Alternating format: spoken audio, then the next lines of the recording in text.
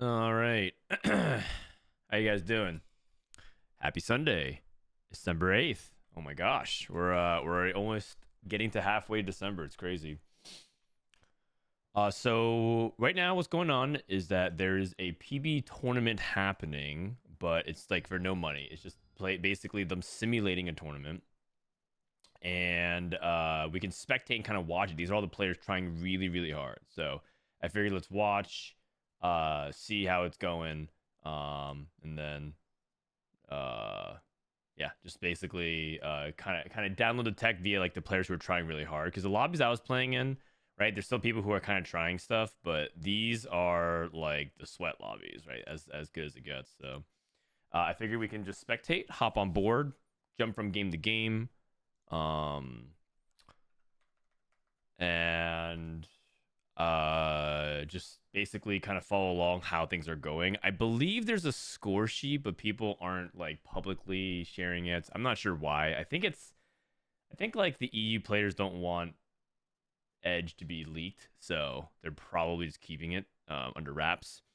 But we can hop on board with this group of players. We got Prestivent, Aesah, Rainplosion, Tleyds. Let me go ahead and transition here. Oops, wrong one. Where am I supposed to be? Top left. All right. Okay, so just here, and like we can just kind of watch along how everything is developing. Let me see. Let me fill up the bottom left here. So it's a PBE mock tournament. I believe they're in game 3 of 6.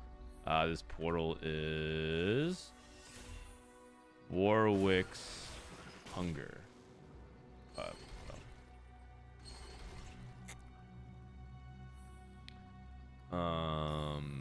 Featuring APAC, America, EMA Pros.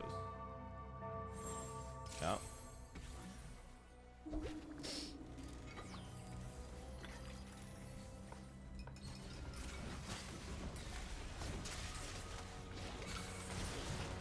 All right. Cookies, how you doing? How are you doing? Okay, so we got Cosmo. This guy's made worlds before. Tleyds, Rainplosion, Aesah, Prestivent.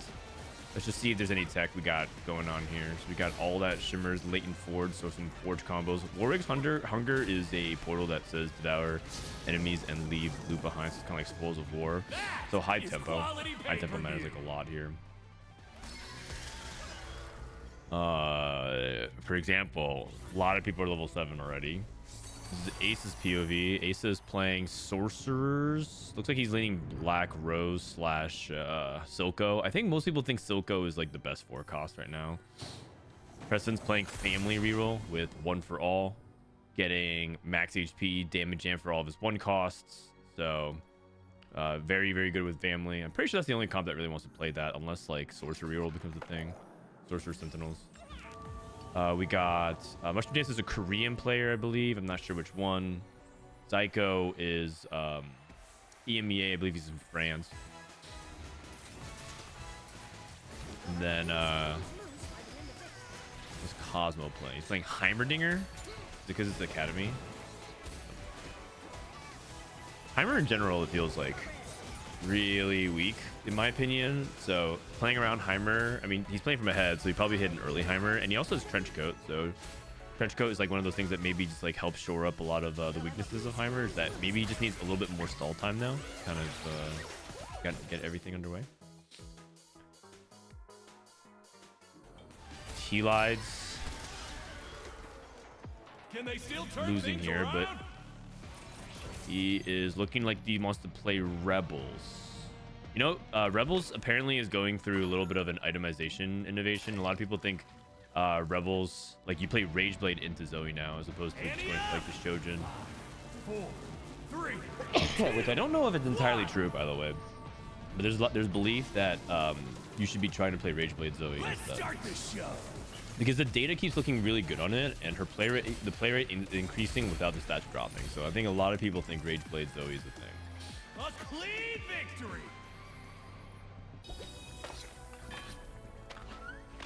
Scavenger plus component buffet. Okay, this is a level 8 from Rainplosion. Yesterday, Rainplosion got 2nd in the pro scrim tournament. Yesterday, I think Setsuko won and Rainplosion got second by 1 point. So Rainplosion might be a player to watch. Oh god, she hit the LeBlanc. And she's backlining Swain here. 2 Vladzim. Okay, and the Garen. The data would always suggest that frontlining Swain tends to work out poorly. You kind of generally like Swain backline is a lot better than Swain frontline. But that also could just be sampling issue. Like that could be like the sampling issue, where just like the players that can and will capitalize on Swain backline tend to have good enough frontline.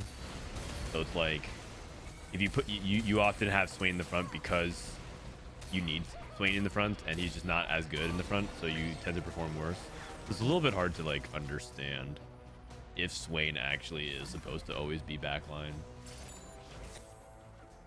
I don't know how to parse Arcane Retribution. That argument never seems very good to me. It's kind of like you want your sorcerers to die in order to get an anomaly effect, but I'm not sure. Althus Wealth is bugged. You can take Portable Forge. Anima Visiture is really good on Garen usually. Gives you a bunch of HP and it helps him tank. She's looking for a damage item though, so she might go Sniper's Focus only because she might need the damage. LeBlanc Pair, Cassio 2, Zoe. Zoe with Sniper's Focus actually was pretty good option. Okay, looks like she's done rolling. Tleyds did transition to Rebel. Rebel no emblem. Let's take a look to see if this is actually good. Also, all mana, which is not what Zoe wants. So he has like really low damage rebels because Zoe actually kind of needs AP and crits and damage amp because yeah, I feel like this is actually gonna be really damage. He has item collector though, so maybe that ends up helping a little bit. What does the portal do? So the portal is Warwick's Hunter. It's like spoils of war for everybody. So basically everyone's the more you like push tempo and try to like win by being higher level, rolling deeper, you're gonna cash out some rewards. That's why it looks like everyone has gold collector.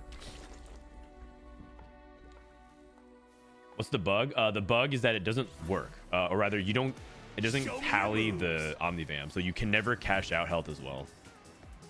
You can never cash out health as well. They just literally stays at 0 the entire. Let me remove my team builder. About that. Did they change nothing wasted at all? They nerfed it.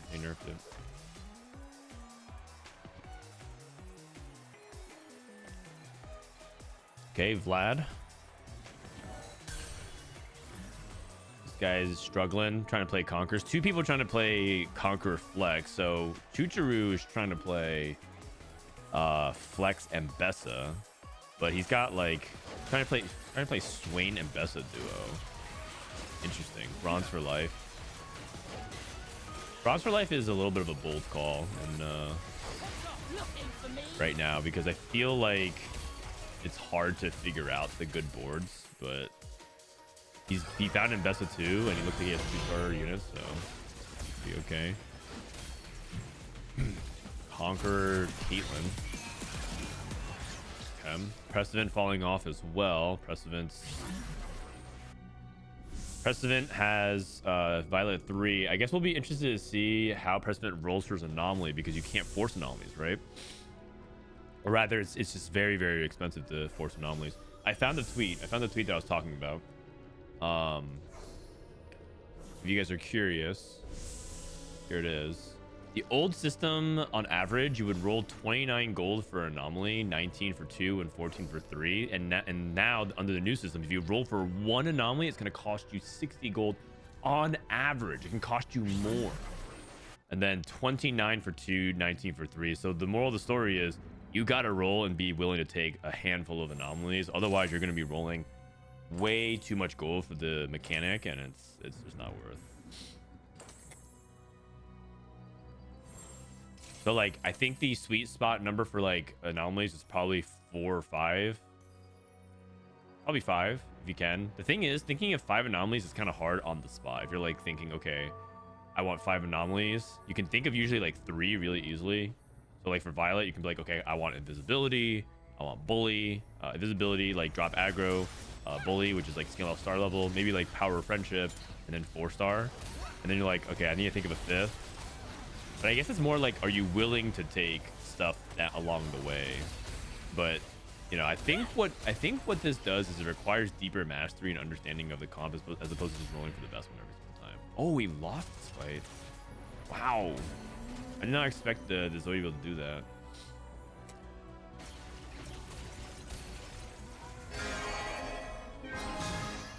Part of the issue is knowing which to roll for.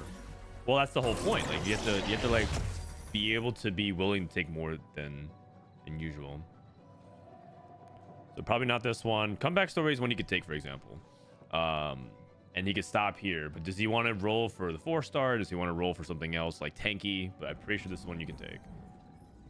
At least that's my impression of it. I think that's what most people's impression of it is. So, huh?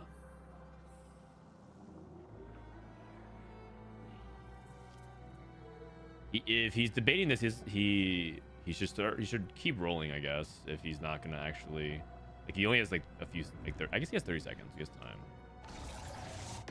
I mean, I think it's fine. I think you should take like fine anomalies as opposed to like Gigabus. Summon 2 wolves with 50% of the champion's attack damage. Oh, and we have, oh my god, we have 350 AD with Silvermere Dawn Eye. Oh, hold on. That is some whoosh combos. Rainplosion hits LeBlanc too. Pretty good. Deep Roots. Touch of Frost. Okay, let's look at this Vi AD. Mushroom Dancers. Oh, he has Caitlyn too as well. Holy cow.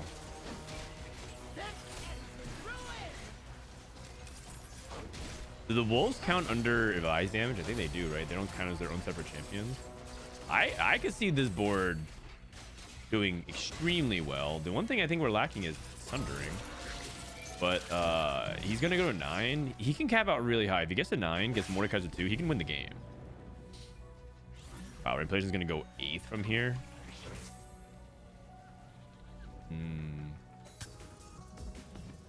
Okay, so Chuchuru, Touch of Frost. Let's look at Tleyds. Tleyds got Protective Shielding, Max HP, protecting himself like Legio Crest. Malzahar, nothing wasted for Aesah. Playing a Bronze for Life, Black Rose Flex setup. And then Academy, nothing wasted Academy. Bronze for Life. Or sorry, Duo Q. Interesting. I'm wondering what's working out so well for him compared to everything else. I mean, I guess maybe he hit Heimer 2. Oh, he has Heimer 2 and Corki 2. Ah, maybe that's the key. Yesterday when I was playing Heimer, I was playing like almost always Heimer AP duo carry, and he was playing Corki, and they did buff Corki. So it's entirely possible that Corki is the key. Motion Dancer went to 9. Wow. No Sundering at all? Am I missing something? Does he have Piecing Lotus? No. This guy hates utility. No anti-heal, no Sundering. He just wants to do raw power. I mean, maybe the raw power is good enough. Okay. Kills the Heimer board, no problem. They nerfed Emissary? No, they buffed Emissary. I mean, they nerfed Garen, but they buffed Aesah.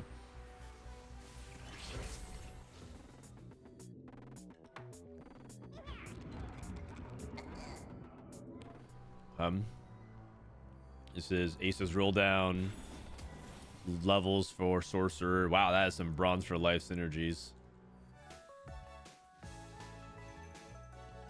6 Sentinels. He lies at 9, rolling as well. He did end up getting a damage item on Zoe, so that's good. Gambler's Blade's low value though, or lower value. 7 Rebel, no emblem. Kind of hold on, but looks like he hit the Alawi 2 and the Zoe 2 relatively easily, and that might just be like the thing to think about, which is like, are you able to play high tempo into an uncontested line on this portal? That makes sense to me. I'd be shocked if the Rainposion goes 8th with LeBlanc 218. And it looks like that is the case.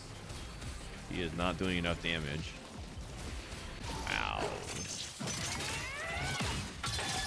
Oh, pow. Holy shit. That's like 6 buildings the chomp just went through. I see. Chuchuru, unfortunately, just looks too weak, right? Like, his synergies look good.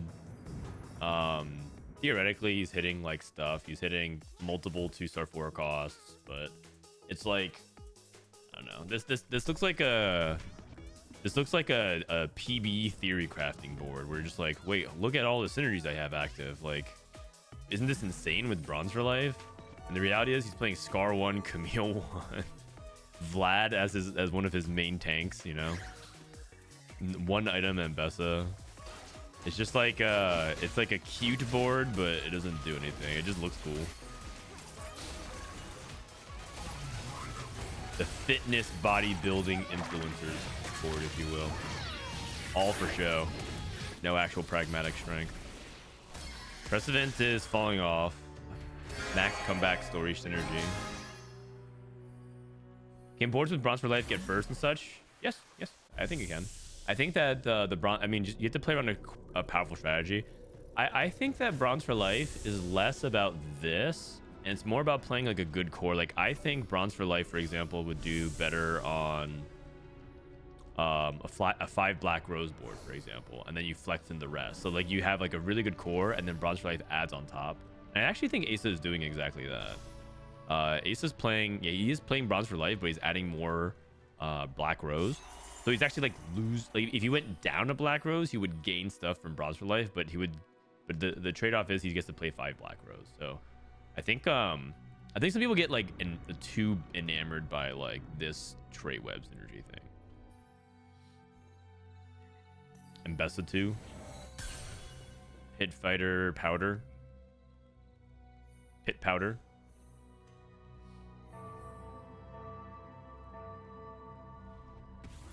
No sundering for Prestivent.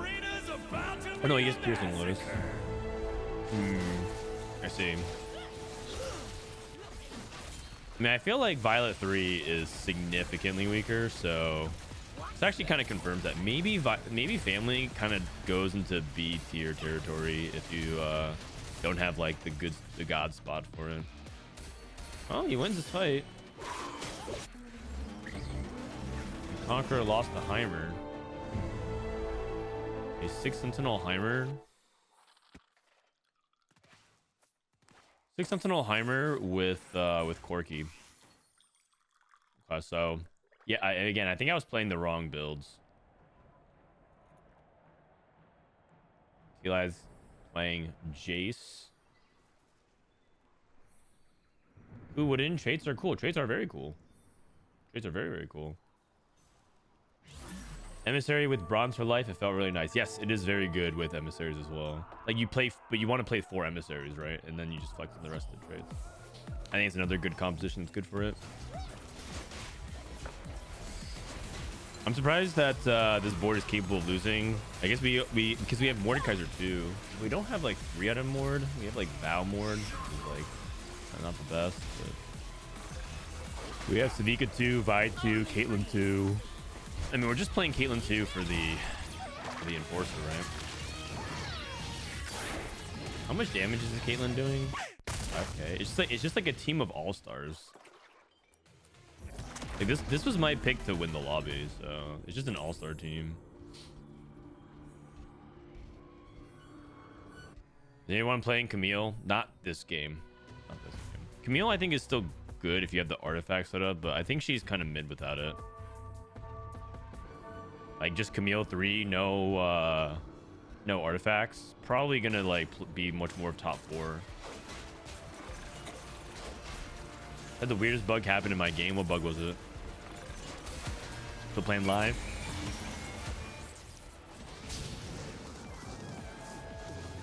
Eli's looking for Jinx 2.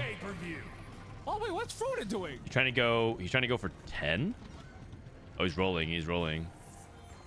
Kurum, thanks for the raid, man. Sick pop off today. Saw your ladder scores. Impressive stuff, man. Keep it up. Keep it up.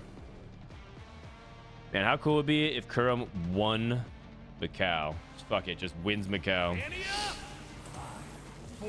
Goes through his like emo phase of like, oh man, I get eliminated early from tournaments, not making regionals, and then just wins Macau. That'd be sick.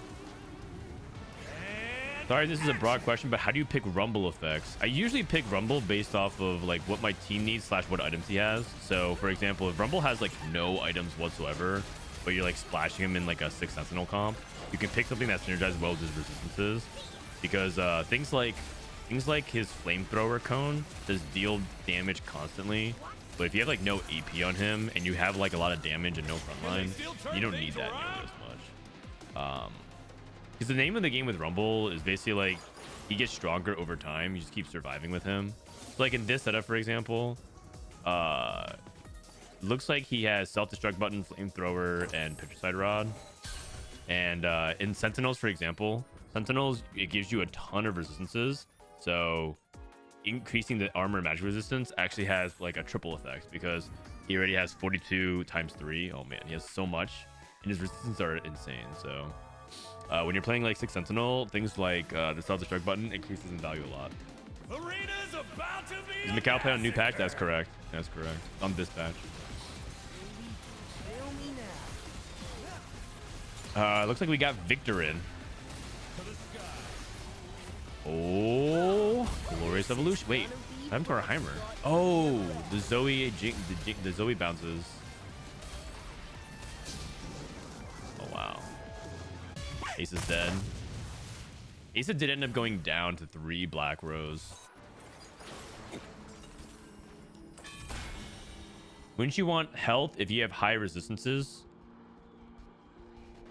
Yes, you want both. You want both. It's just that it has a lot of synergy with it. It's kind of like saying Mundo gains health, so you want to give him like Warmogs and other things like that because he scales off of it. And Rumble has pretty good scaling with the self-destruct button, because the more resistances he has, the more damage he deals when he dies. Like, you are correct. Sometimes it's like if you're good on some things, you want like other mixes. Like if you have a bunch of AP, you want like a dual gauntlet to crit. That is true. And then there's but there's also like another use case instance where it's like you also want to lean into what your comp is good at. It's not like it's never just like black and white always this. Like if you have HP, you only want resistances, so on and so forth. Sometimes you want more HP. Depends on how your scaling works. That's what makes TFT kind of frustrating to learn at a intermediate advanced level, which is like you could you feel like you learn all these things and then sometimes you're just like, oh, I was doing this wrong even though I thought I had the right fundamental idea. Because TFT becomes a game of exceptions as you get better. Like, okay, you tend to do this except in this case, and then you realize there are dozens and dozens of exceptions, because the way the game's variability plays out, there's so many different like permutations of how artifacts, augments and items, and I guess artifacts, units, traits, drops, orbs, carousels, kind of creates a bunch of corner case scenarios always. I would take Eternal Flame here. He has no anti-heal. Like, I'm surprised that this guy's playing this game zero utility all game. No sundering, no shredding, no anti-heal. Am I missing something? Is there something in the kit that I'm missing? Like he has it through Rumble? Does he have it through? This guy just avoids utility all game long. Maybe Conquerors have so much brute power you don't even need it. Yes, but he has wolves. That's true. I did see that Pokemon guy talk about it. 2024 is for wolves. Is it Sunfire? Where? I feel like I'm missing something. Like maybe he was avoiding it for a while. There's a Sunfire. Oh, was it on TG?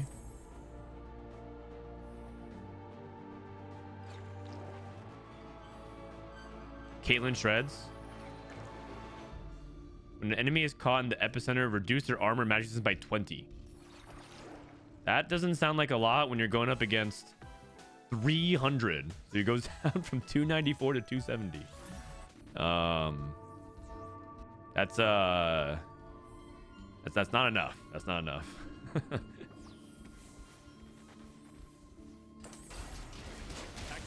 Vi's in front of the Rumble. I can't tell if that's a good thing or a bad thing because he has Trench Coat and Edge of Night. Viktor.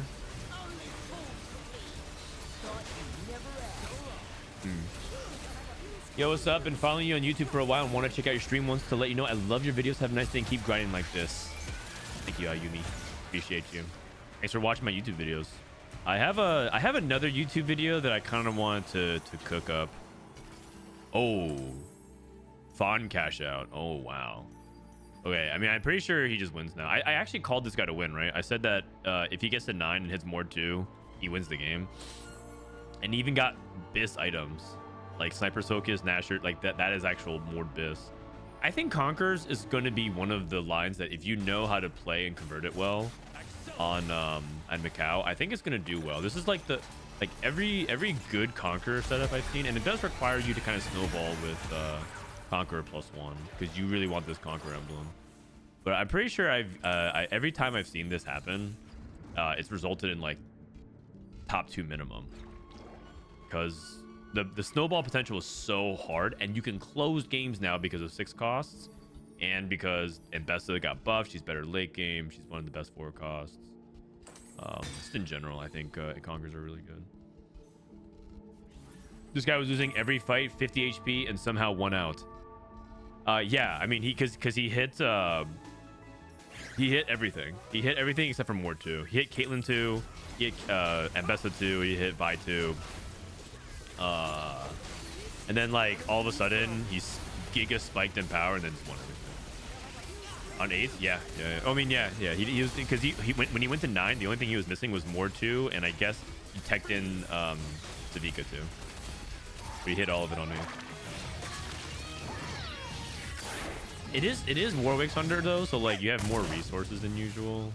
So you have like an extra 30-40 gold to roll in this portal. By stage, by stage 4 usually.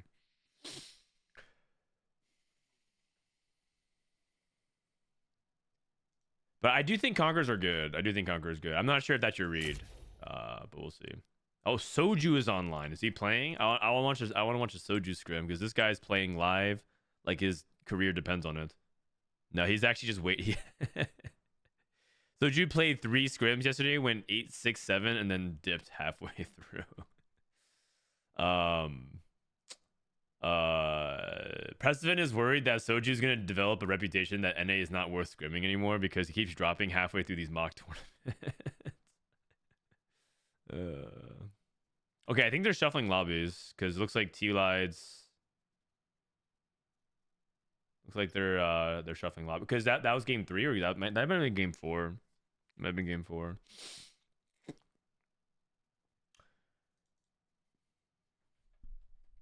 All right, I'm gonna run commercials real quick. Come back to the next game, BRB, in like a couple minutes. We can scout some match issues until sure. So Soju 6, 7, 8. YBY. Talker's Trials. Looks like he went 4th, 2nd. We got Twitch top 4, 2nd with. Holy, this has to be bronze for life. 1, 2, 3, 4, 5, 6, 7, 8, 9, 10, 11. 1, 2, 3, 4, 5, 6, 7, 8, 9, 10, 11, 12, 13 synergies. And that's as much as it's willing to show. It might even have more. This must have been like flexible bronze for life.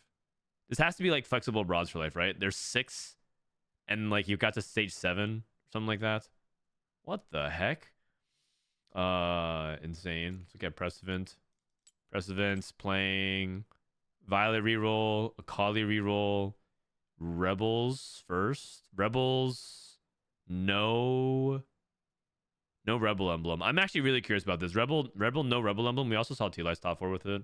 It's definitely like a line.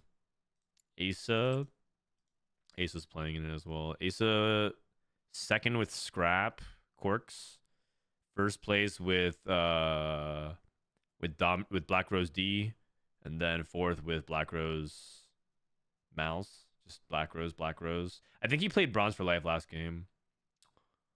Looks like they're in game. We can follow the same lobby. Let's spectate Kiyoon's game, shall we? Kiyoon and Kurum just started. Kurum just raided us, so we should just keep little tabs on Kurum. Looks like he wants to end stream and focus on practice, so we can watch a little bit. Hi, hello Becky. YBY sucks. Whoa. We have a. Well, I didn't realize YBY has hate watchers. Damn. This guy out here says YBY sucks. Sheesh. Viktor's a CC bot. He also shreds and has utility. You know, that's one thing about that build that I was talking about, which is like he has no shred and no sundering, but if you can get Viktor, you have shred and sundering because he does it like his autos shred and sunder. So no last whisper, maybe last whisper and all that stuff like that becomes lower prio if you can make it to, if you're snowballing from ahead, because you can always get the Viktor. That unit is way too good. I think they have to reduce his. I think they're gonna nerf Viktor, and I think he's clearly gonna be overpowered at the beginning because I think they want him to feel good for like the TFT player base, and then I think they're gonna nerf him by like reducing his shred, reducing his damage, and turn him into a utility bot. I think it'll go like Warwick is for power, Mel is for like the life saving and AP casting, and then Viktor is for the utility. No, is it the same thing? Oh my god. Okay, so in this lobby we have Kiyoon, Chasu, Midfeed. This is the top VN player. He got top 8 at Worlds. I think he got like 4th. And then Kurum, Rainplosion. So we shuffled up lobbies a little bit here.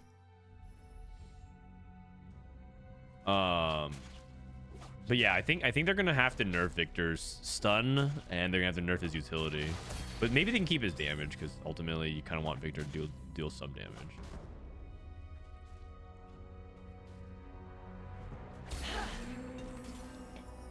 Just to give you a perspective on it, Viktor, like, you have to play 7 rebel units to get the same impact as the Viktor stun. like you have to play things like Irelia and Vex and other shitters on your board just so you can also get a Viktor stun.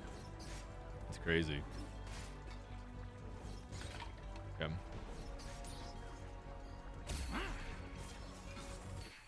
Rainplosion got 2nd in yesterday's tournament. Aesah got like top 5 or something like that, and Rainplosion went 8th last game. So let's see it. Kurum with a Nocturne pair. Okay, Kurum probably going to play or lean into a Nocturne reroll. Aesah, I don't know. Cosmo, Korean player. Streams on Afrika. That's what the Afrika means. Midfeed's a player that I'm pretty interested in. He's YY's best friend, and he's considered to be also a really good player that is also like kind of basically like kind of 1A 1B, kind of the other duo half. So you're thinking about Canbiz, Double61. You're thinking about Soju and Prestivent, like that kind of setup. War for the Undercity, too much value, 2 trick. I've been taking this more often, and it feels a lot better. It just like it gives you the ability to also reroll if you also, because the 2 random 2 costs gives you such a head start, because you need the 2 costs to be 2-starred for stage 3, so it gives you a really big head start. You can start collecting it. Oh, Spears well. Oh, interesting. I wasn't expecting that. Does he just kind of slam like Rageblade IE here? Kiyoon, Clear Mind. I hate Clear Mind personally right now, but let's see if he can make it work. Zykoo takes Pumping Up. Okay, Pumping Up into AP, really common setups. You can go like Shojin, JG, play around Bow. Could also just like wait. Okay, Kurum takes Starry Night, double slam, looking into Nocturne. Any levels? Okay. One thing about Starry Night that's kind of funny is that sometimes you end up hitting like the 2-star Nocturne and you just hit the burner remover, but that's not a big deal.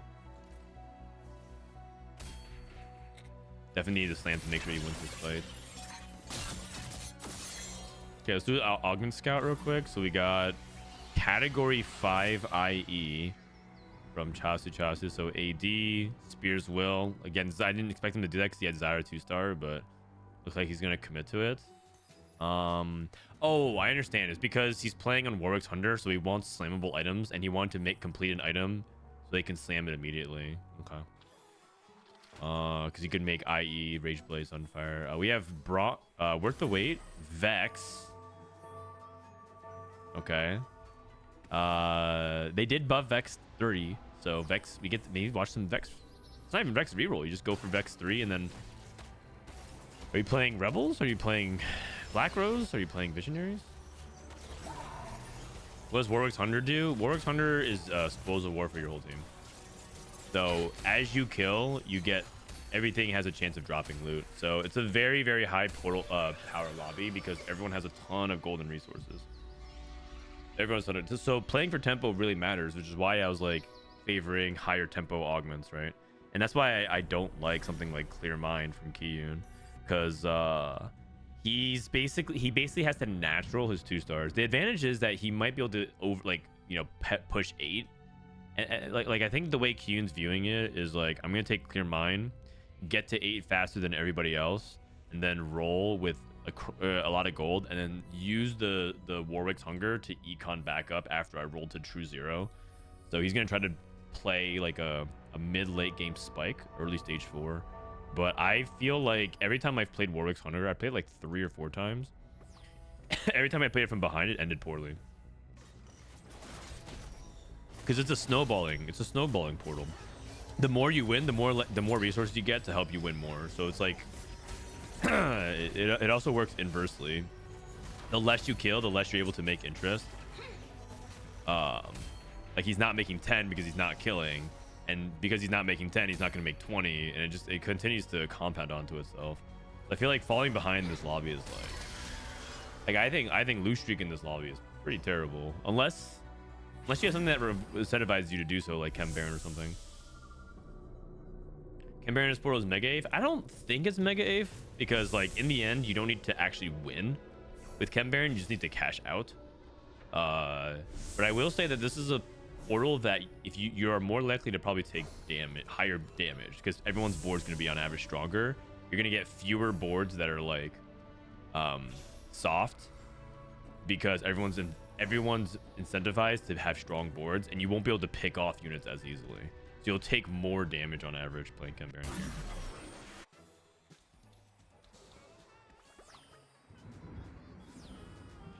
Kerm not hitting any Starry Night value, unfortunately. The set 2. Okay, so Kiyoon hit. Wait, Kiyoon hit something. He hit set 2 and he hit Vex 2. That's really big. That's really, really big. That's a huge spike. Okay, so now his spot is a lot better all of a sudden. Because the problem with Killer Mind is, can you actually hit your units? Zykoo transitioning to Kog'Maw in the mid game. See how the Speakers are doing? Chasu with the double Runins. Category 5. It's Maddie the Baddie. Maddie the Baddie. Double Runins. Is this just like play this on Quirky Gangplank scrap, or is this just like, oh, played on Twitch? I don't know actually. Is Runins I guess I should know this answer, but does Runins category 5 work with Quirky's missiles? I don't feel like it does, right? Because I don't think it doesn't rack up Rage Blade stacks, so like it shouldn't. Because if Rage Blade stacks count as like extra auto attacks, and so that should be instances where you can proc the Runins with a cap. But yeah, it does not. Okay. Anyone know what time Macau starts in PST? There is a schedule on the website. If you type !Macau in chat, you should get a the website should show you what time it starts, and maybe you can convert it there. I don't know. There's like a schedule tab you can look up. Oh my god, that Maddie, oh dude, that Maddie's actually crazy because she snipes the Vex and that's our damage source. Insane.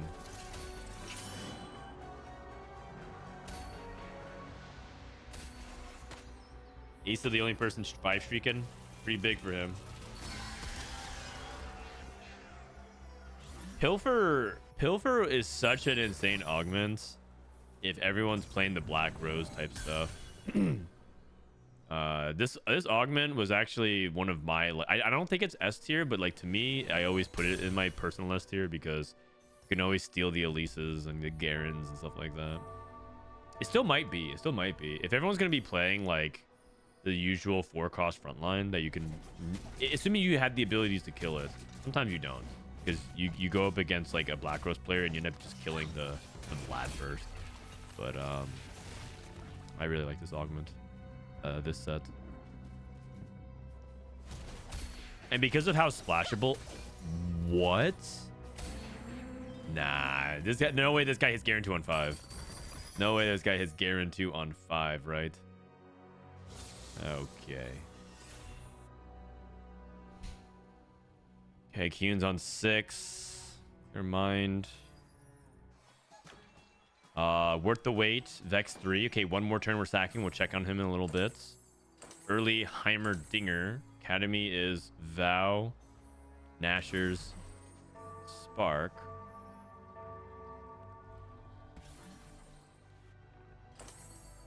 Corki does work with Runins. So you're saying when he casts Missile Barrage, that he activates Runins off of that?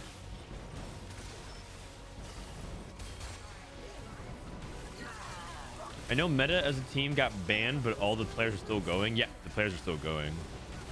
It's just that the team is like no longer able to be represented at the tournament.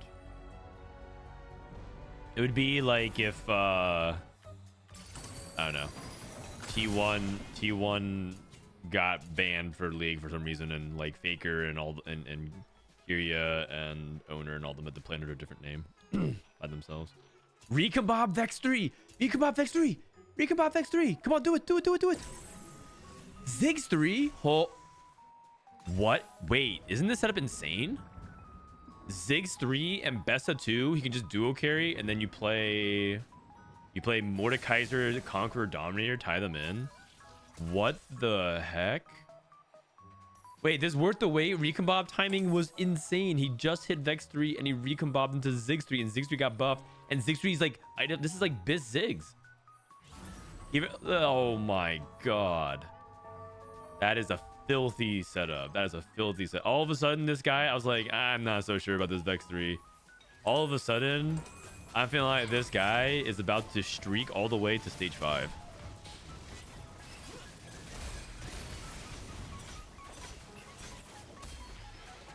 Russians competing at the Olympics as ROC. Yep, yeah, actually, well, I don't want to compare this to like the Russia situation because I feels like a little heavy-handed as an analogy. I wanted to use something that was a lot lighter that also probably wouldn't happen, but yeah, that is true. I mean, I'm not trying to compare Meta TFT sharing stats about Camille's anomaly to Russia invading Ukraine, but yeah.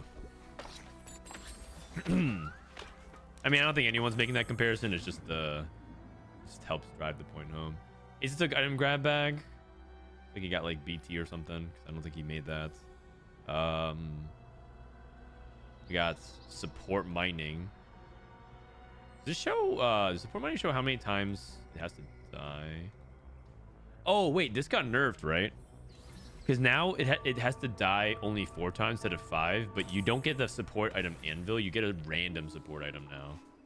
So that's a pretty significant nerf. It does feel better to get it earlier though. I hate like the waiting for it so long, but the support Anvil versus random support is like a huge.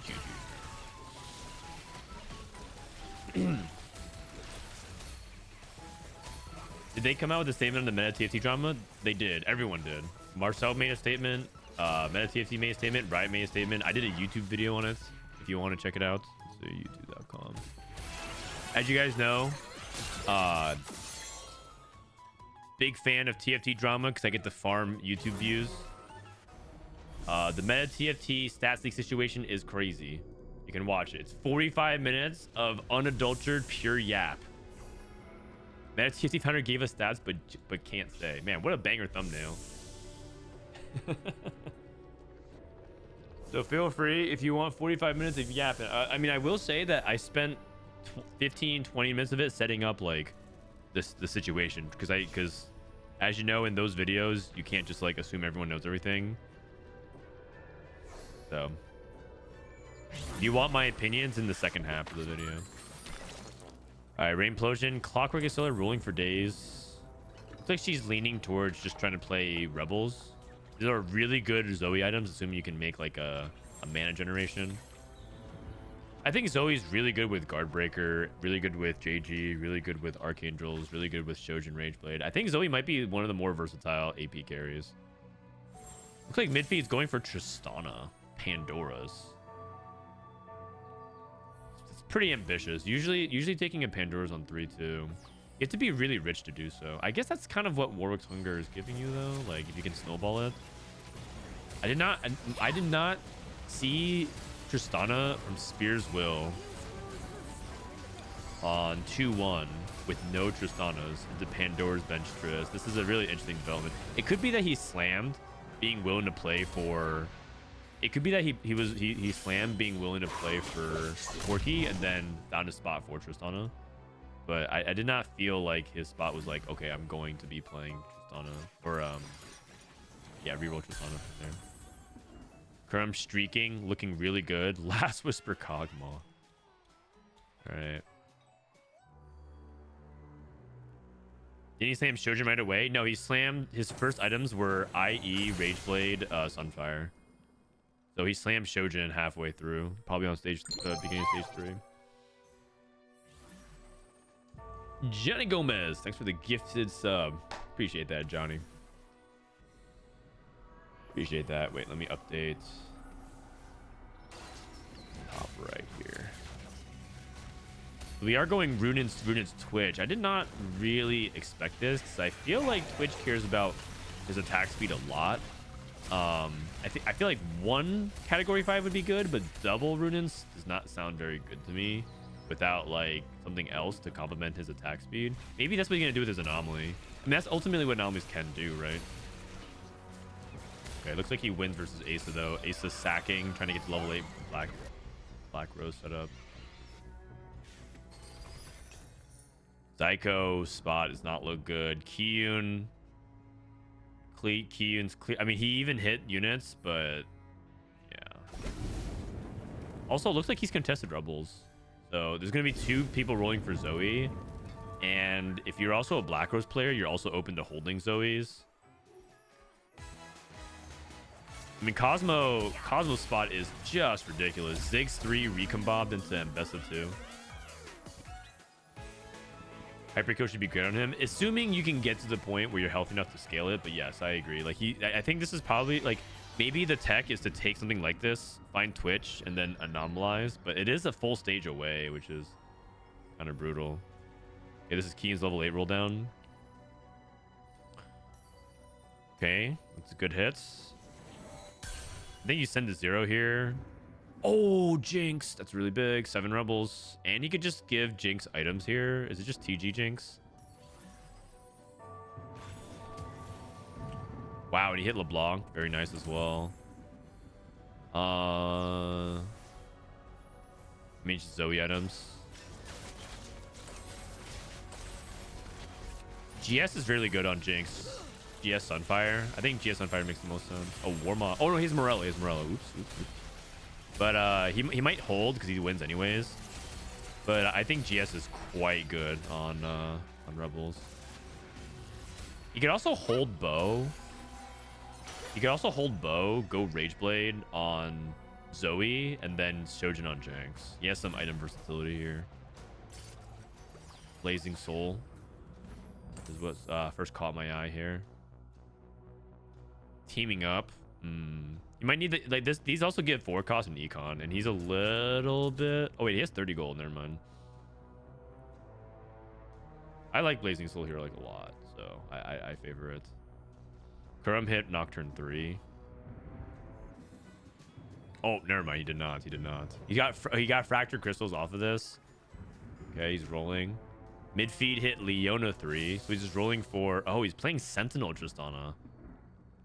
Oh, an overheal. Every third attack deals 150% damage. And he's stacking Tristana's AD. Oh, okay.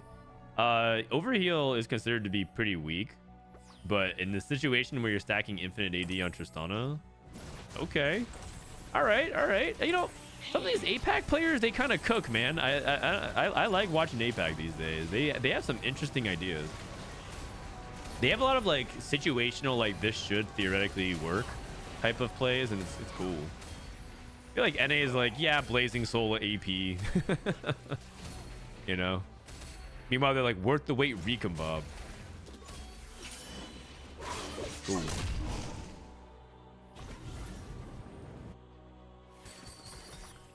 Aesah, Domination. Okay. Playing Zykoo. Hey, oh, he hit Mordekaiser. Really. Wow. He took Domination, hit Mordekaiser. And he hit. This is Bis Mordekaiser. I'm pretty sure in terms of sample size, this is literally the best craftable setup you can have on Mord. You can argue Nashers maybe over BT, but I really like BT for survivability. Cosmo lost. He lost to Kiyoon. Okay. And part of it is because Cosmo's at 52 gold, not rolling, trying to go to 9. Okay, midfeed. Tristana AD is at 30%, 189.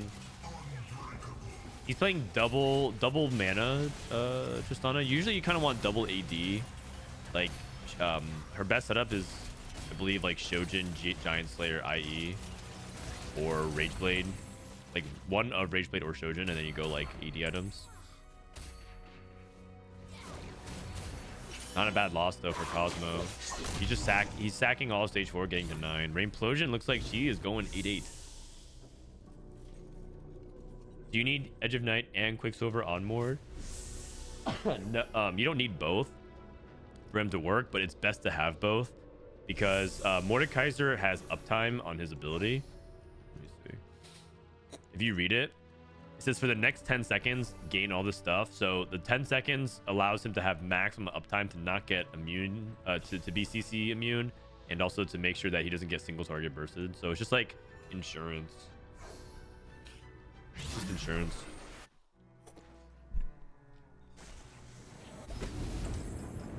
Rain spot is looking awful. 2 Black Rose games. She took Spirit Link.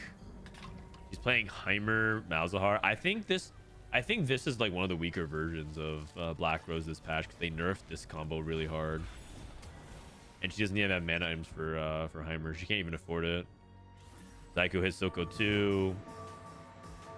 Kurum still on Nocturne 2, by the way. Wait a second. You're telling me Kurum had 6 Nocturnes, has a duplicator, rolled to 0, and found 0 Nocturne since? He in fact found a Kali 3 when 2 people were playing Rebels. That is really sad. That is really sad. Good for Rainplosion though.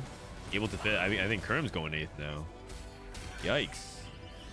That is not good. He completely missed his tempo window. All right, let's look at this guy has 4 gold, but I was gonna look at the Twitch player and look at his anomaly. Oh, he transitioned out of Twitch. Oh, so he did play Quirky. And go with the finisher. That should theoretically work. This is Aesah. Nothing wasted. I mean, that's pretty amazing. I would be surprised if he skips this. Let's get midfeed, see what he takes for Tristana. Knockout?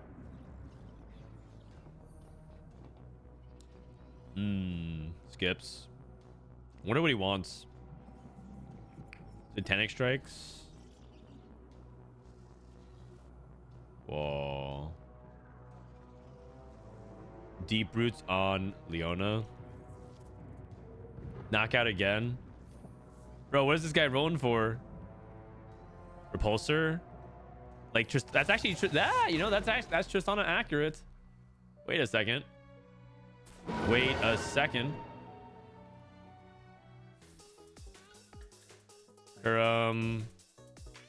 Got gain an emblem, and he got Dominator.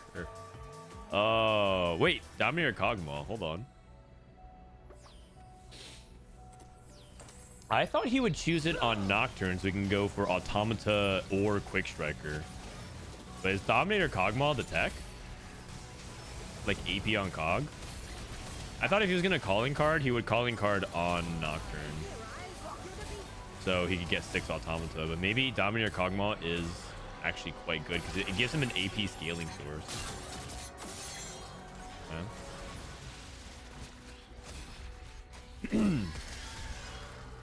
Real Triss. Yeah, right? That's what I was thinking. All right, what did Kiyoon get? Kiyoon got Fortified. Okay, so generic tank. Kiyoon's like pretty much down the middle rebel with no emblem. I expect him to just get like a 4th. Okay, so Cosmo traded all of his HP with his Ziggs, Recombobs Ziggs. Scavenger. I think Scavenger is like an early game, like a mid game augment because you're lacking items. I kind of find it awkward late game. We'll see. Midfeed just true beasting, man. Repulsor, gain 35 attack speed, uncast knockback, and then he's gonna like keep it in the back row. Cosmo going to 9. Jace is good. Malzahar is good.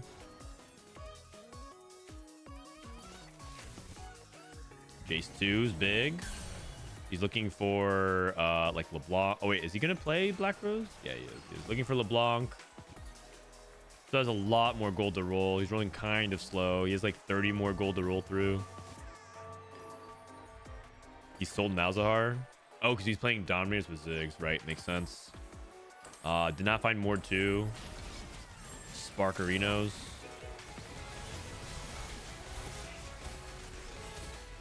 That is a Nocturne 3 finally. And Blitzcrank 3 for Kurum. That's actually pretty big pickup. Blitz 3 helps tank like a lot. This is way tankier. Ooh. Rain went 8th. Rain went 8-8. Yesterday she was 2nd in the tournament after 6 games, and now she's going 8-8.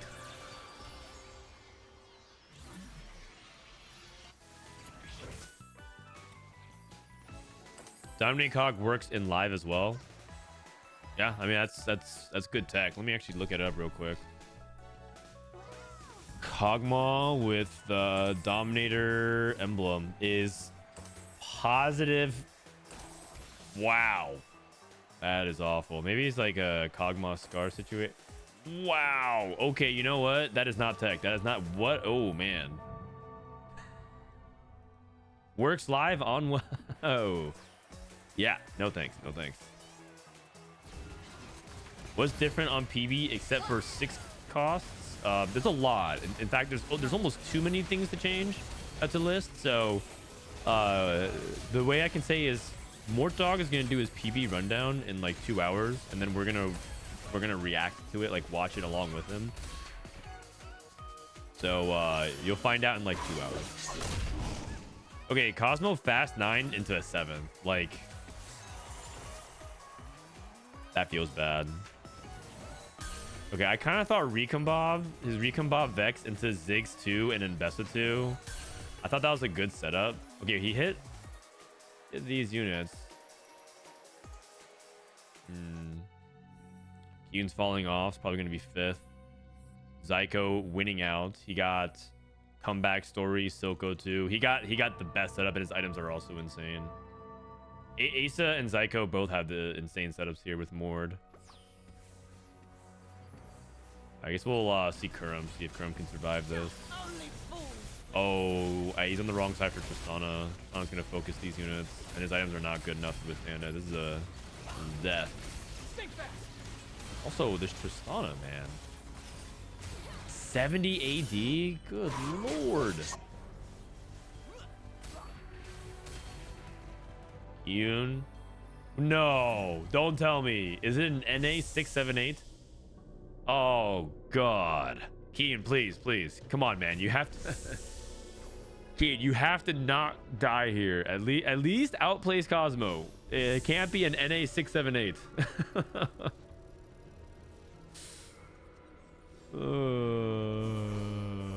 Maybe Anomaly on Mord was a mistake.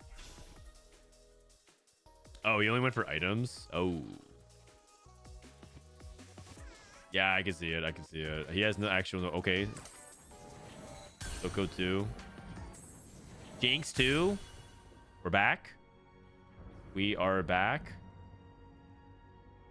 Not really. Who has more attack speed? So Jinx gets first attack speed dibs. He also should position Jinx. One thing I kind of realized that we're not doing correctly is we're not actually positioning Jinx because her first zap stuns in a line. And a lot of people do not position Jinx in that way. They just position her, keep her safe. Oh, this is good positioning though. Because it should actually stun the Zykoo. Oh, nice. Has a Mord too though, with an Edge of Nights. Backline dead. Oh, that Mord is so tanky. He's so unstoppable. Oh, huge, huge, huge. Okay, it's not a 6-7-8. It's not 6-7-8. It might be a 4-5-7-8 though. It might be a 4-5-7-8. If he hit Garen 2 and he transitioned, wow, he transitions out of Sentinels, waits for every Garen player to die, and transitions to 4 Emissary. Oh, this guy is kind of beast. Mid-feed, more like mid-beast. I like that. That's like so he understands Garen's gonna be hard to hit and the Emissaries. He knows Emissaries is the ideal way to pump up Triss late game because you buff her as well, give her a bunch of benefits. So he plays Sentinels, waits, bides his time, collects, transitions over. Also, this Repulsor on Triss, huh? Not bad, not bad. Kiyoon is Edge. Aesah survives.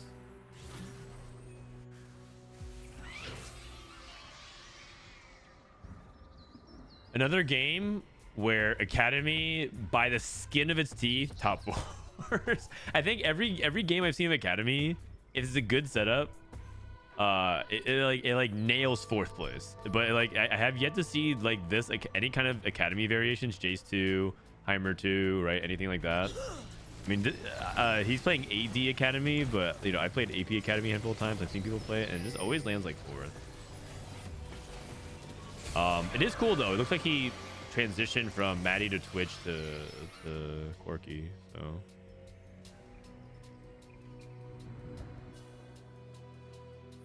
Midfeed has 5 Heimers.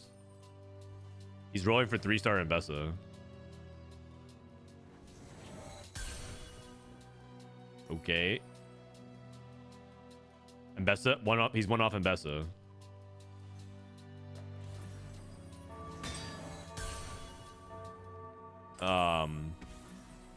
Double IE Triss, and he moves. What does he keep? Shojin or Rageblade? Probably Shojin, right?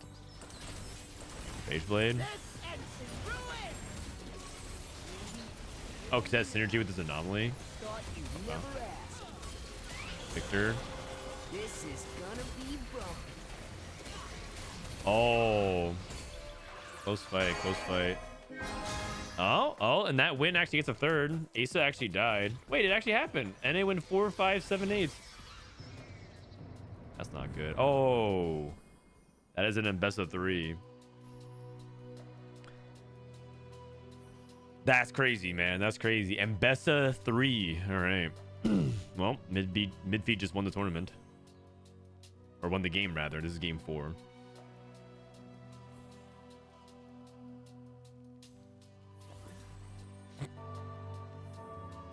I'm not a big fan of Aesah 3. Well, they did buff her. And I'm pretty sure Aesah 3 is good enough to win.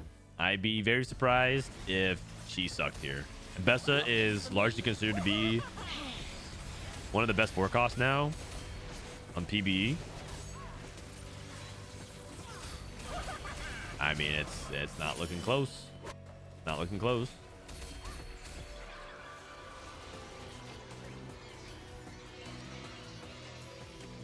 Three-item Viktor. Is that the diff here? I think maybe 3-item Viktor is what's helping Chasu stay in it right now.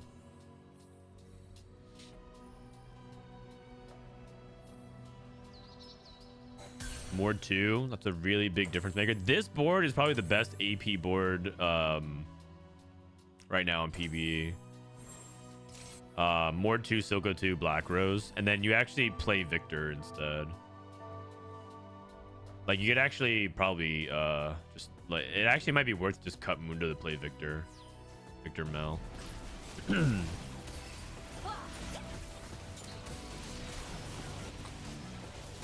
Yeah, this in best of 3 might be insane. Might be insane. She's just kicking ass.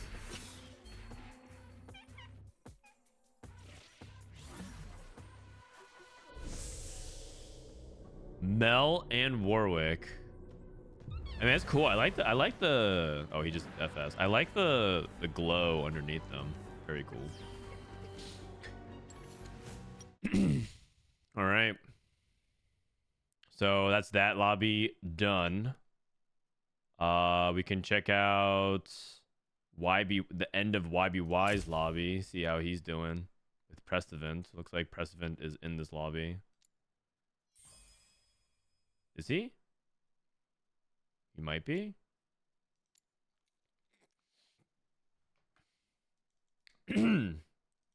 Are they adding more champs? Yeah, next patch, they're going to add 6 costs to the game.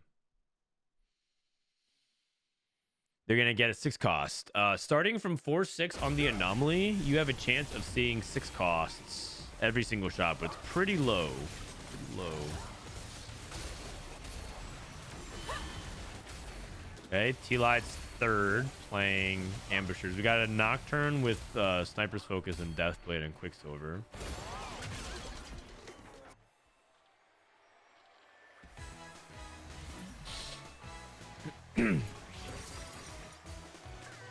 I didn't run because we're going from one game to one game. It'll mess up the ad timing, so I have to take a 1-minute break here. But hopefully, it's enough, and it's also during creep rounds on BRB. Is Nocturne a beast next patch? They buffed him. They buffed him, and they buffed around him. So they buffed Automata. They buffed Nocturne. They buffed some Quick Strikers.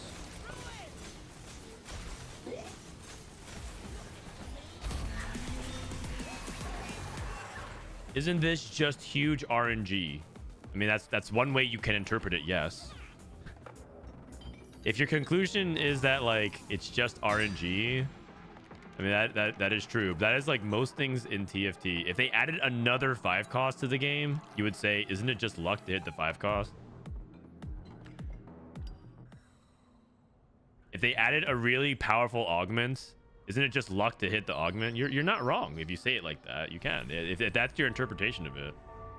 Wait a second. This guy took no scout, no pivot. No scout, no pivot. Vex 4. What the heck? Man, this guy kind of cooked.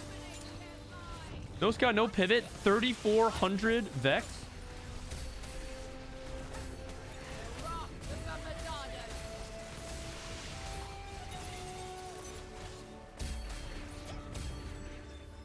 That's crazy.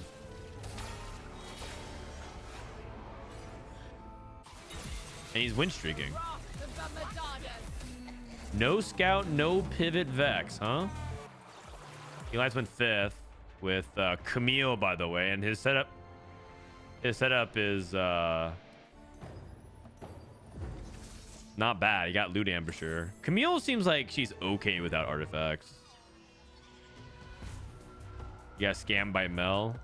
Oh, Banished Mage Mel. Yeah, you're right. You're right. No scout, no pivot. Rel 3, Singe 3, Alawi 3, Vex 3, Morgana 3. Whoa. 5 Rebel, 4 Sentinel, 4 Visionary. And he can't pivot out of this. You know, I was thinking, like, why not just play 7 Rebel? You can't pivot out. How did it even work out this way? Like, how did he even get all these items and all these 3 stars? What portal is this? Opponent Anvil, that's it?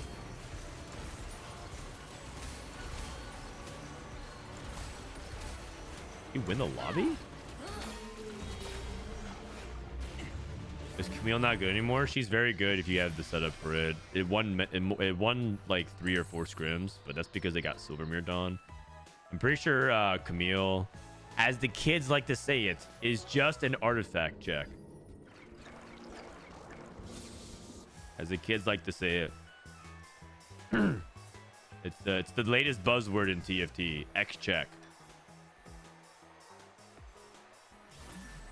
Guy has 2 Elise 2s and 2 on the bench. Oh, hold on. Why trying to go for the young Elise 3?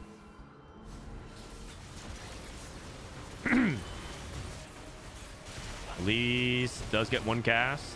And second cast. Oh, Viktor interrupts second cast. Oh, it doesn't really matter, though. He's Quicksilver. Oh, it kind of matters. It kind of matters. It kind of matters. Kind of matters.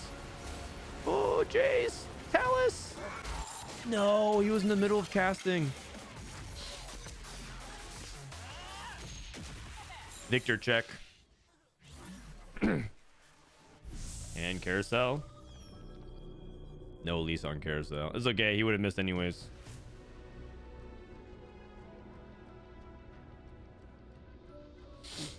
Goes for Hodge BT. 4 quick strikers. Oh. Glorious Evolution, gain an adaptive helm. It's actually that's very fun flavor wise. Gain an adaptive helm and it's Glorious Evolution and it's Viktor. Like, come on, man. You gotta appreciate that. Some of the flavor touches on this is pretty damn good. That's pretty good. I like that one. I like that one.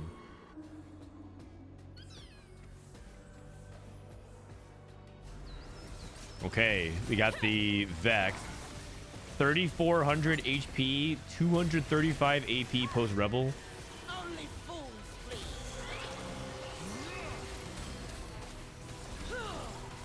My God. No scout, no pivot. Rebel.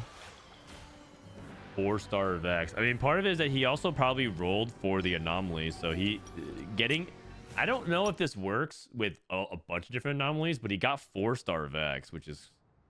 It's just crazy, man. That's crazy. That is just crazy. Vex heard people talking shit? Yeah. All right, let's jump into the next, the other lobbies game. We're coming up on game 5. BRB. Let's get this going.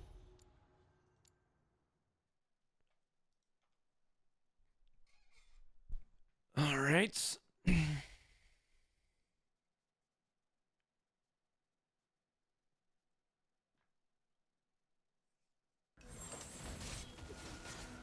How many rolls did you get for anomaly? I have no idea. We came in toward the very end of that game. I think this is game 5. They got Warwick's hunger again.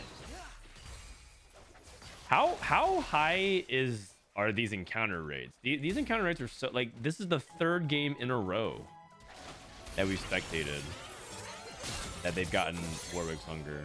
That is way, if it's like, if they say it's like 5%, that feels like not right to me. Academic research. Shiv, Rageblade, Declaw. Maybe it's for PB testing. That's true. They could be just like trying to see what they might be trying to collect data on PB and then adjust it for the A patch. Because maybe they don't need data on the other ones. Okay, Raining Gold, Thorn Plated Armor, pretty basic starts overall. BRB for Aesah. Okay, so he's AFK. Funny that he won his first round. And then 2 Trick for Kurum. Kurum got what looks like to be set 2. And oh wow, did he sell both of his 2 costs? I think he might have sold both of his 2 costs. No scout, no pivot. Visionary. Wait a second. Hold on. We see another no scout, no pivot Vex. Oh my God, we're watching APAC meta take over, man. Like this, the APAC players are just once again cooking.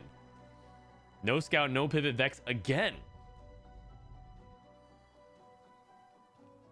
If this goes first, or even like top 2, top 3, I'm pretty sure NA is going dead last at Macau. We're just too far behind, man. We're out here still playing Black Rose every game.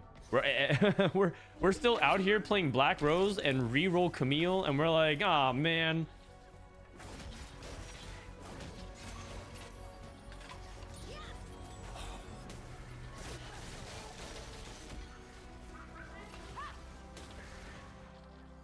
Can you hover over the Warwick encounter? Yeah, so it's basically what was it for?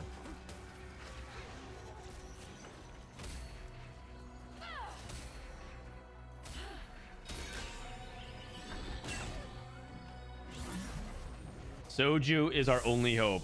I reassure you, he is not our only hope. I reassure you, Soju is not even scrimming. He is sitting in the lobby, not doing anything right now. I thought he was gonna play today in the tournament, but I guess he opted out. It's because he got addicted to Paper Mario. he DM'd all of us saying like, listen, man, I know that you guys are playing PBE and everything like that, but this Paper Mario game, you gotta try it. Let me see.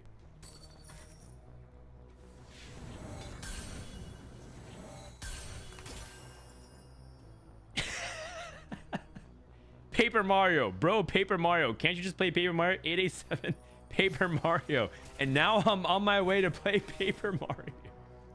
He's just addicted to this friggin' Mario game now. He's not even playing. He said that the thing he's looking forward to the most is getting on the plane because he gets to play Paper Mario on the Switch. He's like, oh my god, I can't wait to go to Macau because I get to go on the plane, not have to stream, and I get to play Paper Mario.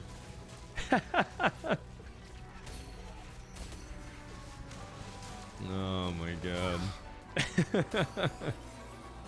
Okay, we got Rocket Collection Tristana. I actually think this is really good. If you can get the Gold Collector is Bis on Trist. It is Bistana for sure.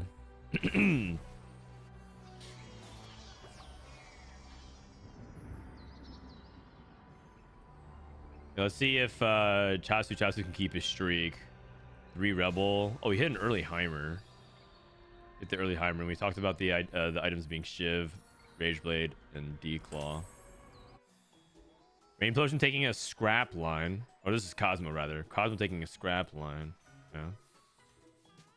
We got Kurum trying to fight back for tempo. Is he playing the 1,000-Year Door remake? I think so, yeah. I think that's exactly what he's playing.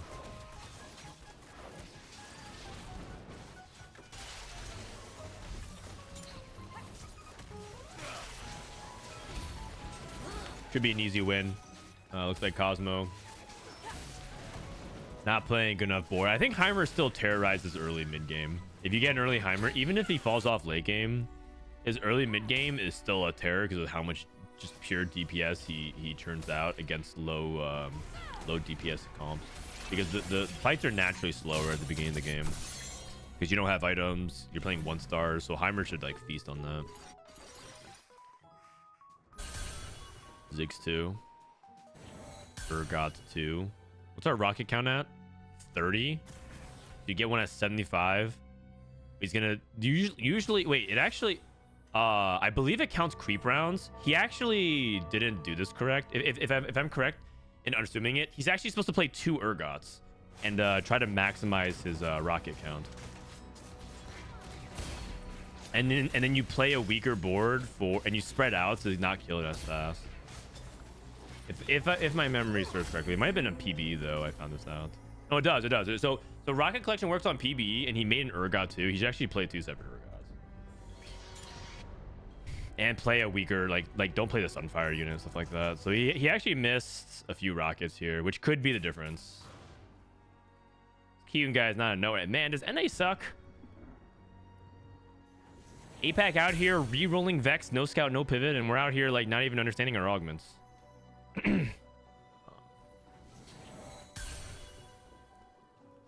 NA does suck. Oh man. What's the secret tech? Oh, you're actually watching it right now. The secret tech is Vex reroll, no scout, no pivot. But we'll see. Last game it went first. This game it might go horribly wrong because I looked over at that guy's board.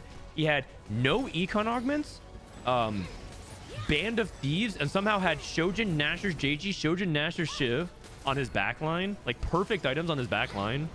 And then And then like 3-star Singe, 3-star Rel, 3-star Leona, 3-star Morgana, 3-star. Like, he had like 3-star everything, and he was level 8. So it's like he seemed to be on a reasonable tempo curve. So I don't know. Like it might be one of those games where like everything went perfectly for him and he won. It's entirely possible this game Midfeed goes 8th. Replication might be good here. He can take like belts. He can take rods. He can probably take tiers. Gloves. Oh, this is oh. All right. Well. Yeah. Okay. Never mind. That's that was one of the setups that he didn't want. Okay. Okay. Maybe Vex is not the tech if you low roll like that. Blazing Soul, Academic Research, Heimerdinger on 6. Okay. Okay. There's some blatant high rollers here. Health is wealth.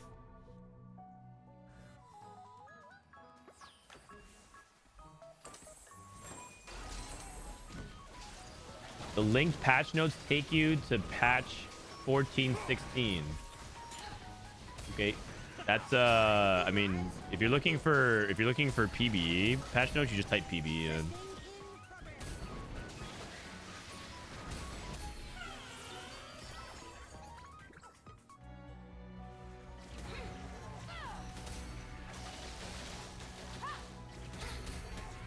All right. This one is bronze for life. Okay.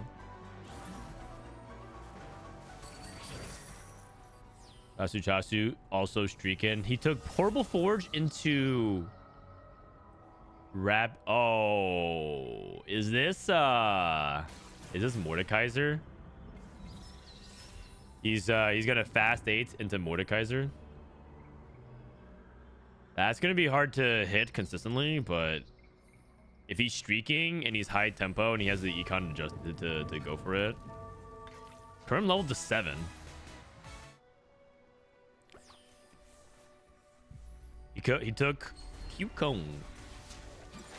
Chalice of Power.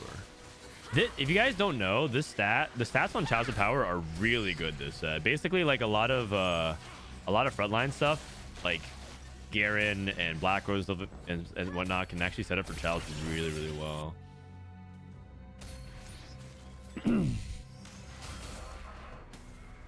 Are you watching this live or is it a VOD? I'm watching it live. I'm in their lobbies spectating.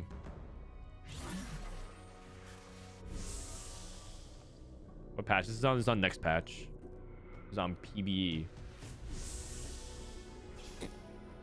I should probably type that in. Patch 14. What patch are we on right now? TFT Academy.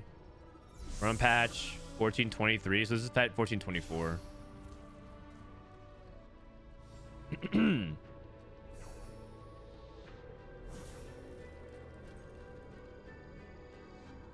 Gem is really good, but Gem was good last set as well.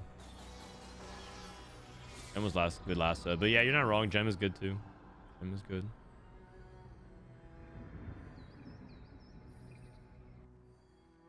Okay, midfeed rolling. Oh.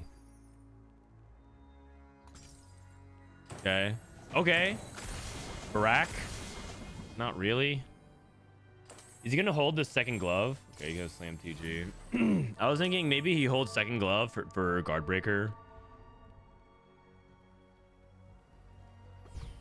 The young 3 sentinel, 3 visionary, 3 rebel setup. Yeah. I think he's 8th. I don't think he's 8th. I think he's like. I think he's probably gonna be like 5th or 6th though. I can. You know what? Natural Irelia 3 get dropped a tier item for Vex, and I think he's back into anomaly. Like I think I don't think he's 8th. maybe we should run a prediction on where this Vex ends up. Prediction on where this Vex. No scout, no pivot Vex from this spot. What do you think? You can run a prediction. Raptor, you got us. Rocket collection at 60.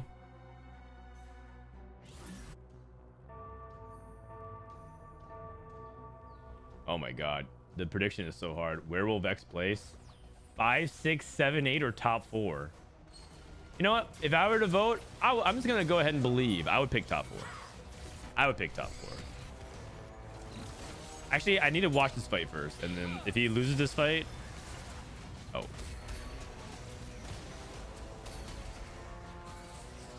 Needs to kill this Elise before she casts again. Okay. Okay. And then and then Draven aggro's onto the Morgana, which is good. Vex whiffed. That's not good.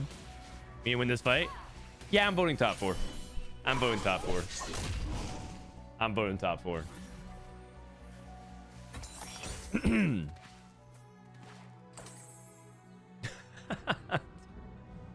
3 points.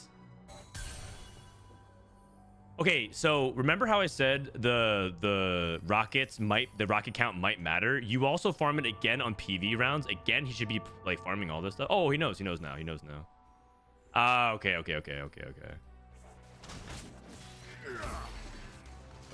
So he understands. Okay, but Wolves like takes too long. Oh, sorry, it's too short. Wait a second. Midfeed got a Shojin.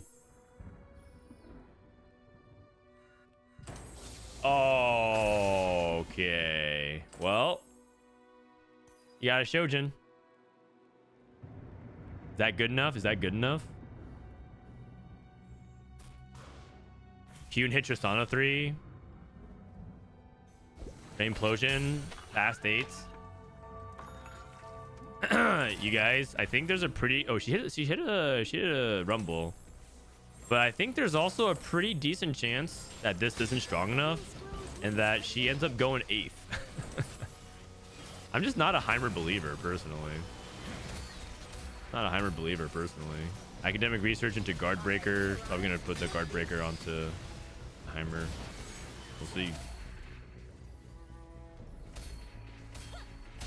I guess this win, though. 4-1.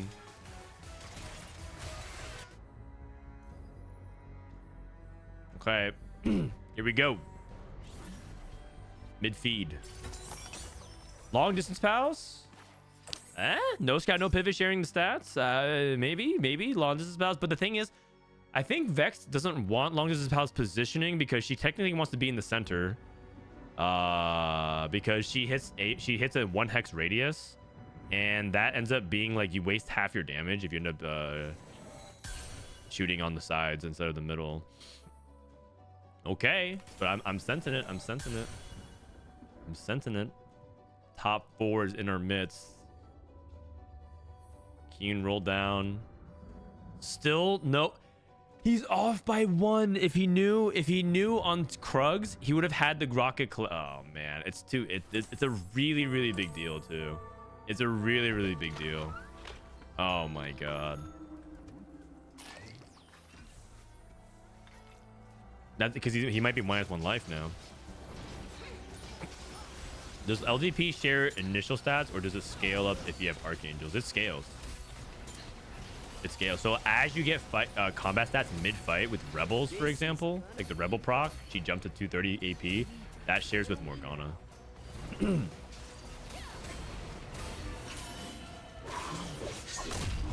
Kerm X. Kerm is dominating now. Oh, he hit the Mordekaiser. Oh, wait. Chasu transitioned into Quick Striker Heimer? What is going on? What is going on here, man? This guy is cooking. Holy cow. So he's actually just trying to... He's trying to fast 9. He's playing this board, trying to fast 9. And then get to Mordekaiser. Like, his goal is to get to 9, play Mordekaiser, and transition. Because I don't think this board scales enough in the late game. And he has... Oh, wait a second. He's playing Rebels. Oh, he's holding rebels on the bench, so he's not actually transitioning to Black Rose or anything like that. Because he has Biz Zoe items. He has Zoe and Rebel on the bench. Okay.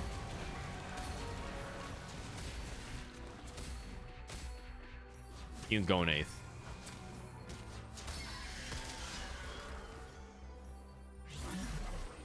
Kiyoon is going dead last.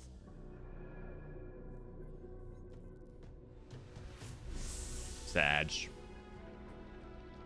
Midfeed lost. Midfeed lost. Lost to Kurum though. Kurum's board's really good.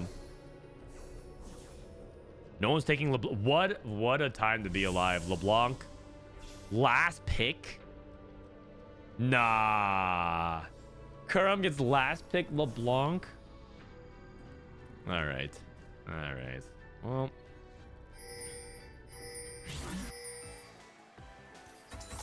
Where they pinging? Where they pinging? Rain hits Heimer 2. Kiyoon hits this. Redemption. Yeah, Kiyoon's dead. 100%. I don't know when. He might win a couple fights, but I think he's dead. Okay, Zykoo hit the Soko 2. Soko very, very contested. They're picking the Echoes. He has 6 Echoes. Oh, I'm looking at the wrong guy. I'm looking at the wrong guy. I mean, Aesah has 1 Echo. Like, he's already, like, kind of griefing him. Not really. He's just playing Echoes. Double Echo. Okay, Midfeed falling off. Uh-oh, the top 4 dream. The top 4 dream. Oh, no. Midfeed. Anomaly time. He has a bunch of gold. He's a bunch of gold. Comeback story. Comeback story is pretty good here. I would consider taking it. I would consider taking it. I think it's not that good with LDP.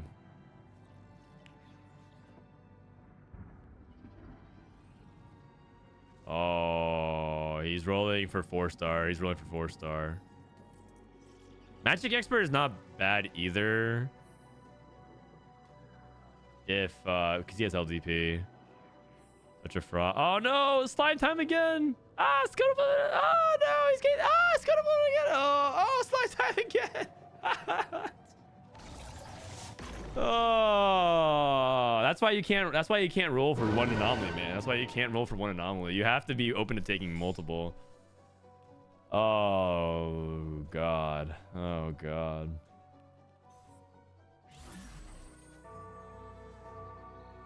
Yeah.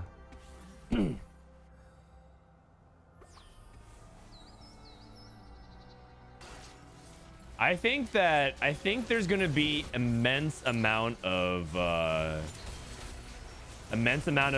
complaining about this mechanic now, because I think everyone's gonna think that they low roll. Like I'm pretty sure what this ends up creating is there's a lot of players who are. Let me start from the beginning. Let me step back real quick. I think the new version of anomalies requires you to have a much deeper understanding of your comp. And no scout, no pivot, Viktor? What? Any levels now? Anyways, I think anomalies require a deep level of mastery for your comp and understanding the game. And if you don't know the game very well, the less you know about it, the more you feel like you have to roll for specific things and you pass different things. And so it's going to create a bunch of people complaining about it, because a lot of us are just bad at the mechanic and bad at TFT, myself included. By the way, no scout, no pivot, LDP. We just LDP this Viktor, right? As time goes on. How much AP does he have? Not that much. Okay, no, I don't know if you LDP him. Wait, Archangels? Archangels? Oh, he's going to Shojin? Okay. I was thinking like you Archangels and you scale the Vex, because Archangel's power to rob is kind of like an AP source, but you know what? It's all good. It's all good. Top 4 saved. Zykoo. It hit. This is Rainplosion. I'm taking a frontline item for Rumble.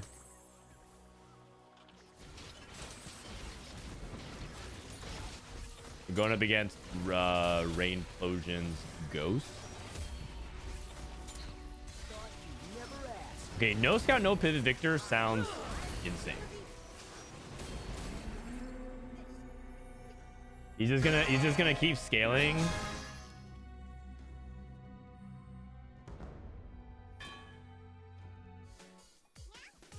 I think it's Archangels for sure as well. Yeah, I think so. You're also playing Visionaries, so you get mana sources, so it's not like she can't cast.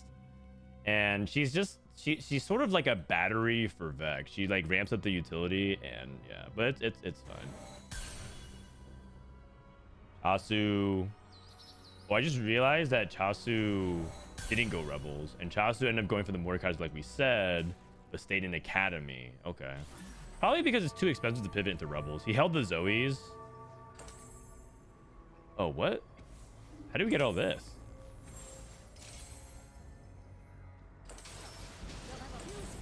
Oh. Is Shojin a Academy item? I don't think so. It's like Rageblade Shiv, right? I don't think this is right. I think he's dizzy. I think, yeah, I think he's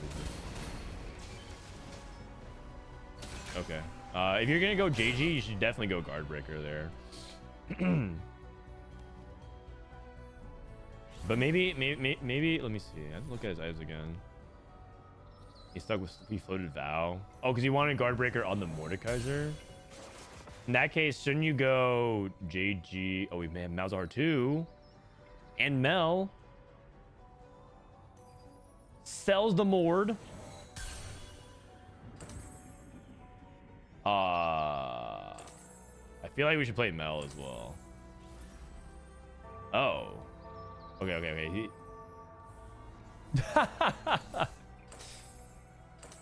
what's going on with his Runins then? Okay, he's lost. All good. I mean, he knows he should play Mel, but okay. Like, to be fair, okay, and he also got the items correct on Heimerdinger. To be fair, it is not an easy spot to transition if you're not familiar with how all of this works. And I don't think... Oh, you barely won. Ace is dead. It's very close. Look at the HP count. From 3rd all the way to 6th is by 5 HP. If you transition to Rebels. TG on a Jinx. That's just who wants Death Cap, probably for his Malzahar or something. What did Midfeed take? Midfeed took a Rage Blade. Did he take the Rage Blade? Did he take it for the Elise or for the Rage Blade? Oh, I guess it's just an item for Morg. Cap.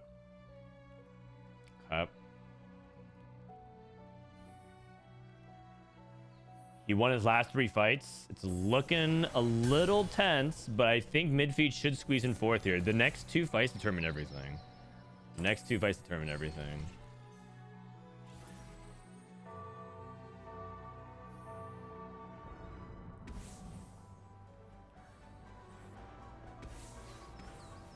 Oh, we don't have Death Cap on the mouse?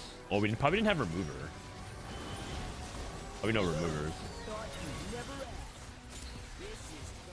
I know it's like a really minor complaint, but there's like one thing about spectating that the item bench actually ruins. And that's looking at whether or not they have Removers on the bench and things like that. Like, in order for me to scout Chasu, I have to click it and look at his left side profile, and I can't actually identify it quickly because usually you can see what's going on over here. But that's like a really small complaint. Like, it doesn't really matter. Rainplosion lost. Midfeed, I think that win should put him in top 4. And that actually makes me feel like this comp is for real. Because his spot was not looking good in stage 3. Garen too. Kurum cruising to an easy top 3. And one thing that's interesting is that Cosmo this whole time... Oh, he has powered shield plus scrap. That's such a good synergy because you get a shield And you get, it basically just gives you, like, your combo already shields so well, so it synergizes really, really well with it. I like the double echo. There's a firelight, Scar. Rain might be dead. Oh, I think Rain is dead.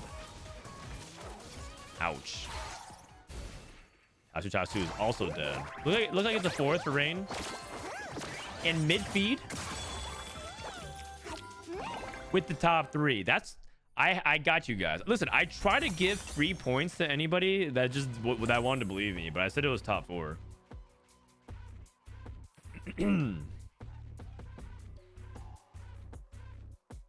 Heimerdinger went 4-5, by the way. 6 Sentinel, Heimer, 4-5.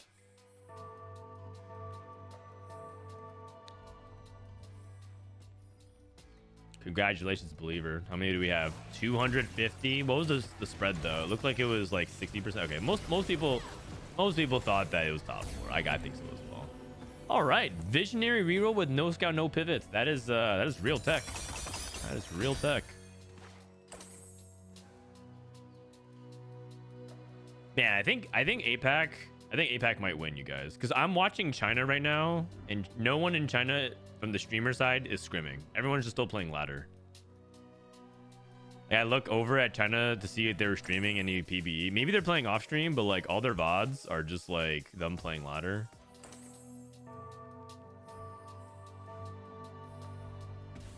And so, I mean, the sheer probability odds is that China wins Macau because they just have the most players there and they're a strong region. They're always a strong region no matter what. Like, even if their top streamers aren't playing PB, there's probably people grinding it. But I'm picking APAC. Just like in League of Legends. Oh no, China or APAC will win. Oh no. Isn't the appeal that like we left League of Legends so that because TFT is better and because NA doesn't suck? They are scrimming? Oh, okay. Well, I watched a lot of the streamers I was watching didn't. I checked like 3 or 4 of them and they were all playing ladder. Can Spoils of War be offered in this portal? I don't know, actually. No one's taking it.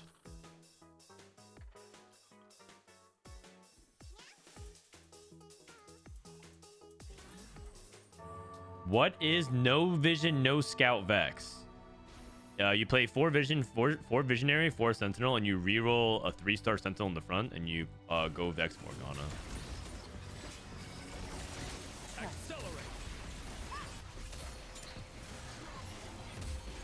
I probably we'll probably have to change. We'll probably have to change the comp on this side because a lot of people are playing Renata reroll if they were playing it, but now it's a Vex reroll because they buff Vex, and specifically no scout, no pivot Vex seems to be really good. I don't know if you play this without a scaling augment like this. Also, by the way, they also reintroduced the bag sizes to be correct. So now 1 costs, there's more 1 cost in the pool. So even if people are holding Vexes, higher chances succeed.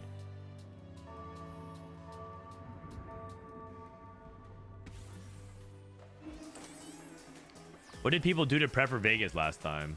Did Mawawa scrim? I think Malala didn't actually prep that hard for Vegas. I remember correctly. Like, he prepped some, but not like super sweat. You have to remember that, like, even if you're the best player in the field, your percentage of winning the tournament is in the low single digits, I think. Like, who do you think is the best player in the field going into Macau? It could be anybody, right? You could say Zykoo, you could say YBY, you could say Dish Soap, you could say anybody, and I'd be like, okay, that sounds right. If that is the case, what do you even think their chances of winning are? Because if there's hundreds and hundreds of players, if 500 players show up, it'd just be like they have a significant edge over the field because the average player is like high GM, low challenger. But like 6 costs exist, portals exist, the augment variants exist, right? There's like so much just variance in TFT that's like I think their chances of winning are like 3%.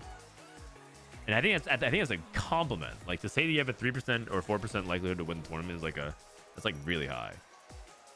Some people probably would exaggerate and say like 15% or something like that, but I just think they don't understand the math behind it if they actually seriously stand on that. Or you really believe that skill difference in TFT is that big.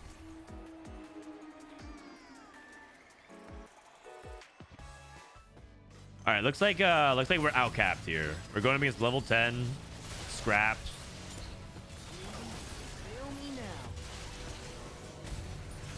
And it might be a situation where we're outcapped by all this scrap stuff. Scraps keep scaling as they get more and more items. It's a good third. It's a good third. All things considering.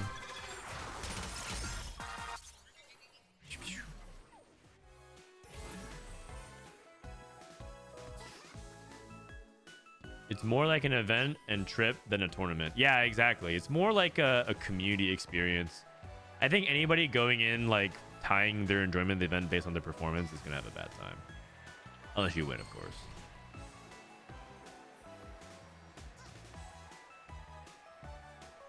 Soju would win in Paper Mario than in TFT. How do you even win in Paper Mario? Speedrunning it? Probably not. I feel like if I watched Soju play Mario, he probably... I feel like it'd be like watching Tyler 1 play Elden Ring.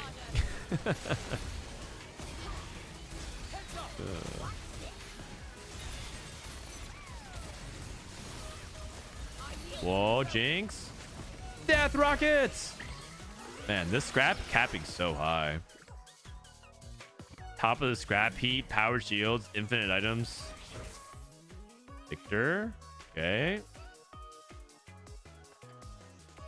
When an ally dies, gain same for the mana. He's also 2 off of Echo still. Oh wait, Kurum's holding the two Echoes.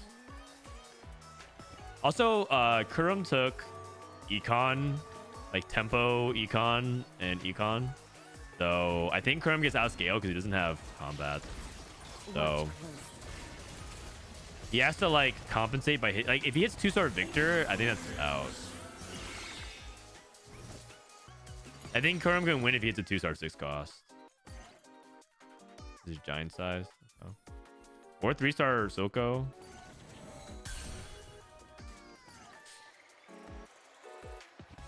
Warwick. Mord. Oh, I think double Mord 2 is good. I think double Mord 2 is good, and I would play it. Okay, so he's going for it. And I think I would find a way. You know what? Do you think Chalice is better on the front line? Oh, actually, he doesn't have a way to actually activate it easily. Okay, I agree with this. I agree with this.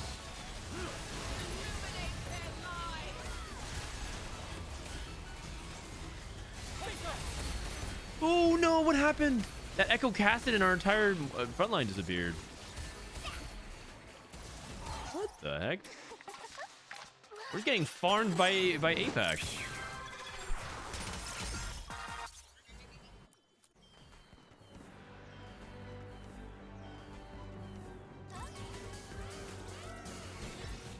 All right.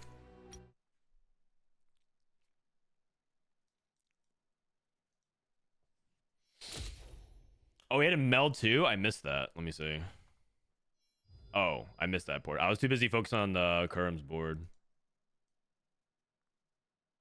Let's see. Oh, meld 2 with a Titans.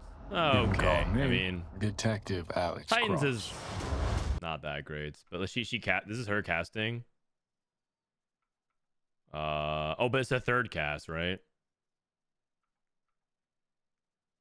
I'm not really sensing this meld 2 one-shotting everything. Oh no. Oh, I see it. You're right. She did. It's kind of hard to parse some of these fights though. Kind of hard to parse some of these fights. All right. This game is about to end. I guess we can like watch the end of this fight as we get ready for the last game.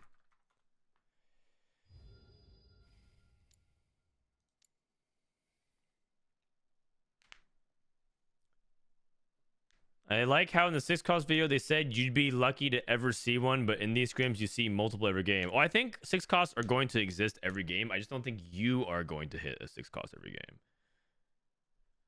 I think like you'll hit a 6 cost 1 every 3 games. 1 every 2 to 3 games.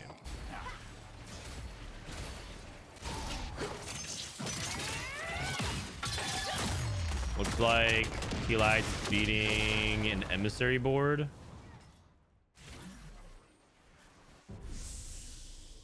Seven Rebel. So it's Rebel versus Black Rose. The Black Rose emblem on Tleyds' side. Pretty dope. He takes Viktor.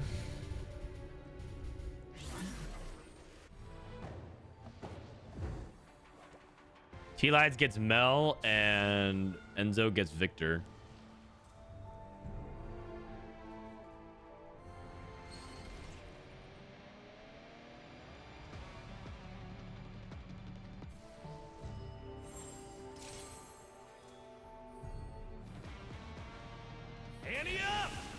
Okay, Mel.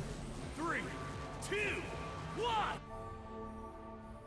mean, you guys are complaining about 6 costs.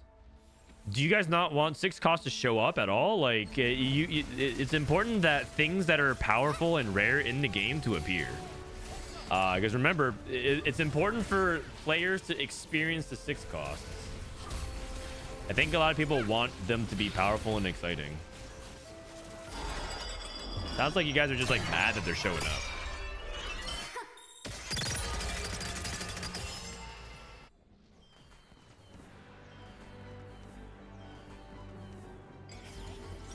All right, so all right, so I think the last game is coming up here. I think they're already in game, so let's go ahead and watch it. So this is the last game coming up, game 6. Game 6. Hey, maybe we'll get a non-Warwick's Hunger game. Maybe we'll get a game where it's not Warwick's Hunger. Correct. I want them to not exist. Keck. All right. Well, they are existing, and it is something that I think is like an interesting design space for TFT. If it's like all you want is 1, 2, like there's some play like Bryce. When I would argue with Bryce about TFT, he would just be like, I want no set mechanic. I want it to be like 1, 2, 3, 4, 5 cost. I want like reduced like no portals with variants. And I just want the game to be my shop odds and augments. Like I want like when I argue with a TFT player that all they want is no encounter or no portals, no set mechanic, 1, 2, 3, 4, 5 cost, and they want the game only to be shop odds and the random augments, and it's like, man, sounds boring. I think TFT will die if it ends up doing like that. You know what that is? That's a formulaic thing where all TFT has to do is literally like set in like a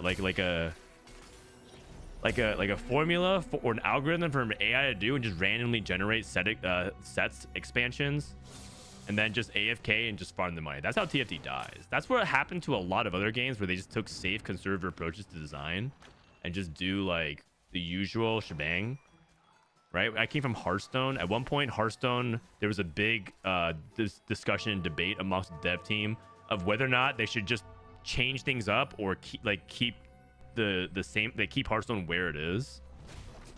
And they kind of just like at one point fell into a pattern of just like printing very similar things and just like, you know, just like, okay, let's not like rock the boat too much. Players really enjoy this.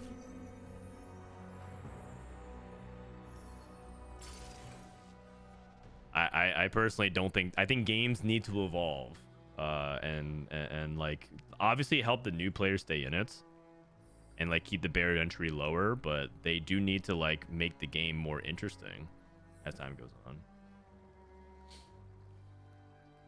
You want 6 house to be a permanent thing? No, I don't. I don't want 6 house to be a permanent thing. I do think that they're an interesting thing to try out.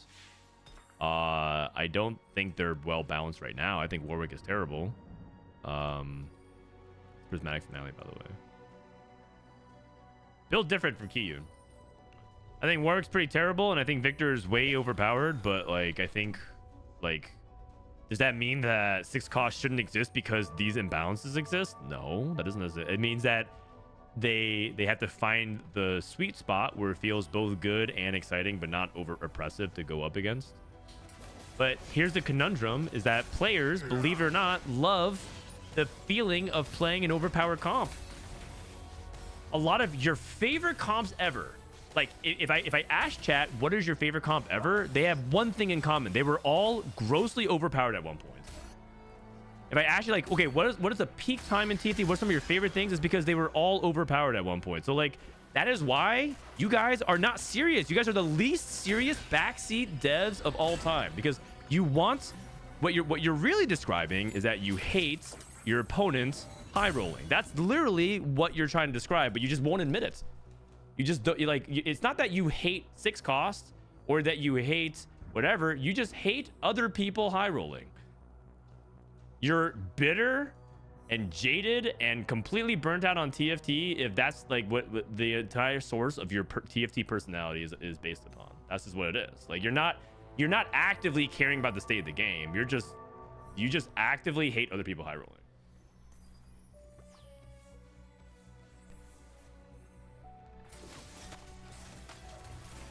Academy Yone, like that shit was broken.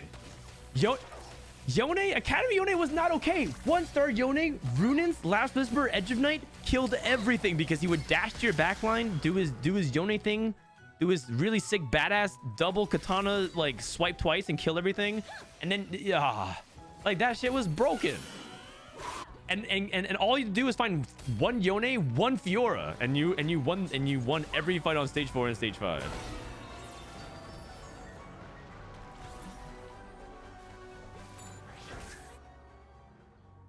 Frodan is on the edge today. What did you do, chat? Wait, what? Okay, I'm not allowed to talk to chat because if I speak passionately about a topic, I'm on edge. Sorry, not trying to ruin the vibes. I'm not trying to ruin the vibes. No chat interaction. No chat interaction. I will speak very quietly and even keeled. We have Starry Night. Oh, is he actually going Visionary again?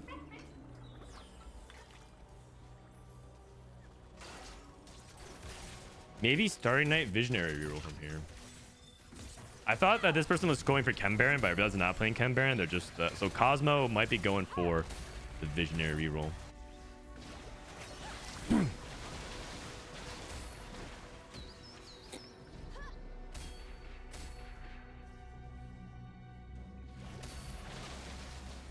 I love Deja Mirage. I mean, that was a week's worth of content for Soju stream, just complaining about Deja and Mirage. Like you like 2.5 years ago. Was that 2.5 years? I don't even remember. That was literally the week's worth of content. It was just him complaining about Deja and Mirage every time. What you're describing about some of the most fun parts of TFT is what you're describing some of the most overpowered stuff ever. So you know what? 6 costs are probably okay. They're actually probably even a good thing. And if they stayed forever in TFT, that actually probably wouldn't even be a bad thing. But okay, it might get boring, but I don't know if it would be a bad thing per se. What if they did 6 costs, but it would come halfway through the set every single time? So it's not quite a mid set, but it'd be like a way for TFT to stay interesting because then 6 costs coming halfway through. I mean, that'd be kind of cool. What if they just drop out of nowhere 6 cost Aesah a month later? You guys would lose your minds. Because for some reason, you guys love this character that was purely used as a plot device to advance Jinx's character and then never spoken about again. Okay, Aesah has all that shimmers. It looks like it's Kog'Maw. He's just gonna go into Kog'Maw.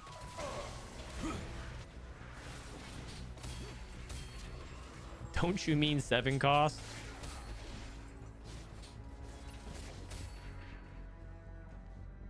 Maybe they take out Powder, replace in Aesah. It makes sense anyways because she's a young blue-haired girl that explodes.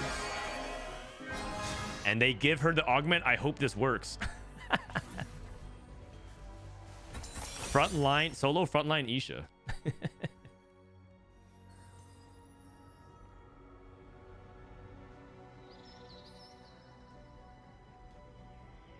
Did you happen to see the TFT clips video from Solus beating 7 Experiment Warwick 2 with Camille 3?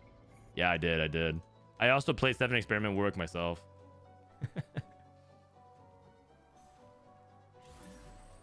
Aesah was a Yordle. Oh my god. Now that would be that'd be convenient, wouldn't it? Oh, how convenient. Okay, Unleash the Beast, solo frontline Darius into Conqueror tempo. Gets +1 Conquer. Splits the Unleash the Beast onto Aesah. I can see it.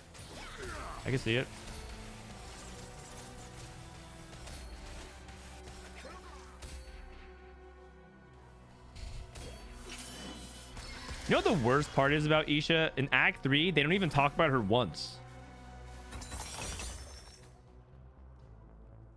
I feel like she had so much potential to be explored. It's like this huge emotionally charged moment, a climactic apex of Act 2, and then all of a sudden just like, what happened in Act 3 is like, I don't remember. I'm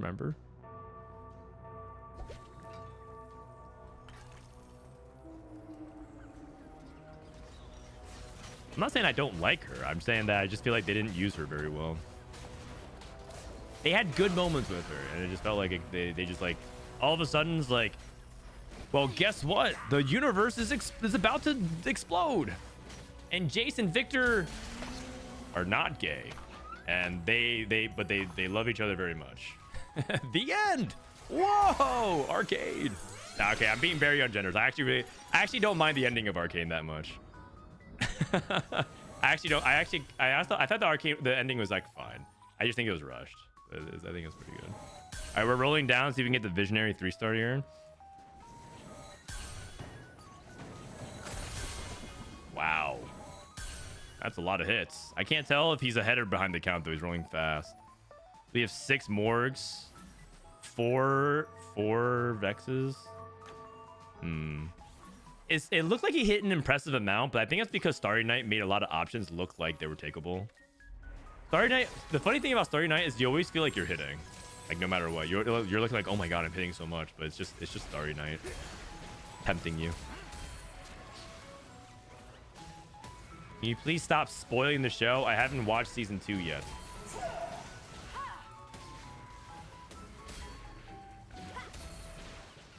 I mean, you're watching TFT set 13 PBE, and there's literally characters in the game that spoil what. Okay, yeah, you know what? Then I would recommend that you go watch it. Then I'm putting an official timer. When I come back from Macau, if you haven't watched it, it's been like a month since it's been out. I feel like I should be able to talk about the show.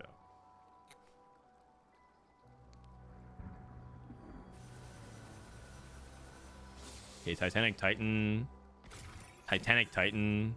A lot of HP here. Looks like multiple people are trying to play around Kog'Maw here. Aesah and Midfeed. Kurum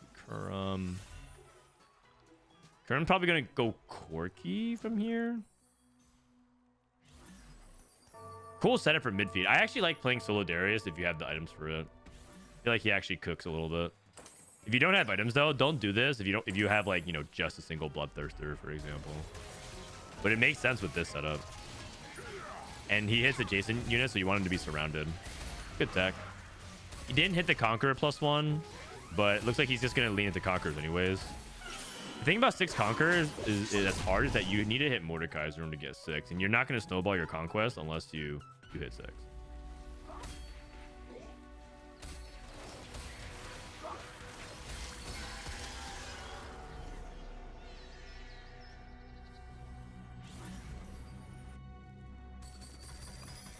Okay, but I only watch you and Soju Man be nice. You're my 2 favorite streamers. Yeah, fair enough. Okay, well, I mean, he's glazing me. What am I supposed to do? Say no?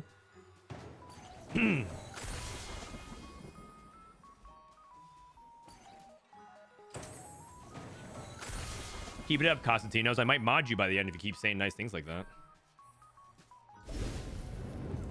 W Glaze. Does Item Collector work with Scrap? Everyone keeps debating this. Does Item Collector work with Scrap? I think the answer is no. It does not. It does not. Well, actually, he didn't convert the item. Oops. I'm pretty sure the answer is no, though. But theoretically, it sounds insane. The idea that, like, you know, you combine it and each unique item that you have has some good synergy.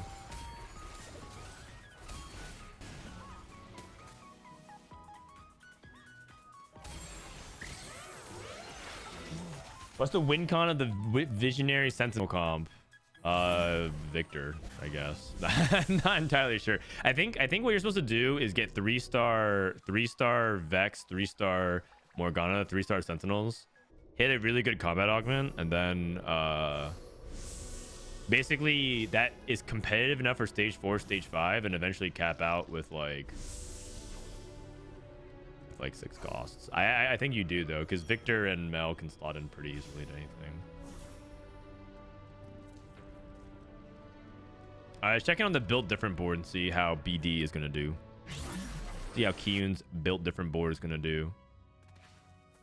Looks like he wants to play around Twitch, build different Twitch. Pretty hard to pull off Twitch in my opinion without experiment. But on PBE, when we played Build Different, it was good with Twitch and Quirky.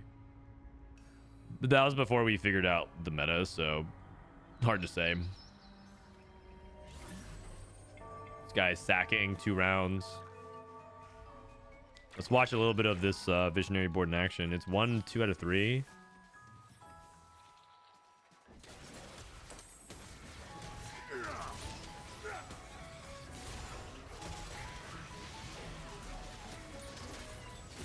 As Darius does so much damage.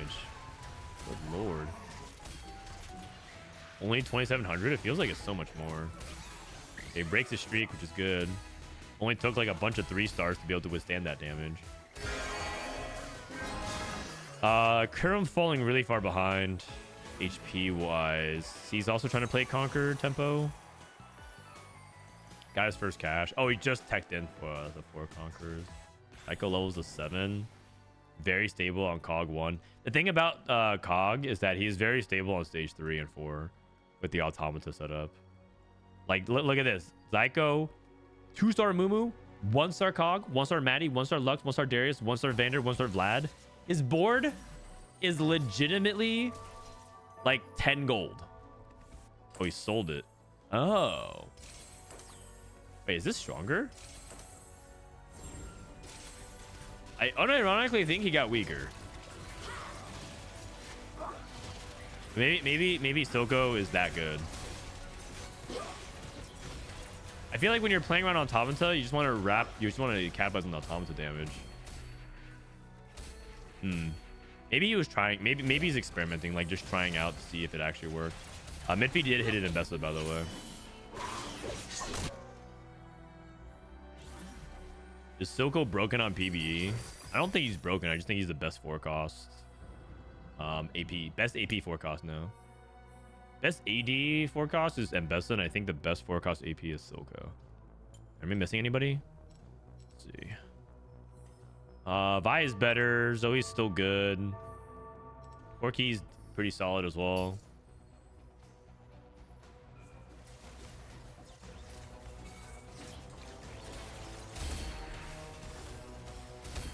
It's hard to even hit a 2-star forecast unless you go level 9. I don't think that's true, but if you're playing contested forecast, you can certainly feel that way. Aesah's rolling here on 7. Let's see his roll down. 5 cogs.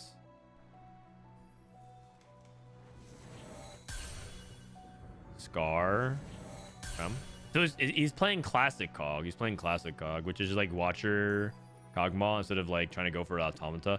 A lot of people have been trying to go for the Automata variations on Kog'Maw. Okay, Kiyoon's pre-leveling, so he's not rolling yet. Can we finally play vertical scrap? Yeah, it just won the previous game. It also went bot 4. There's 2 people playing scrap, but it did win a game. So it is possible. It is viable. It is possible. Okay. Cosmo. Okay. Visionary reroll looked pretty legit. It just won. It won 5 of the last 6 fights. Let's take a look at Kiyoon's build different roll down here. Artifactory BD. I think he's gonna go for it. I feel like Kiyoon's like that. Kiyoon's like that. Oh, is he thinking about final polish? 2 items. It's like Artifactory is like +1 item, but final polish is like +2 items.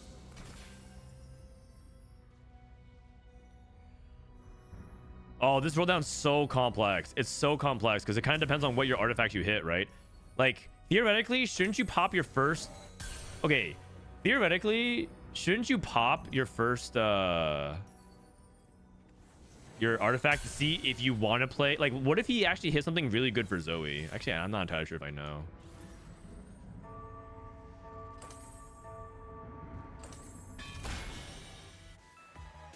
Cutlass and Aesah. Okay, so he saves Lassus for red buff, which I think is correct. And he's gonna roll these. Okay, he's gonna roll 3 items. I think that's fine. I think I may have just saved Last Whisper and red buff only though, and not Rage Blade. But maybe he's like valuing just 3 items.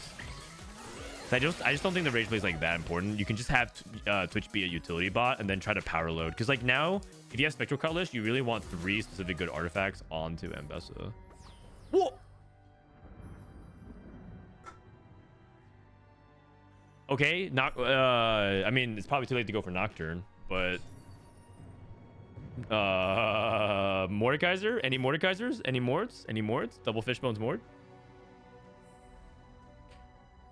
If he gets Mordekaiser, he has to cut Mundo. That's not bad. Someone's pinging. Pinging what?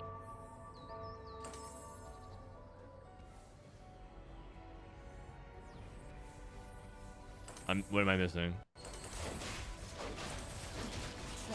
Fish. Wait, what is going on? She's going crazy. He's going crazy. Wait, she's dashing all over the place. Oh, she's getting Black Rose chained. The lore. Is it though, actually? I don't know. I'm not really sure.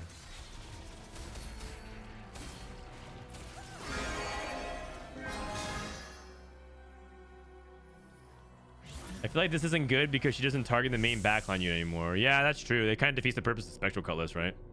That is true. I've been trying Visionary reroll for whenever I have a couple of Vex and Morgan's AP. I've loved it. Hard to get the W, but definitely at top on for half decent 3-1 roll down. Well, they buffed a bunch of the units. They buffed Vex. They buffed Renata. They buffed Morgana. So like the theory is that you buff these 3 units. Can't be bad. He took Tomb Raider. Interesting. Morgana 3 is an actual carry, huh?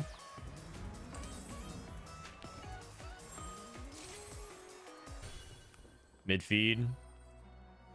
4 Emissary. Glorious Evolution.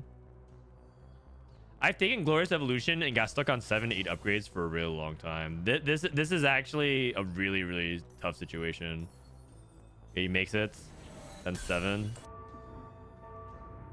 Kiyoon transition over to Vi 2.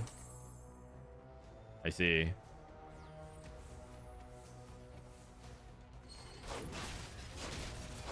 I feel like Kiyoon's really dizzy because it's like BD Artifactory. Very, very hard. I feel like he should probably move these. Like if he's gonna have Aesah be like the fish bones, you could like have he could probably sell his Twitch and redistribute items and roll one of them. I don't think Twitch 1 is that important to the team comp, but maybe it is.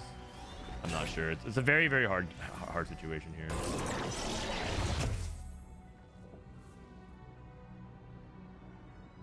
I think I want... You know what would be really good with this one? I think this is the one that gives like randomins but for combat stats. He's just gonna take this because he thinks he doesn't have enough gold.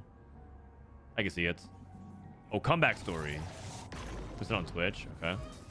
Cosmo goes Scuttle Familiar, so just more frontline.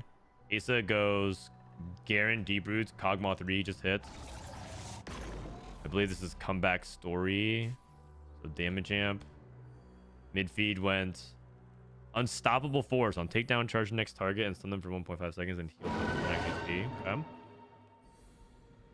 We got Kill Streak, which is mana. Urim's got Comeback Story. That one's gonna be probably the most popular one, I think, this patch. Touch of Frost Echo.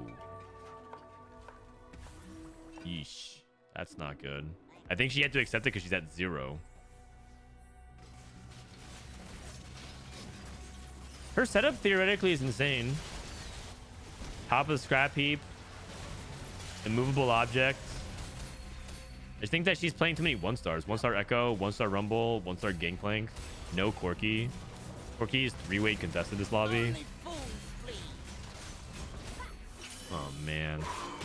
I think Rainplosion, unfortunately, went 8th 3 out of the 4 games we've watched today. Whoa, was that Bessa? Oh, the deep roots. Wait, that's so funny. That's so funny. She keeps dashing back as the fish bones, and then Garen pulls her back from the deep roots.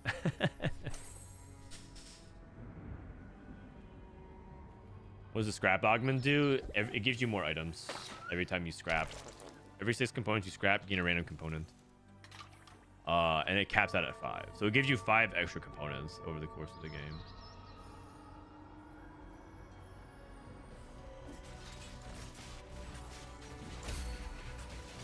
So Midfeed started off, unleashed the beast into tempo, and he actually upgraded.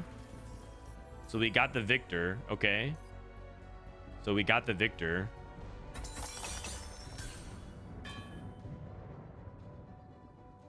He has utility. Okay, just Vow. It's more frontline. He's playing Viktor care. He's playing Viktor and Bessa duo. Okay. Kiyoon hit Bessa 2. He got Ludens and Quicksilver. He might hold on to this cute Quicksilver, actually. Is he in a position to roll it? He might be. He might be. He might just roll this this Quicksilver anyways. And then I think Ludens probably goes on Bessa. Oh, Ludens on LeBlanc. I feel like LeBlanc's not going to actually deal damage. And half of Ludens is the AD. Ludens gives AD and AP, and I feel like that's much more of like a melee fighter item.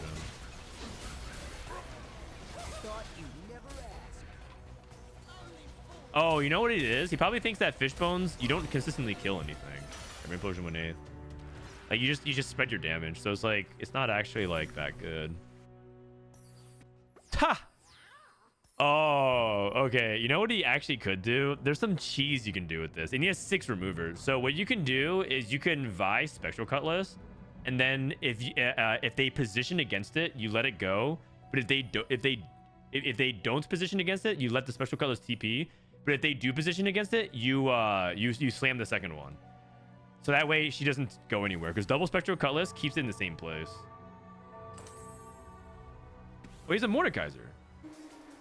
Oh, he's Mordekaiser. Oh, he can't play Mordekaiser though because he has Bessa. It's a cut Bessa. That's not what you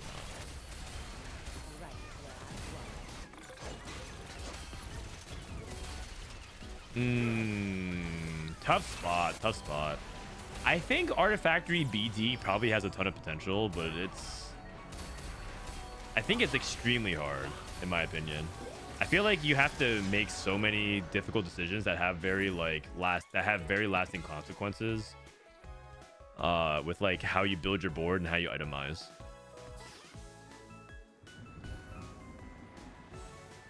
Is build different better next patch? Theoretically, yes, because they buffed some of the 4-cost baseline. So like Bessa's better, Vi's better. That like buffs the baseline of it. Okay, so Kiyoon actually is playing the Mord, and he's sacking his Garen BD value to get Emissary. So he actually buffs the front line. Okay. I can kind of see it. Dude, the Spectral Vise for the Assassins. That's actually crazy. And then the Mordekaiser Fishbones finishes it off. That's insane. That is insane. My God. Fishbones Mord. Too cool. That is too cool. Midfeed falling off a cliff, by the way. He was at 56 HP, top of the lobby. lost 3, and now right now #1 candidate to go 7.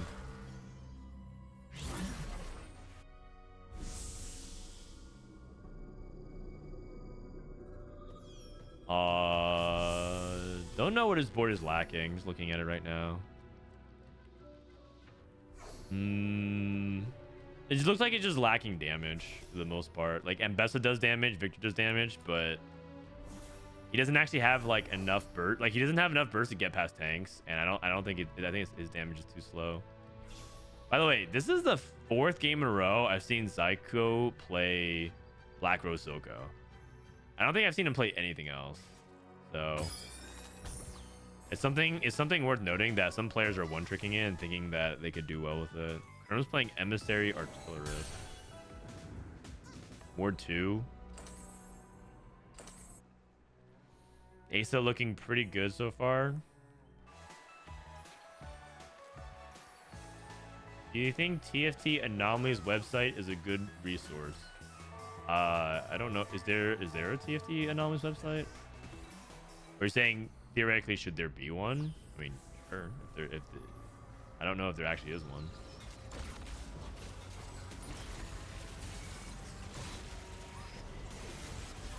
So he has 3-item Renata, 3-item Morgana. I think he's starting to fall off now though. Like late game, I think this visionary board can't kill fast enough because a lot of it is like single targets. Or just like it just doesn't deal enough damage quick enough.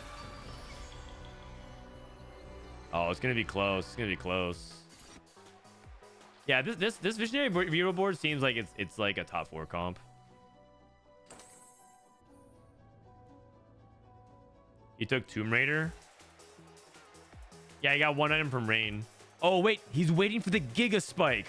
Oh, if these 3 players die, he's gonna get the Giga Spike. And does he gets an artifact, right? From Kiyoon? Oh no. He doesn't get any. Does he get anything from Kiyoon? Wait, how does that interact? I don't know. Assuming that's assuming Kiyoon even dies here.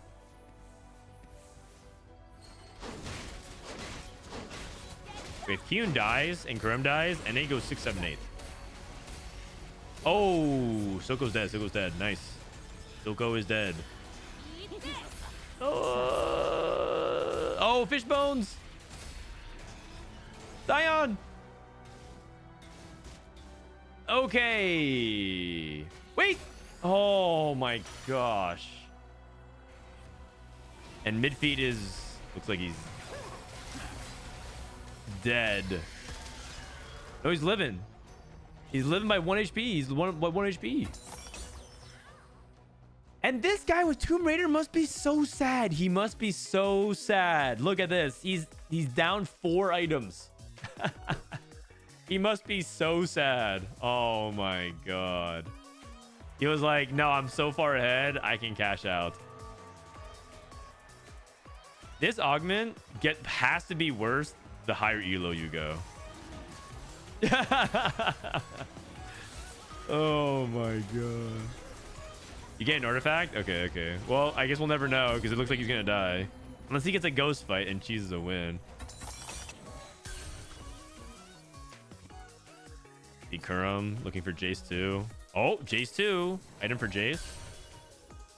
And okay, that's big. Probably second GS here. Kiyoon makes at least 2.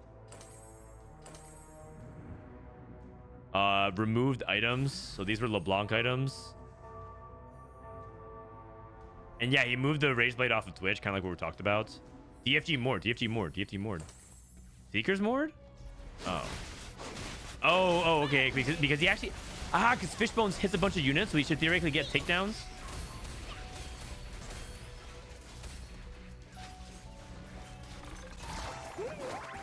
That is not good.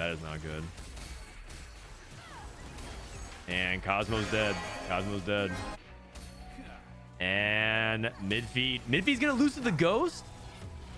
That'd be so crazy, because then Cosmo's Ghost would have beaten Midfeed, and then he would have gotten the Tomb Raider. Oh no. That is too crazy, man. That was too crazy. Holy cow, what a close lobby. Okay, all things considering, that being a 5th with Kiyoon was really good because that was a really hard game, and I think that's a good 5th. Like, relatively speaking. Obviously, if he's like a much better player or much more experienced player on that line, I think he probably could top 4, but that's like a really, really hard game to play. Really, really hard game to play.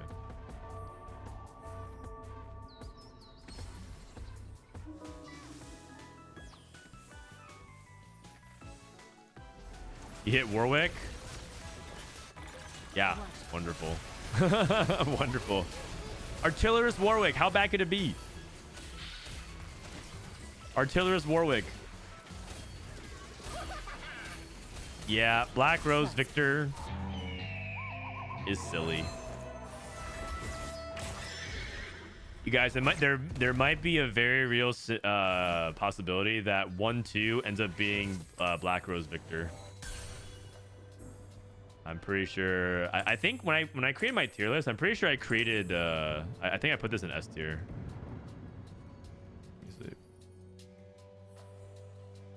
I have to update this, but I'm pretty. This is my tier list. 6 Automata felt S tier, but I haven't seen people play it today, so maybe it's not.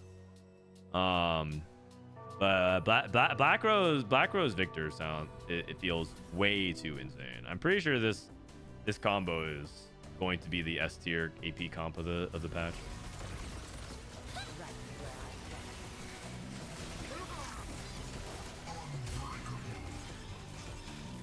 I'm kind of rooting for Aesah to break up the 1-2. Kog'Maw got dragged forward, so he lost a little bit of sniper value. Looks like Scar is tanking pretty well. Okay. Okay. Oh, that's a ghost fight. That's a ghost fight.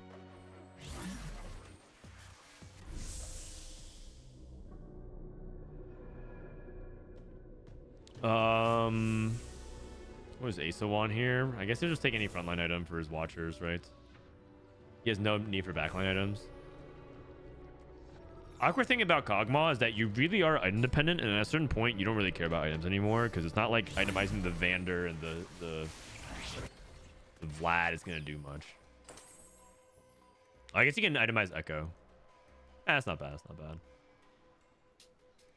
He can go to 9 next turn. 5 gold. 76. LeBlanc 2. Zykoo going full item on Viktor as opposed to LeBlanc. So he'd rather itemize Viktor 1 over LeBlanc 2. Interesting. Ghost fight. Mord 2. This Elise. Sign's on the wrong side though. Elise didn't cast. Okay, that's really big. That is really big. That's really big. Scar. Nice. He's living. Okay, I think we have it. I think we have it. It's close. Nice.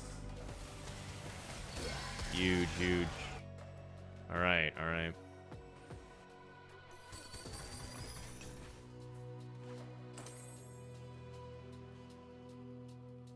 How do you get Viktor? He can appear in your shop starting in stage 6, 0.64% of the time, and you can level. If you level to 10, you have better odds as well. But your 6 cost odds are gated by stage, so it increases every stage.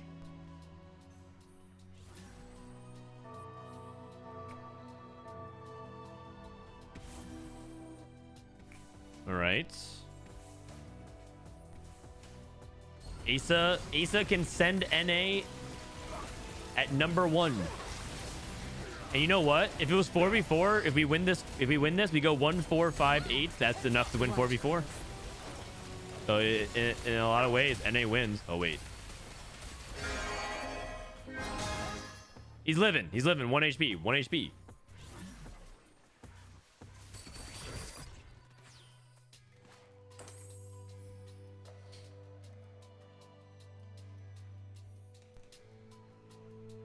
It doesn't look close. Well, he's saving his gold to go to 10. Will you relax? He's saving his gold to go to 10, and then once he gets to 10, he's gonna cook this fraud. Just wait. Just wait. Do you have Mel on board? No, I think he just lost by 1. It was a true 1 HP. It's a true 1 HP. All right. And Viktor. Oh, he sold his Malzahars. And Viktor. And Viktor. Oh, he's saving item gold for Gambler's Blade. I mean, I feel like I would just rather have another item for him instead. You can move Gambler's Blade off of him and put it onto somebody else, and then just put like, I don't know, something better than Gambler's Blade. I guess there isn't. There's no AP item. If he had an AP item, I think he would have done it.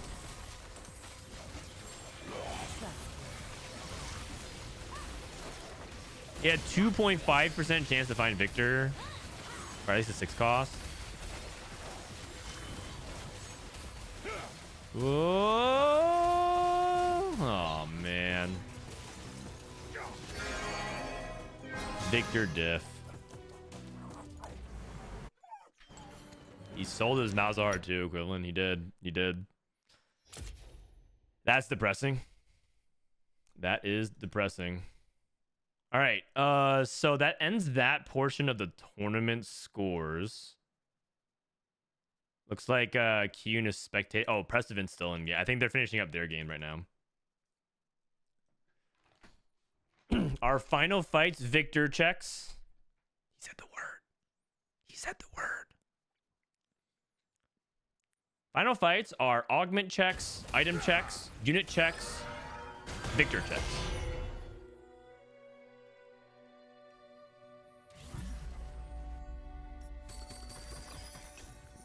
They are. That's what they are.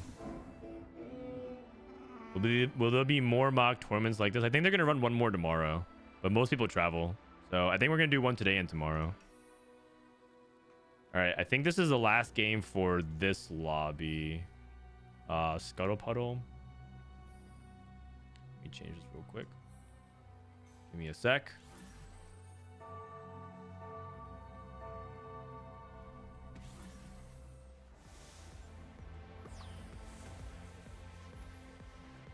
Scuttle Puddle. Also, it's between games. Technically, I'm supposed to run commercial now, so I'll be right back. Thought you never asked. Also, actually, I'll park you guys with Prestivent. I'm gonna go grab some water. I'll be right back.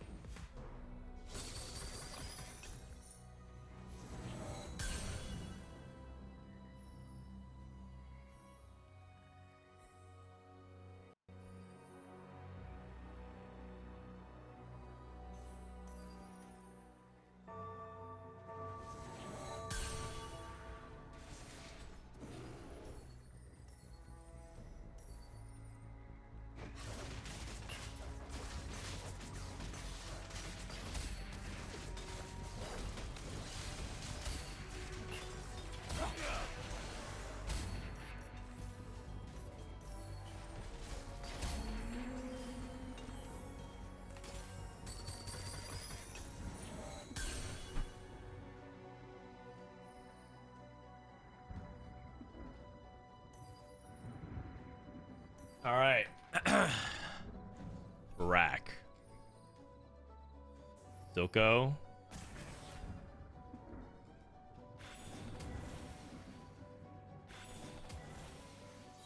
right. In terms of the tournament, by the way, it looks like Aesah won the tournament. Aesah and YBY won the tournament.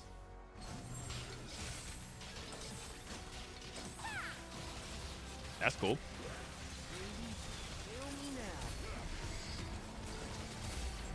I mean, Aesah did really well then, consistently. Aesah was 6th yesterday, and then he won. Or actually, they haven't finished inputting all the scores yet.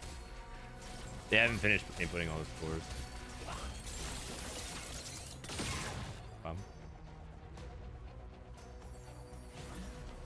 Soju didn't participate because he would just win for free.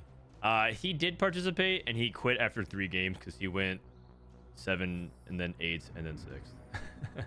And he said he wanted to go play some Paper Mario. Those doors aren't going to open themselves. Ezreal 3. Okay. Okay. Wait a second. We're seeing some Ezreal 3 cook. Caretaker's ally Rel into Conquerors, and then Binteum playing Quick Striker reroll. Ah, Binteum. The good old days. Let's see if Ezreal 3 can actually Man, I'm getting more dogged again. Flat Drop King, thank you for the 24 months. Appreciate you. Rage Blade, IE Guardbreaker, Ezreal 3. Trifecta Rig Shop. Okay. I love that Prestivent trying out new ideas. Next time, come at me with all you've got. Wait, he had Ezreal 3, and it looks like Ezreal is even mildly contested. I'm looking around. There's some Ezreals on the board.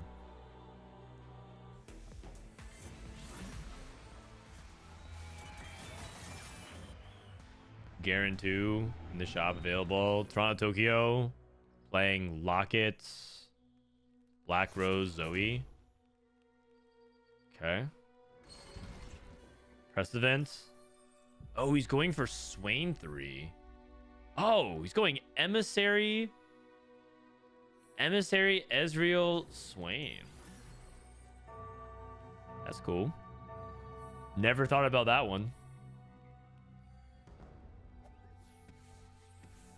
And he's a duplicator, so he's 1 off Swain 3. And the trifecta affects 3 units, right? So it'd be GP, Ezreal, Swain. Very cool. I hope this works. So then what would be a good anomaly for the Ezreal?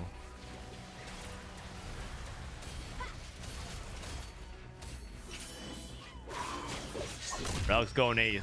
Looks like he's playing Experiment Twitch. Experiment Twitch. He's playing 4/3 cost? Wait, who's the third? Oh, Nami.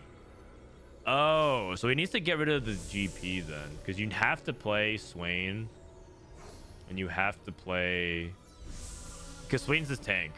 If he gets rid of his Swain, who's his tank? So he has to get rid of GP, and he has to because he has to play Ezreal, Nami, and Swain.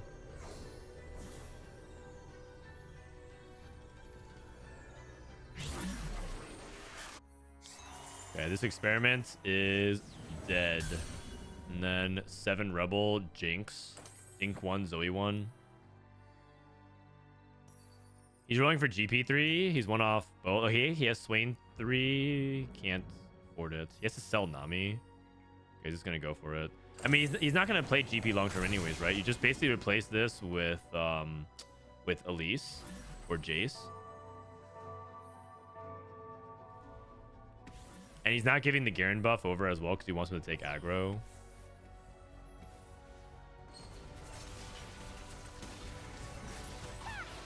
Going up against Black Rose Zoe 2 from Toronto Tokyo.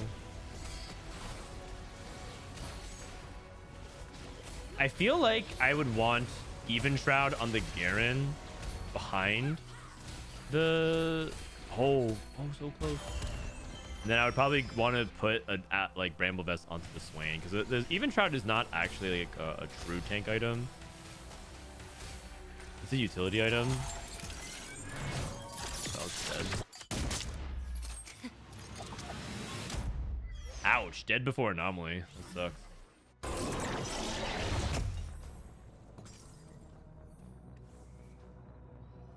I mean, how much AD do we have? 195.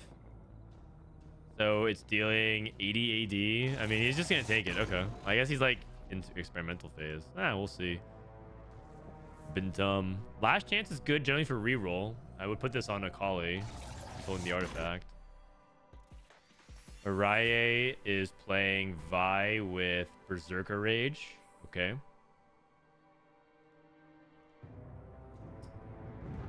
Zoe 2 with kill streak. Binteum hit Akali 3. Large Garen. Giant Garen. And then comeback story. Zykoo, Manazane. Ego spot looks really good. He's playing 6 Dominator, no Black Rose. Oh, sCsC hit Jinx too. What?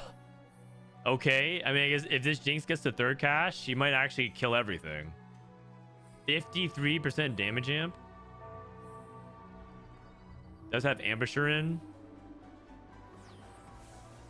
Okay.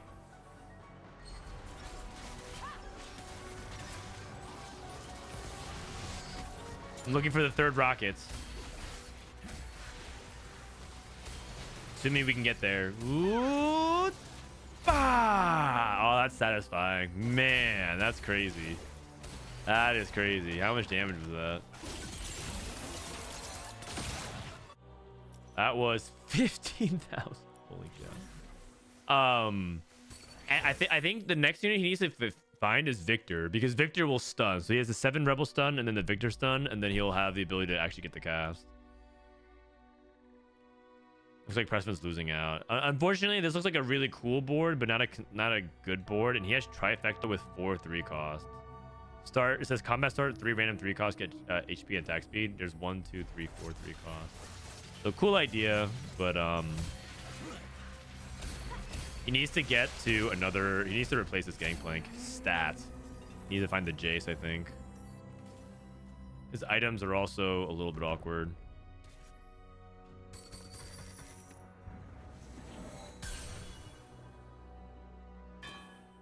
Gonna pop his items here. If I were to pick, I would actually put GS on Ezreal. I think GS is kind of important here as opposed to Rageblade. But we'll see. Binteum hits Nocturne 3. Okay. He's also rolling for 3-star TF. He hits it. And he has Deathcap. Deathcap Warmogs. Going for Loris 3. He missed. Going up against sCsC's Rebel board. Oh, I think this is a board that actually can overwhelm the Rebels before Jinx can get to her third cast.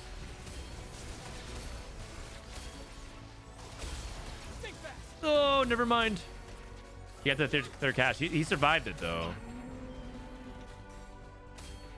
Prestivent wins. Ghost fight.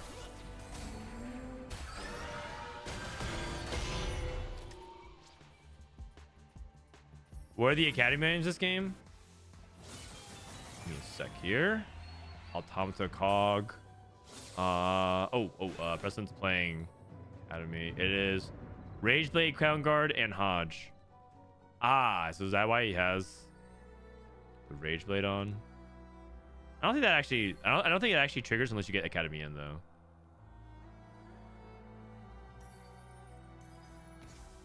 Yeah, he has TF.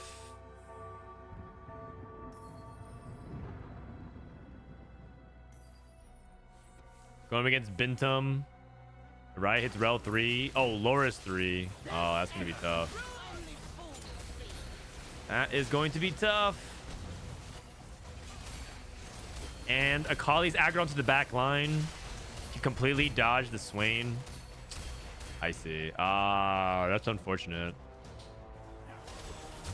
He is going to die.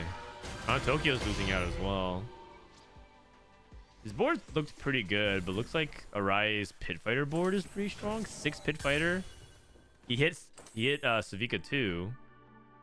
Okay, 6 Pit Fighter Echo. Okay, pretty unusual board. You don't really see this very often. This is a really interesting board as well. Vertical Pit Fighters anchored around Rel with Caretakers. Caretakers ally Rel.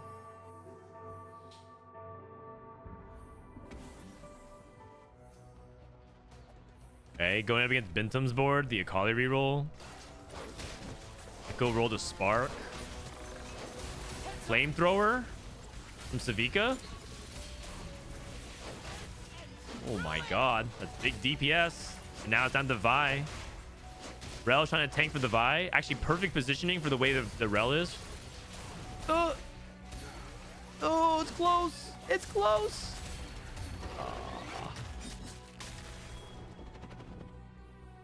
Ego lost to sCsC might win out, especially if there's something crazy on carousel, like a rebel emblem. A rebel emblem. I wonder if Araya wants to take the ambusher emblem for his echo. Oh, Tokyo takes it for the Mord.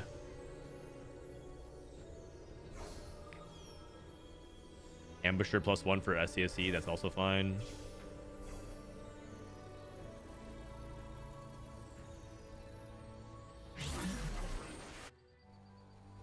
All right. 1 2 3 1 2 3 1 2 3 4. Mordekaiser 2. That's big. He also is playing Zoe, so he could theoretically Tekken Rebel somehow. Pretty airtight. Pretty hard to find a way to take it in. It'd probably have to be drop like Morgan for the 3 rebels. And that's what he's doing. Okay. Okay. Rebel Mordekaiser, and he removed the item so he can get this onto him. Okay, pretty cool, pretty cool. Rebel Mord. Holy cow, he hits like a truck. Jesus. Okay, Binteum's dead. SC is winning out. Rai is losing out.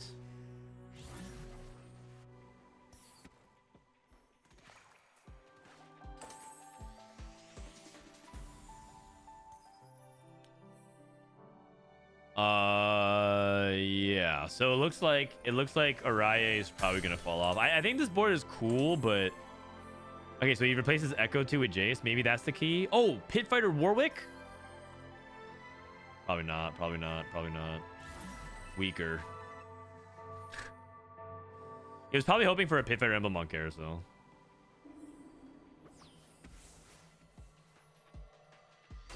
Okay, this is the crazy Rebel board.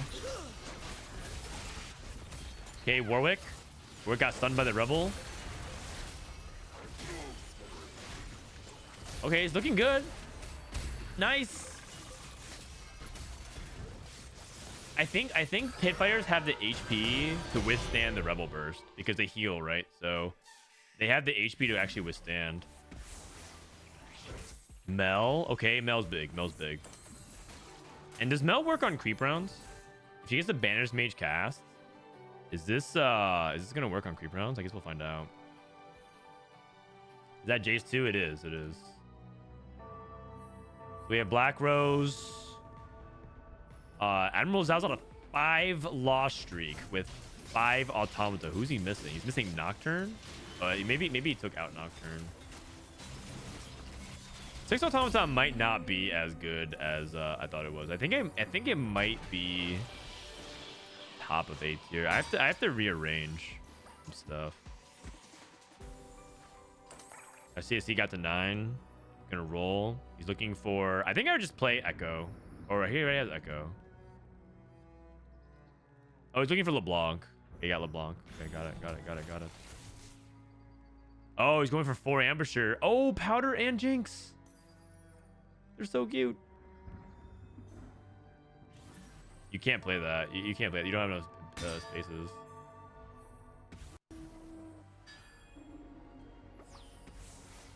Look at the Arai Pit Fighter board. Much more interesting to me. Going against 6 Automata, Garen 2, Rumble 2.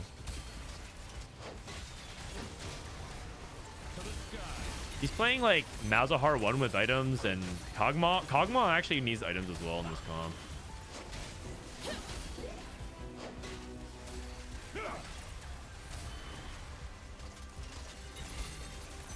Oh, wow. I think he's dead. Wow, that's a 5th? That's crazy. It was so strong in the mid game, and then he lost. He was like 90 something HP, and then he lost like 6 fights in a row and went 5th. That is insane. There's probably something about the 6 Automata board. I'm pretty sure you have to play around Kog'Maw and not Malzahar. I think Malzahar is the support DPS, and I think Kog'Maw is the primary, but I can't tell. Also, I think Blitzcrank 3 is important. It doesn't seem like the 5 cost is what's important, because he played Rumble 2 and it didn't seem like it was that impactful. Those fight stats. Cast remaining 12. Cast remaining 8.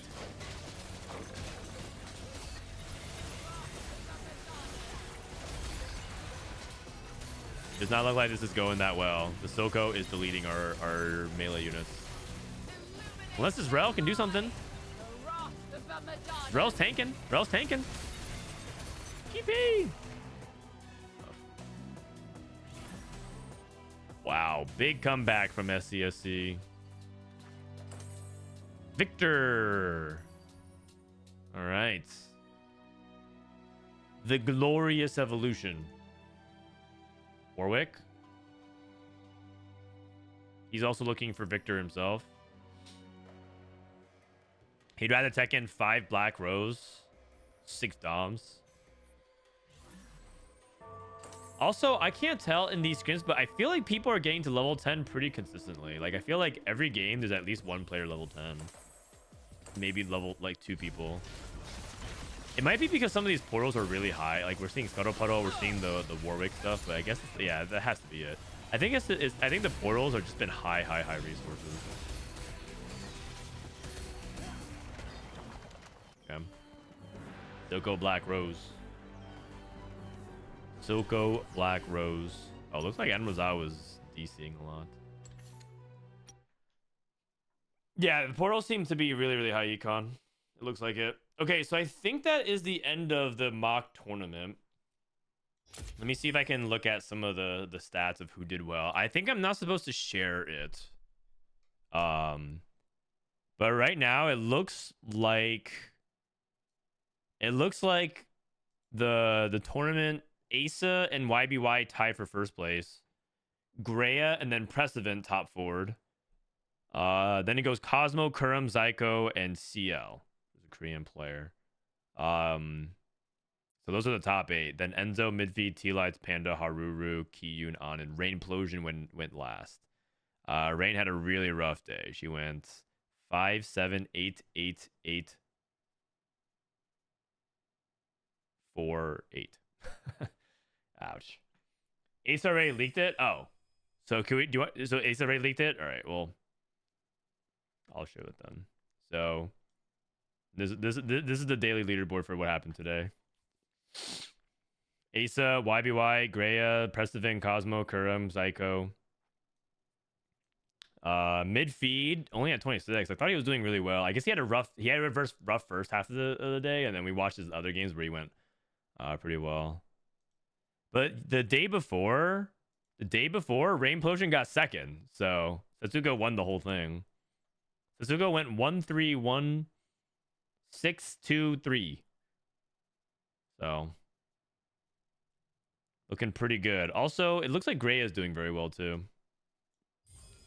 Greya is doing very well. Zykoo Black Rose is broken. Yeah, he's very good. He's very good. And he didn't get nerfed on PBE. Okay, I think what's happening is I think people are just playing additional scrims now.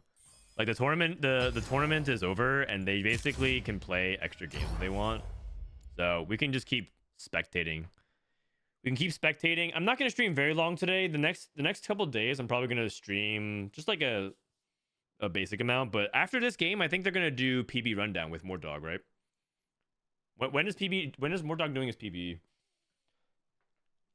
Why didn't Robin join? Probably because it's too early in the morning.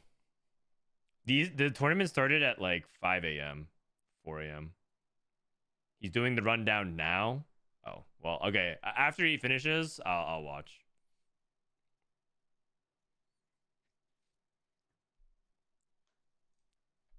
After he finishes, I'll watch.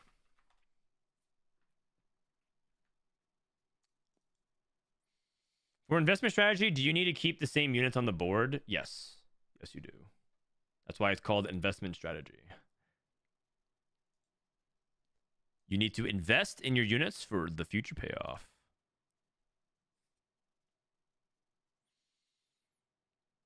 Oh, this is a good lobby. Relic, sCsC, Kurum, Toronto, Tokyo, Ego Illusions, Rereplay, Binteum, Kiyoon. It's Americas and Korea.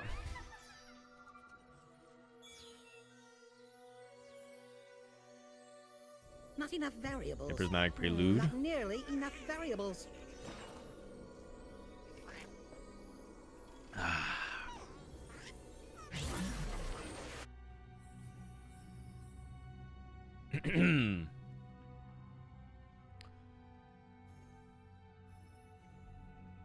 This patch seems very fun. I think the patch seems...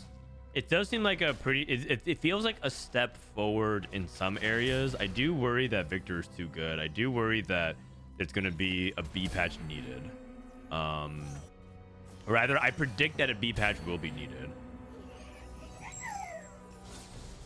I think, for example, they probably... If Black Rose Zykoo is as dominant as it seems it is, it might... Right now, it might be solo S tier. Everything else has had its moments, but it doesn't look like... Like, everything else has had its moments, but I'm pretty sure Black Rose Zykoo might be solo S tier at the moment.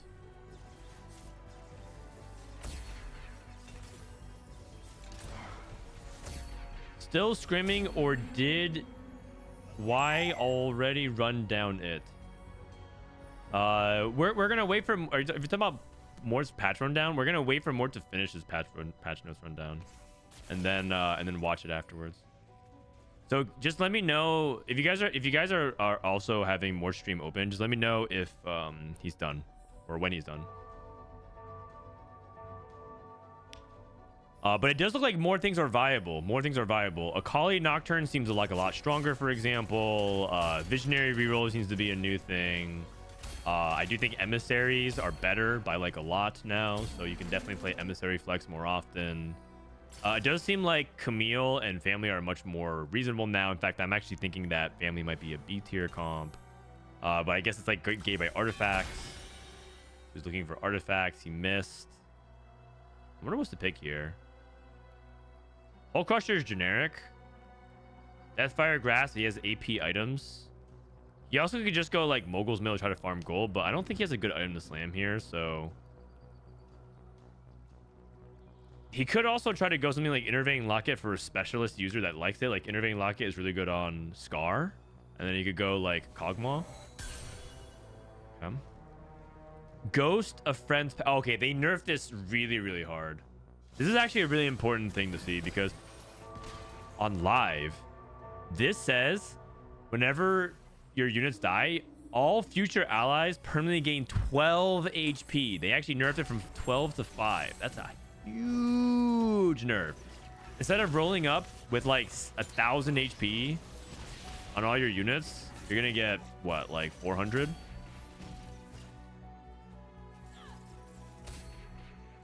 So we'll have to see how good it might be an augment that swings from like...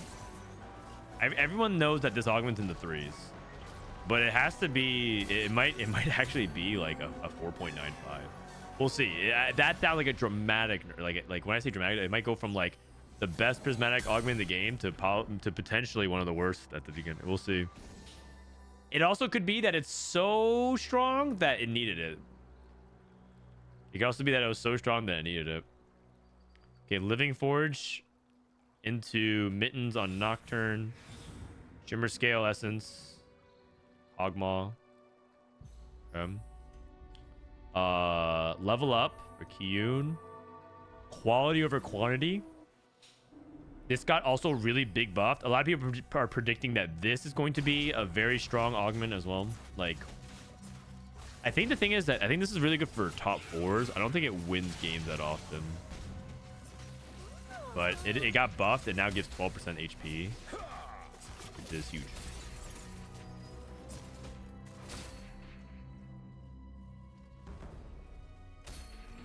Theoretically, aren't you supposed to be playing a board with this augment rather than stacking 10 rounds? What do you mean? He is playing a board. Are you saying like he should like level to play more units, like level 5? I mean, you still need econ. You still need the econ to hit your board. Like, he is playing a board. You're not supposed to sell. You're not supposed to sell all your units. You're supposed to play units.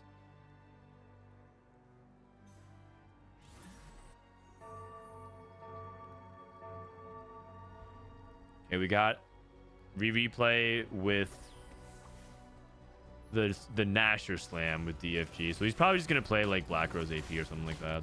I think he was looking at melee reroll, but decided against it.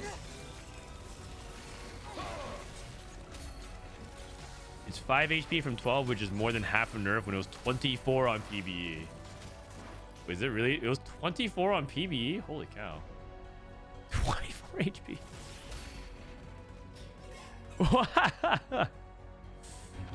Oh my god. It went from 24 down to 5. Good lord. If it released at that state and onto live, it probably would average in the 2s.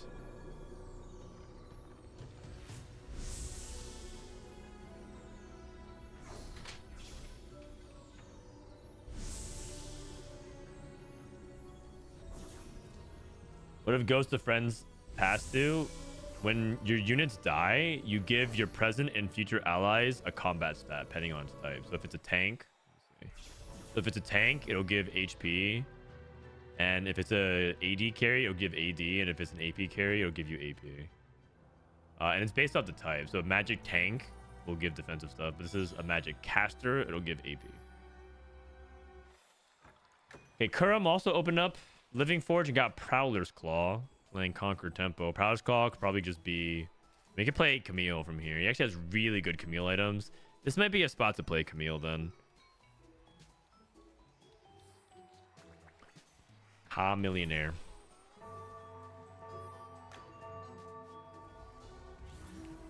Might be better to stack AD or AP now. They did technically buff. I believe they buffed the AP ratio. So they nerfed the HP. And they buffed the AP, or they buffed the AP, they nerfed the HP, and they nerfed the AD. So it's entirely possible that you're supposed to just like play it into AP comps now, and like maybe you sack the AP and then you play. Like you know what? I could see it be like something for like Visionaries, where like a comp that really wants AP, like Visionaries, because Visionaries need the AP scaling, and then. The HP is good for the Sentinels. I could see it. That's like one comp that might really want specifically Ghost of Friends Pass into AP, HP plus AP. I'm not sure though. What's another one? You don't really want it on Dominators. Don't really need it on Sorcerers. Another good combo was Ghost of Friends Pass into Twitch, because you could play AD and HP, and the HP was really good on Mundo.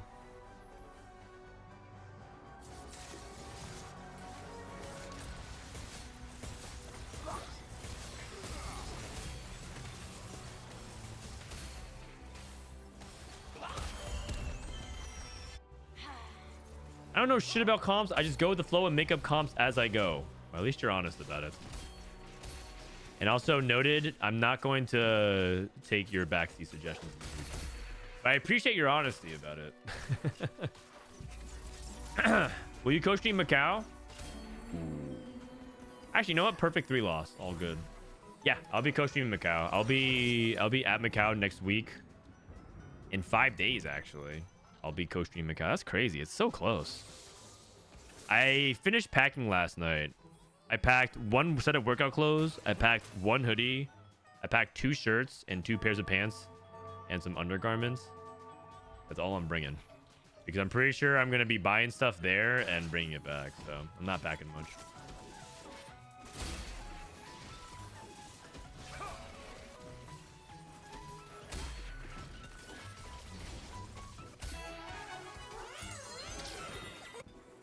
Hey, Rereplay also not on a streak. The only person was Kurum.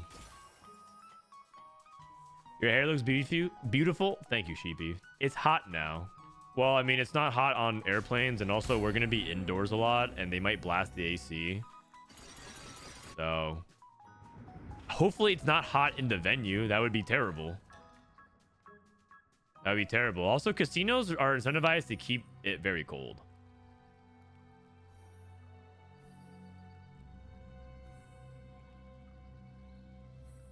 You speak Cantonese? No, I speak a little bit of Mandarin.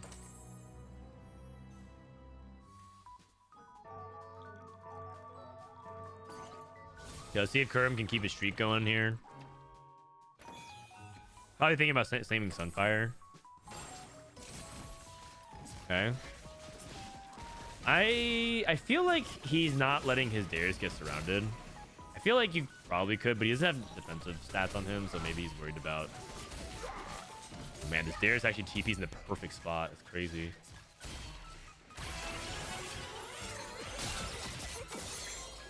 Is Soju 123? 123? No, it's Toronto, Tokyo. Soju is...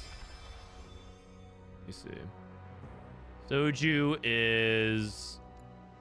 I think playing Paper Mario right now. If I understand correctly what's going on.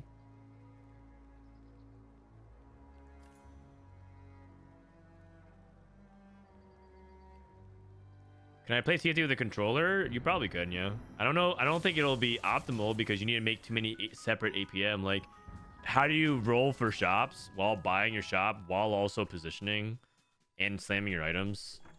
I'm sure you could play TFT with the controller. I'm pretty sure it's not optimal. Let's crank 2. We got Starry Night. I think Kurum's looking for Camille too. Trying to transition to Camille. You can just put items on Smeech though for now.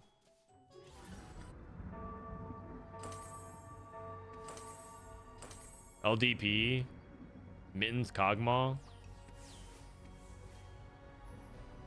Rereplay, Bruiser Powder.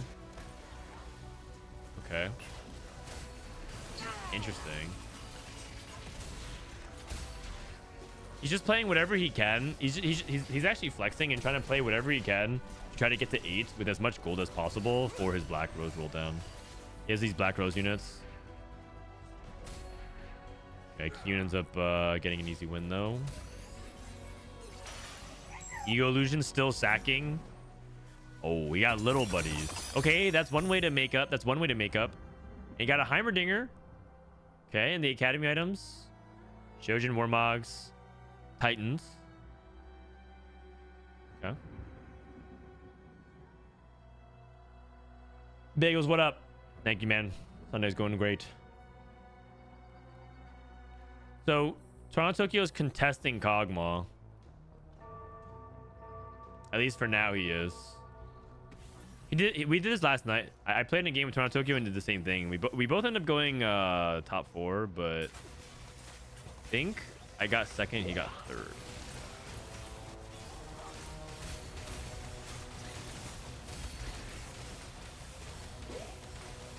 I don't know what Jisoo thinks about Automata. I think Automata might be slightly overrated on PBE. It's like a lot of people think it's like broken, and I think it's like good. And it's definitely good. I'm not sure if it's broken though. Now you prefer 4 Automata? I believe so, because 4 Automata is like now you can actually tank Blitzcrank or a Mumu, either one. And if you get 6 Automata, look at the damage increase. 450 to 1200, right? Like the jump. Part of the reason why 4 Automata is probably really good is that if you ever high roll an Automata emblem, it spikes like crazy. Like this damage number is way too high. It makes Kog'Maw 2 perform like a Kog'Maw 3. Because every time he does 20 crystal damage, he blasts. He just does like a Kamehameha wave.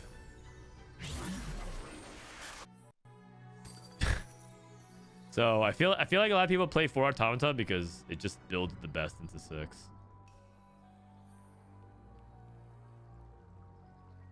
Okay, let's look at Binteum's spot. Oh, Binteum's also playing Ambusher. Oh, he's playing Ambusher Family.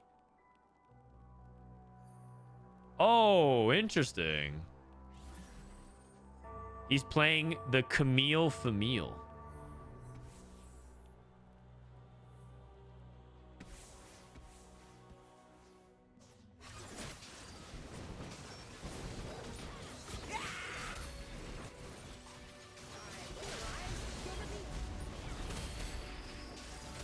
Is Rereplay playing Kog'Maw? Probably not.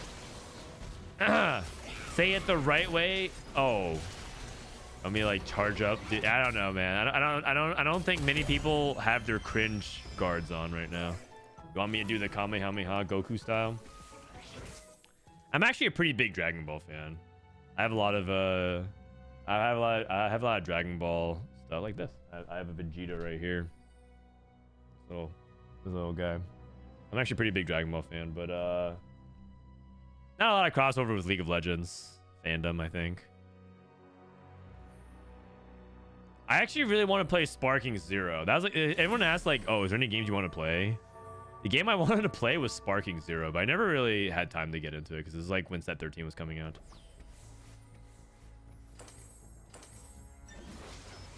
Lighting Jewel. Okay. So Rereplay going for the AP. Let's see if Kurum can finish on a good streak. Kurum got RFC. Okay.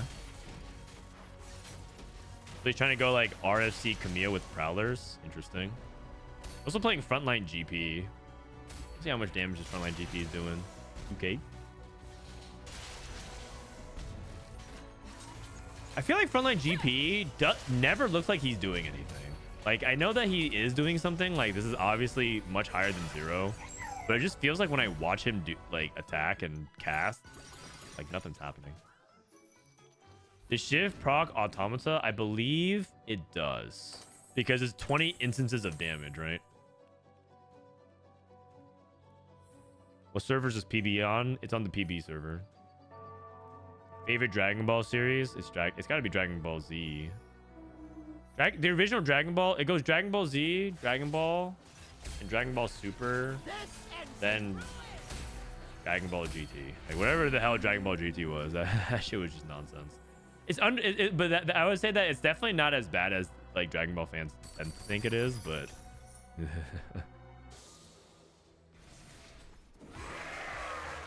But I grew up with Z, so I felt like I have to like that one. Plus, my favorite character growing up was Gohan, but then they kind of did Gohan dirty, so it's kind of hard to like him. So my favorite character is Vegeta, probably. Vegeta or Trunks. I really like that. I really like Trunks. Future Trunks. Kid Trunks is he's okay. Okay, Kiyoon rolled down, got to level 8, got to this board. Ego Illusions about to go for a big roll down. Rereplay also about to go for big roll down. Oh, he's pivoting. Rereplay is going into Emissary because he has Aesah. Oh.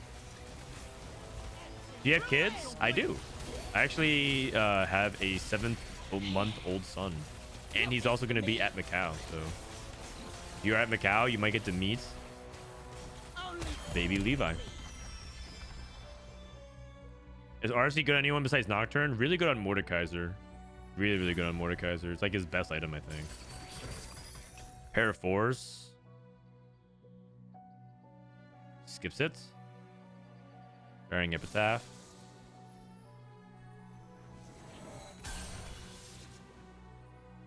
All right. Looks like he's transitioning still back to Zykoo anyways. He's okay. He was just holding this anyways. All right. Like I think he sold his Black Rose, but then picked up anyway. Oh my god.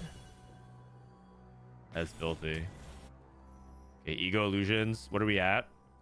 200 HP. 13 AP. How much HP do we have?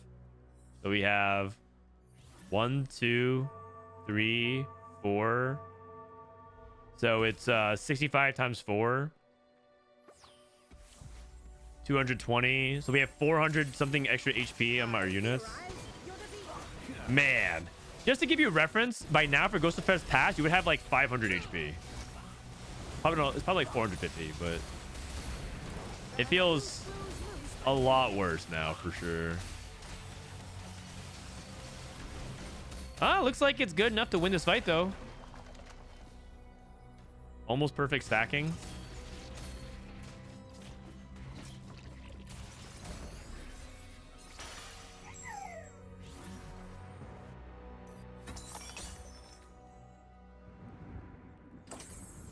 We took pair of 4s. We're playing Elise Echo. Interesting. interesting. Ego hit Heimer 2. All right, look at Kiyoon spot. Zykoo, Black Rose. Blazing Soul for Kog'Maw. 4 Automata. This will be interesting because I think sCsC is also playing Kog'Maw. Let's see how they both do. It could be that Kog'Maw is just really consistent and good. I personally think Kog'Maw is still very solid, but it could be one of those things where this comp is still just a top 4 machine and not really a win-out comp.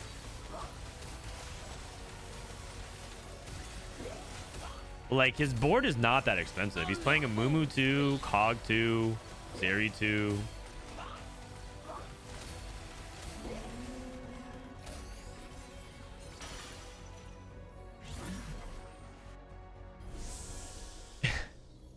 It looks like Rereplay and Kiyoon are both playing Black Rose, and Toronto Tokyo is holding hands with sCsC, and Kuram is playing contested Ambushers with Binteum.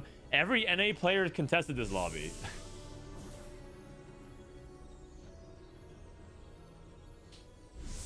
This augment looks dead in the water. Do you really think so? Okay, how about we put a prediction? Ego, Illusions, Ghosts. Do you think he goes 8th, 7th, 6th? Let's see. 7th to 8th. 5th to 6th. Or top 4?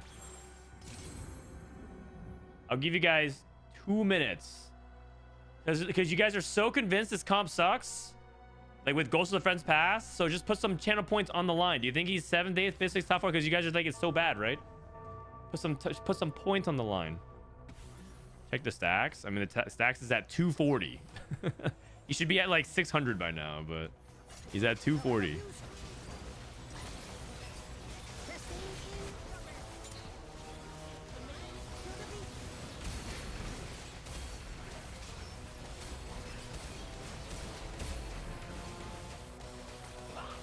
Now, keep in mind, we have to see what the anomaly. Oh, he is low in HP, and everyone else is kind of getting pressured as well. All right, let's take a look at his anomaly here. He doesn't have much gold to roll. Slow Cooker might be something he thinks about. Fortified also is pretty decent. And he keeps getting scaling HP. I think I would take this. Okay. The thing about Ego Illusions is that his HP count is pretty rough. He's at 2 lives starting from stage 5. He could theoretically lose 1 time here and still be at 2 lives. But he's at 2 lives, 26 HP. If he queues into like Zykoo with nothing wasted, right? That's like, it can go pretty badly pretty quickly. So it's his life count that's the problem. Dual wielding. Oh, because he's playing quality over quantity. Interesting. Binteum took diving in on first cast, lead to enemies and stun a 2 hex radius. He's out of gold though, so I think that's what it is. Grim goes dual wielding. Oh, he's playing Sisters. Sisters Ambusher. Okay.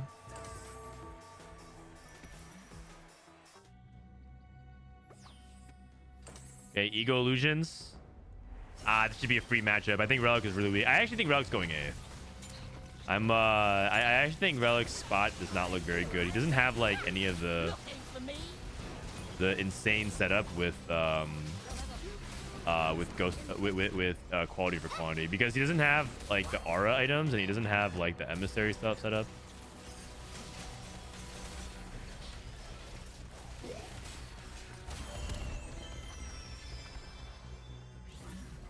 Is Ego Illusions going to Macau? I think he is. Binteum is losing out here. Kiyoon looks pretty good though. And if Kiyoon can get to the Mordekaiser, he's about to go to 9. Toronto Tokyo at 7 cogs. Oh no, this is sCsC. Toronto Tokyo is Repulsor and Bessa. I heard this was good. I heard Repulsor and Bessa might be good.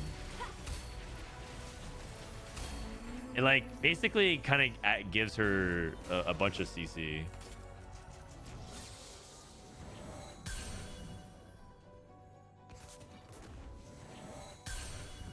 All right, big roll down here for Kiyoon. Looking for Zykoo 2 and Mordekaiser. It's going to be hard to hit Zykoo 2, though. He's pretty contested. Oh, that's big. LeBlanc pair as well. Probably just holds for now. Mumu 3 for sCsC and Kog'Maw. The Ego Illusions.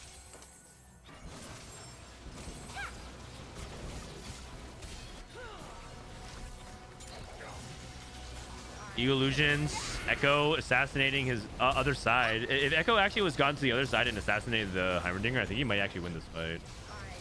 But he jumped to the bottom right instead of the bottom left. Or bottom left instead of the bottom right. Oh, Ego Illusions is streaking, you guys. He is win streaking. Uh-oh. Got the 9 for 6 Sentinel.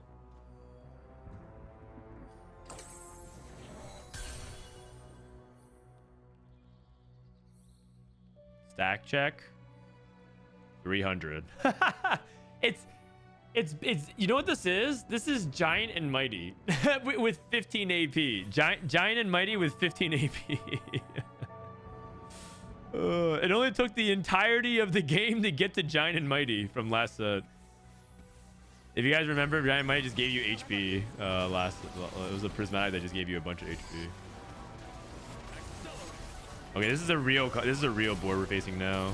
It is Zykoo 1, but it's LeBlanc 2, 5 Black Rose.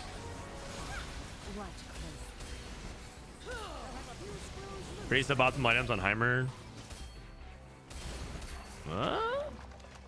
Well, that's a really good sign. He might not be going bot 2, but the augment still sucks. What if he wins? What if he wins the entire lobby? Are we still gonna say the augment sucks? Just putting it out there. Just putting it out there. It looks like Binteum, Kurum contesting guard going 7-8 though.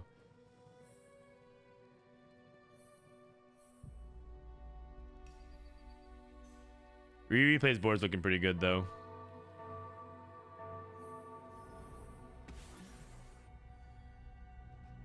Bless Holy, ban yourself for 24 hours. All right. Bless Holy. Peace.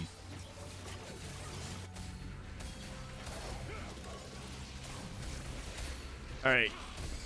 This is Kiyoon's POV going against Binteum.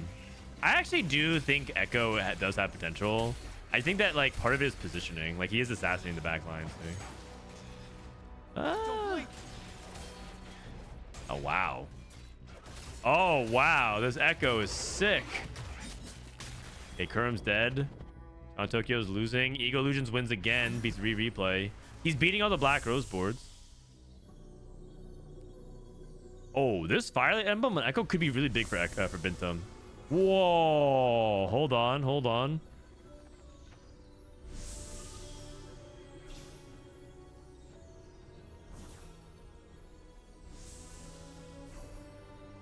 With Item Collector and Little Buddies, I wonder how much HP in total with all of them. So he has 340 with this. I think he has 220 HP from Little Buddies. And Item Collector has 1, 2, 3, 4, 5, 6, 7 unique items. Now 8. So 160. So yeah, he does have like a pretty meaty amount of HP. It looks like it's like around 700 HP. 800 HP. 700. And he hit the board with triple combat. So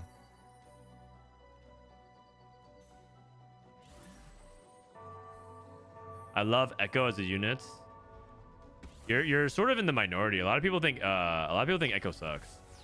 But I think opinion is starting to change now. Firelight Camille. 3 Firelights. He's getting targeted though. Wait, he oh my god, that heal. Almost. Living?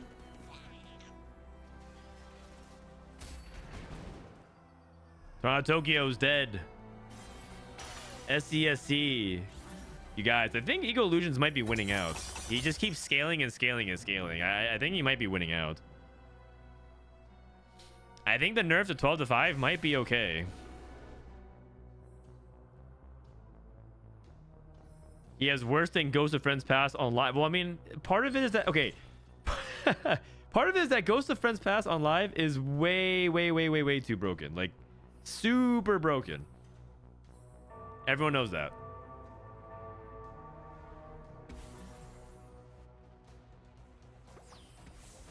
I think it entirely depends on where Echo goes. If Echo goes to the bottom left.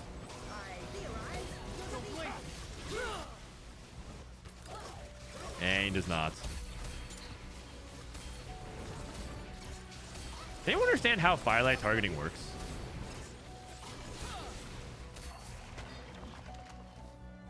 It's a top 4. Yeah, I should probably wrote top 2. I should wrote top 2.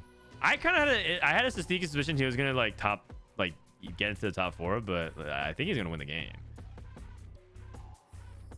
Nope, and we never will. Well, that every 6 seconds they just dash. That's it. Okay.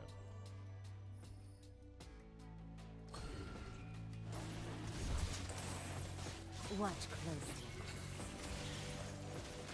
All right, Kiyoon at 4 Black Rose, 4 Doms.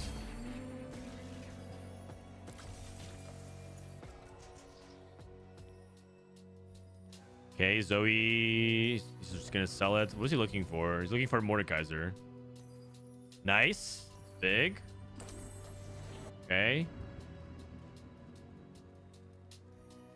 Ego Illusions. I'm kind of rooting for the first now. Just for the conversation piece. Wait, these items are really good on Mord. Not gonna give Mord the HP. Just gonna give it to these 2 units. Okay. Right where I was. Going against Mord too, though. I think his board might. Oh wait, never mind. The Mord died so fast. What? Didn't he have a Edge of Night on him? Right where I was. Oh my god. Wow. All right. I kind of thought the 2-star 3-item Mord was gonna do better, but I guess Artifact Supremacy. He had the Blighting Jewel and everything working on him so quickly. And I think Kiyoon might be surprised as well. He's like Magic Roll. Oh. Magic Roll, your champions get permanent HP. That's crazy. I think that one's really good. Ego Illusions winning out. 400 HP. I think it's too late. I think everyone else. I don't know. I don't know if anyone else can keep up with his HP right now.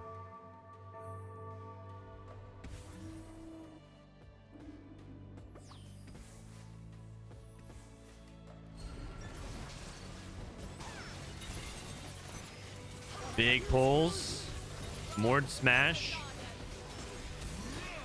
I mean, if this goes to the board, if this wins versus the Mord board, then this augment is still extremely good. I don't think that it should beat the Zykoo board. Woo! I can see it's level 10. But like this Zykoo board is very capped. It's very strong. Yeah, you know what? I'm pretty sure Ghost is still really good, you guys. And then he's texting Viktor.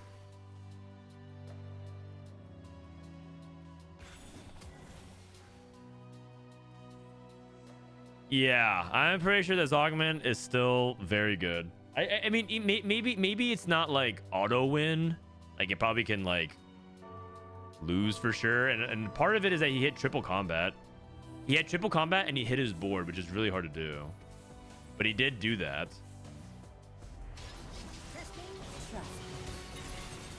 Baby, don't fail me now. Mordekaiser surviving.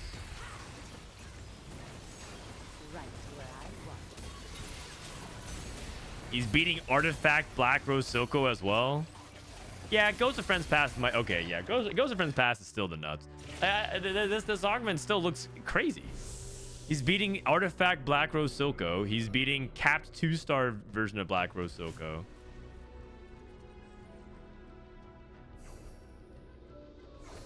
I guess you could argue that neither of them have Viktor. So they're not at true cap. I want him to hit Viktor to see what happens. I kind of need Zykoo to hit, or Kiyoon to hit the Viktor here. He's not going to roll. Oh, he's at 2 lives, at 2 lives.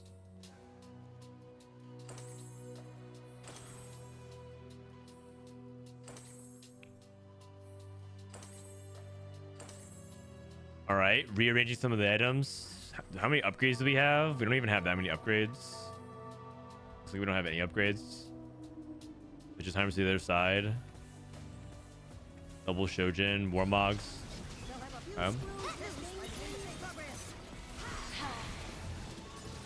Kiyoon is focus firing this time on the other side. Oh, there's a Lowy. This Alawi, oh my god, 8,000 HP. Oh man, it's too much, man. It's too much. Holy cow! Wait, how crazy is this augment? At 5 HP, it's this insane still. It's this insane still. That is crazy, man. That is crazy.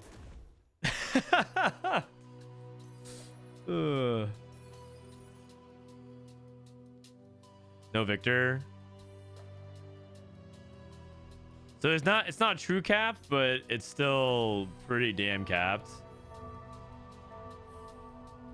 How much damage did Mel do? 5k. She's just trio carrying. She's the damage spread.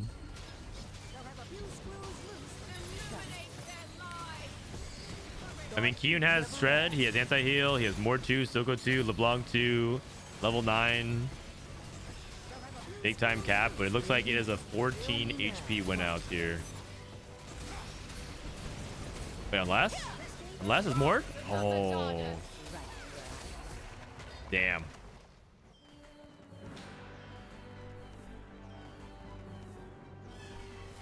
Yeah, this augment's still insane. Now, here's the thing. Part of it was so broken you could like literally pick it and play anything and you would be crushing it, but maybe it's one of the things where you have to play around Sentinelheimer. Let's check out and see how Soju scrims are doing. He's one of the players. He's scrimming against China right now, so let's see how he's doing. Also, I have to run some ads in between, so I'll take like a minute break and come back. We'll watch some pro scrims. On Macau, we got 60Second, Soju, Kiyoon, Toronto, Tokyo, sCsC, a lot of top players. So, be right back, guys.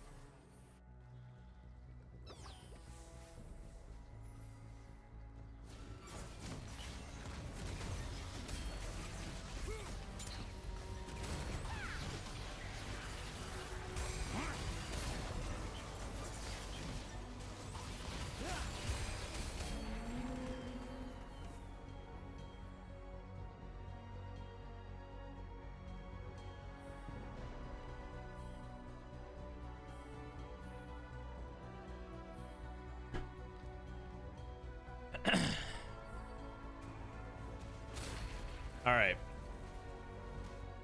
Oh, we got Mad Chemist in the house. Ooh. All right, what portal are they on, by the way? They're on Scuttle Puddle. All right. Scuttle Puddle. They're not playing the mock tournament. These are just PBE pro scrims.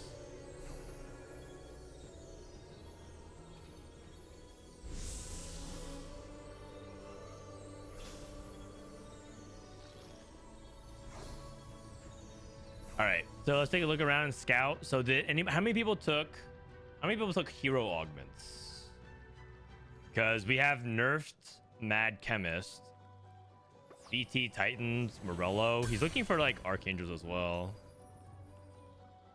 Okay. I personally think that this hero augment is very, very, very good. And it's getting nerfed. Actually, it has been nerfed on this patch. Oh, he has Find Your Center, Mad Chemist. Okay. Okay, so he's got the extra damage amp and the extra HP. That's going to be really exciting. Crafting. This is the nerf crafting. Only 2 rolls. Looks like we're going for AP here. Kiyoon has a pan. Pumping up and branching out. Oh, is he going for double sentinel? Double sentinel with branching out. I see. I wonder, you know what he could do? He could reforge this emblem and then try to adapt to it and go for a double emblem of some kind. But I don't know if he is in a desperate enough spot to do that, because the sentinel is probably a fine thing to play because it's just extra stats. Like the way you could read sentinel off of branching out is that it's just like giving you a little bit of extra resistances, similar to like unified resistance. Do you guys remember that augment? Unified was like if you play 3 units in a row, you give them all resistances. I think that's kind of what sentinel is like, so it's fine. Are you Jinx? What do you think? Let's see. Oh, it's because I have blue hair. Ah, very nice. That's a good one. Haven't heard that one before. Power up and Band of Thieves. Let's see. So he's gonna go for Prismatic last one. Yes. To answer your question, I chose to dye my hair blue for the first time in honor of Jinx and Arcane. I stand with Zon. This is Violet 3 with Rainplosion. Very interesting. Power up into Family Crest.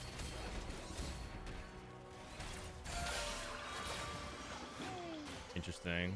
What is Soju playing? Soju's playing over encumbered, and he's going for max items. Eye for an eye, over encumbered. He's gonna play emissaries. He's holding Tristana.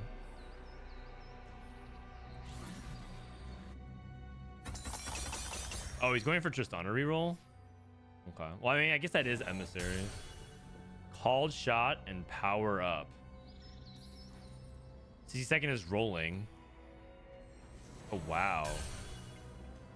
He's like rolling a lot on 7. So if you guys have never heard of 60 he is for a long time in China considered to be one of the top ladder players from China.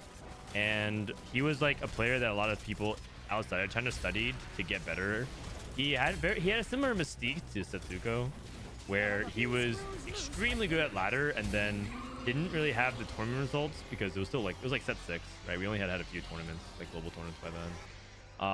And since then, both him and Setsuko have made it to world championships and have gone really far and deep, and now is considered just like kind of like one of the greats. Finally had the tournament results to back it up, and he's scrimming against the West, which is kind of cool. China has their own PBE server, so they actually don't really scrim very often against us. So it's cool that he's joining these scrims. sCsC hit Archangels and Cinch 3. So he's making Archangels, BT, and I think you're supposed to go Morello on him, but he's probably going to go Titans and Morello somebody else. Against Morgana. Okay, that makes sense. Just that I don't think Titans stacks really slow on him because he doesn't attack. You see how slow his stacks? Like the fight is over and he's not done stacking Titans. Huh? Might be okay though, as long as he wins. And he got 25 anyways. Ooh. Yeah, I'm not a fan of Titans. Who has power up? What you really are. Gain a Bloodthirster after you deal 35 damage. Gain a Warwick. Okay, we got it. We got the 6 cost. Wait a second. No. He's not going to. He won't. Yeah, he didn't. Okay, never mind. All right, well. He baited me, man. He baited me. All right. Soju hit Tristana 3. Okay, so he's going Sentinel, Artillerist. I'm looking at if anyone else had power up. I think maybe one other person did. Oh, this person did, but he got 3 too. family crest. Okay. Man, he didn't take the Warwick or the golden egg. Veg. He went for Radiant Refactor and went Dragon Claw. Oh, you know what he's doing? He's doing slow cooker Nunu. Slow cooker Nunu. And you know what he could also do? He could do center of the universe Nunu. This is tech from China Mobile. You reroll Nunu 3 and you go for slow cooker or center of the universe.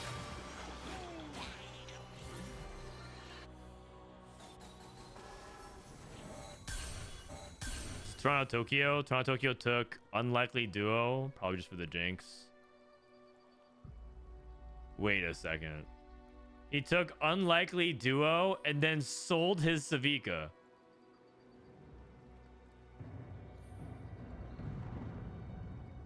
Is that right? His augment literally said gain a jinx, gain 5 gold.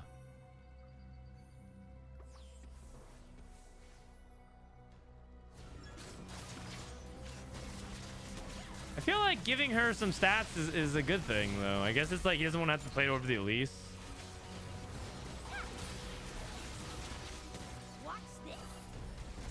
I don't know. I mean, we'll see. The Singe is kind of trolling. Nope, never mind. Running Man. He's going 8th, yeah.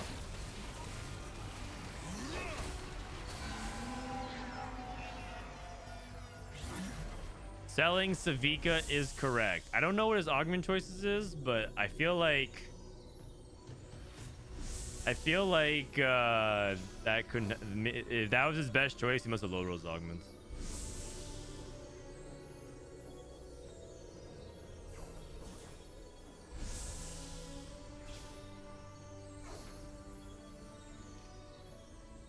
Like a lot of people are insisting that it's correct because they probably think. I mean, they understandably so, because they think Jinx is really important for it, the Rebel comp, and she is.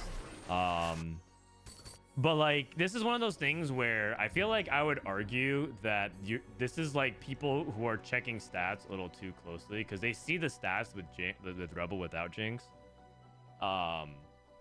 I imagine that if augment stats were around and you check the stats for unlikely duo 7 Rebel, but you removed Savika, it would look bad. I think it's one of those things where I think people are latching on to stats a little bit too much of whatever stats were made. But maybe I'm wrong. Maybe no unlikely duo, no ambusher Jinx is great on 7 Rebel. I could be wrong. I'm just saying, this is my instinct says that I don't agree with this. Okay, 60Second has the Nunu 3. He has the Nunu 3. Oh, this Malzahar is getting Zoe'd down.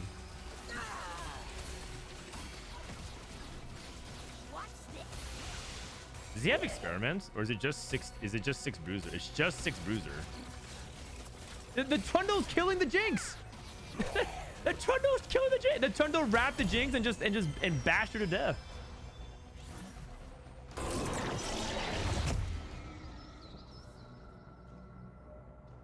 Okay, he's rolling. What does he want? Deep roots? No. Bully? No. Comeback story? No. He's looking for it. Protective shielding? He's seeing repeats.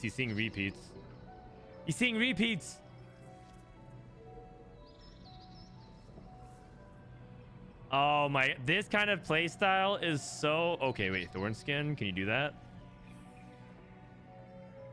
Ah! Legacy of Shurima? He's looking for it.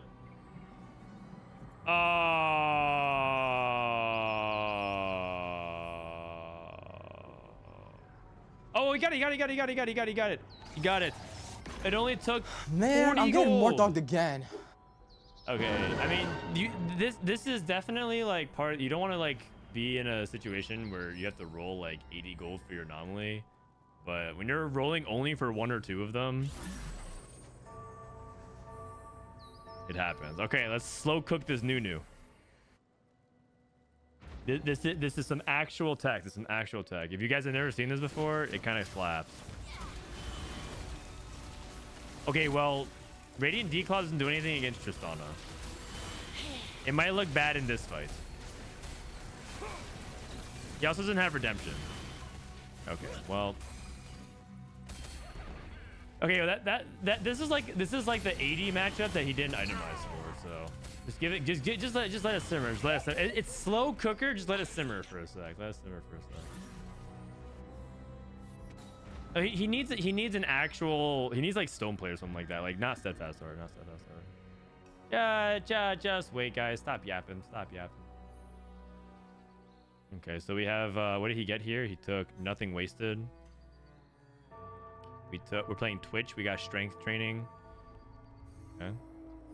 sCsC. Execute on Singed. Oh, a gold orb. Ham, Scott, and an artifact anvil. Fishbones. Fishbones, violets. What did he pick on violets? Ultimate hero. Oh, wow. In 3 rounds, he's going to have that violet 4. Okay, Kiyoon. 5 black rose. Soju trying to play for a better Tristana item. He's gonna go Shojin and then just make this as a defensive item. I'm not sure if I like Soju's position that much, but we'll see. Oh my god, they at least didn't cast. Big deal.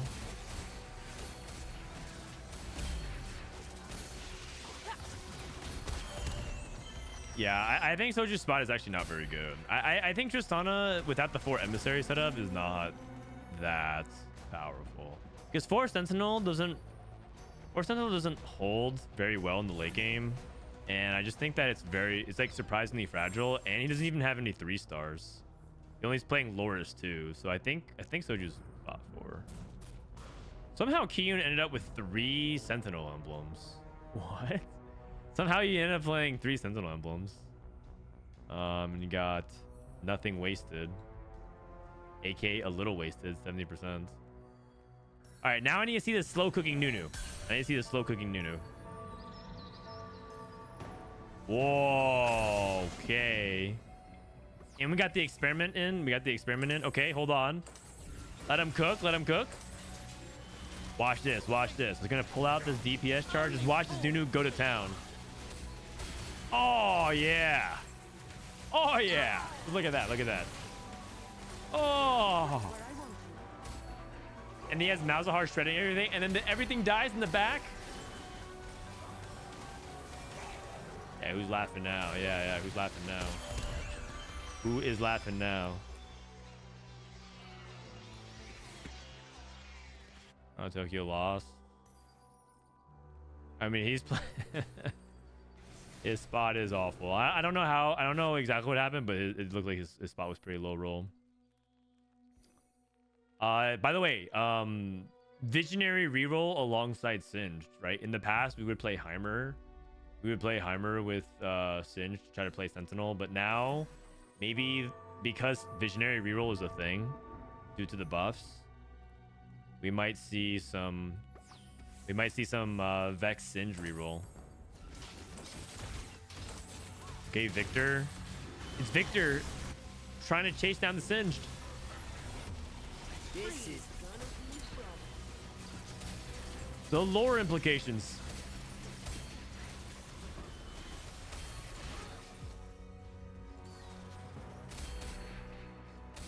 Oh, it's close. It's very close. We're gone. Oh man, she takes forever. She takes way too long. She takes way. Her damage takes 10 seconds to get the full damage of them.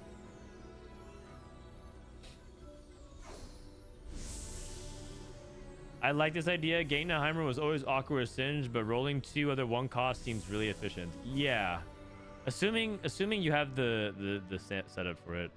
I think part of the issue is that this is a low damage or Vex. I think instead of Jewel Gauntlet, you want like AP.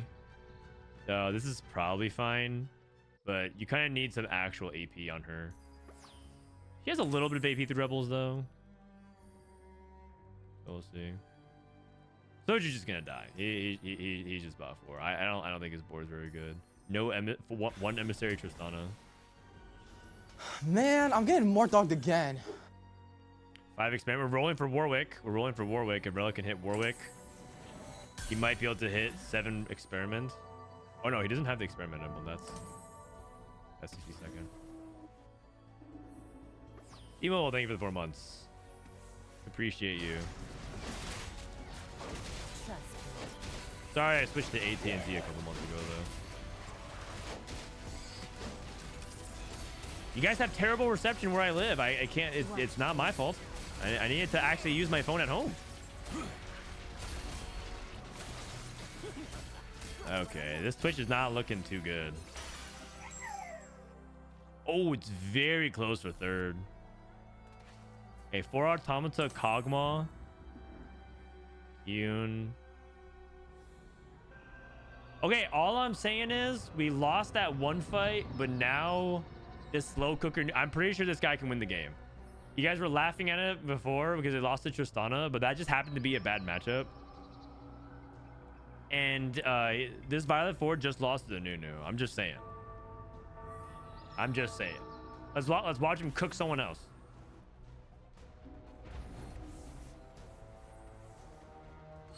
Where can you watch the patch rundown? You can go to Mort Dog's channel and watch it. It'll be up later.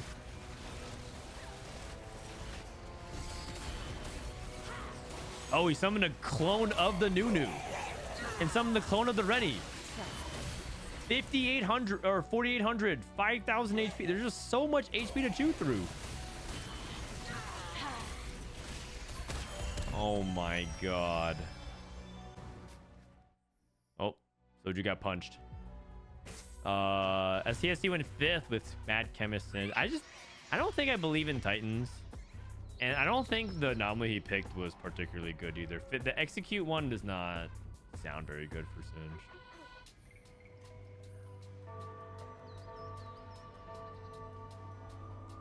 So I feel like with Singe, you want something that either gives him more survivability or something that like makes him or just makes him scale faster.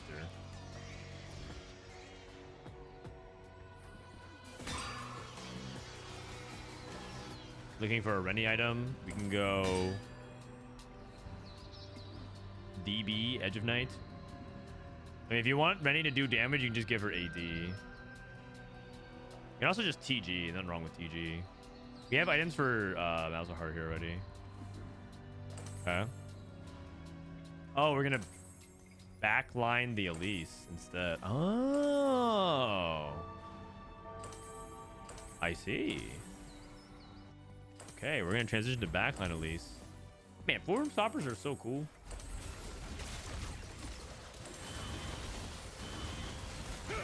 Slow cooking. You know what's fun?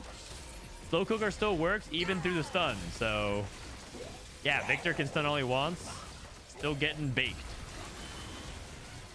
Frito-Lay style. Look at that. Yeah, nice dot, Malzahar. Nice. Are you guys a believer now? Are you guys believers? Who are all the doubters in chat laughing?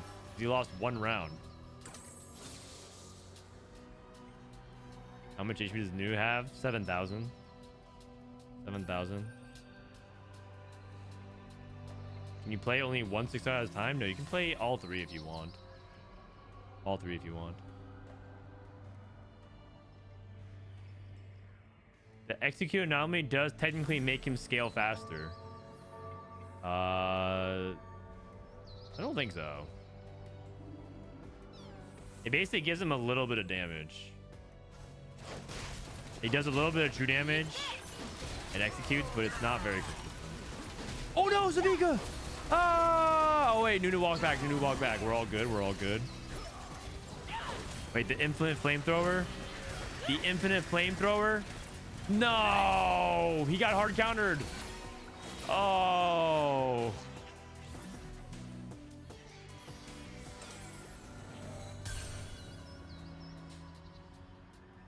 What was that? 9,000 damage. I guess 5,800 true damage. And she just 2-starred it. 442 true damage every second until death. My God.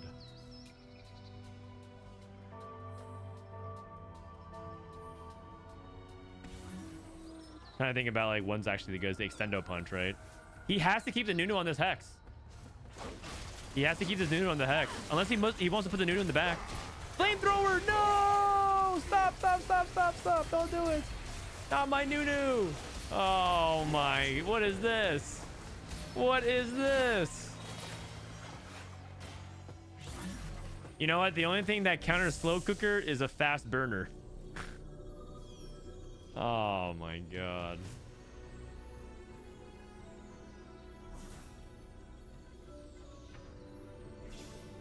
Unlucky. Unlucky.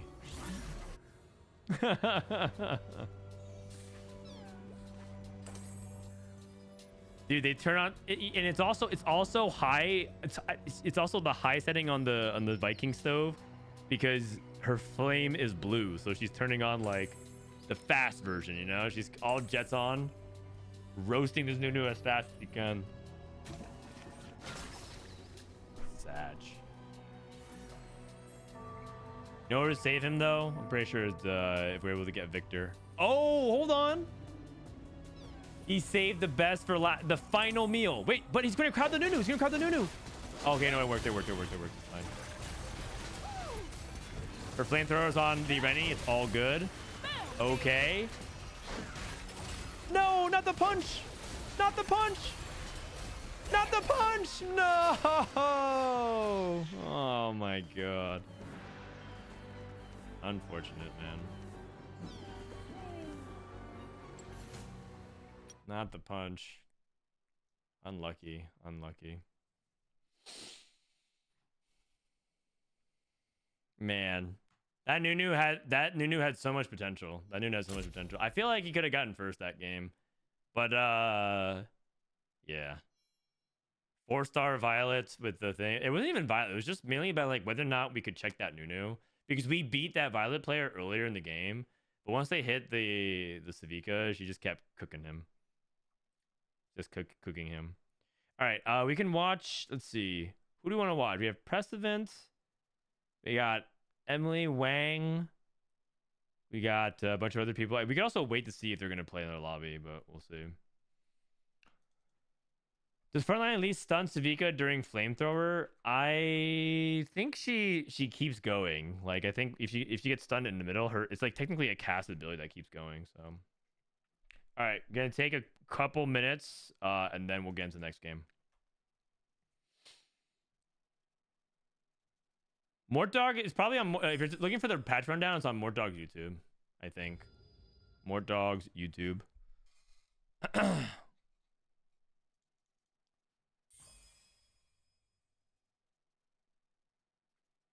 All right, let's see. See what EmilyWang and folks are up to.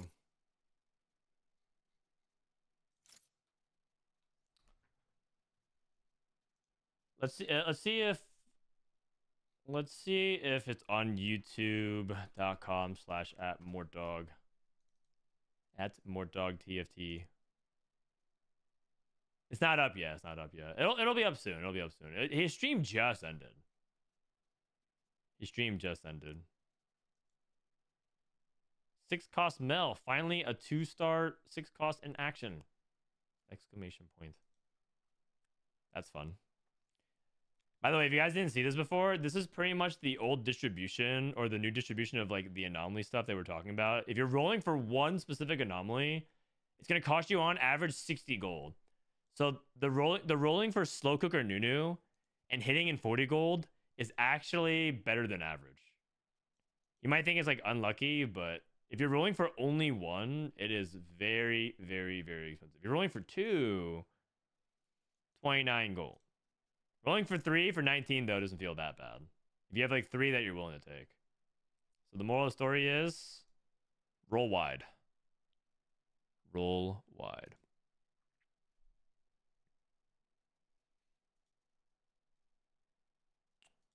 All right.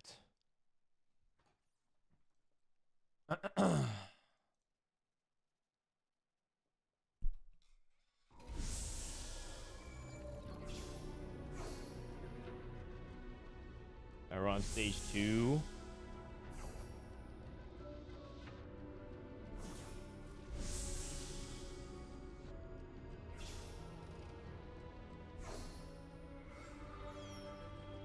Oh wait, they actually are still running those scrims. Actually, I'm gonna go back. I thought they were done. I thought I saw a message that said they were done. Sorry, I'm actually gonna go back and watch this one, because this lobby has like a lot of the top players that I think people are expecting.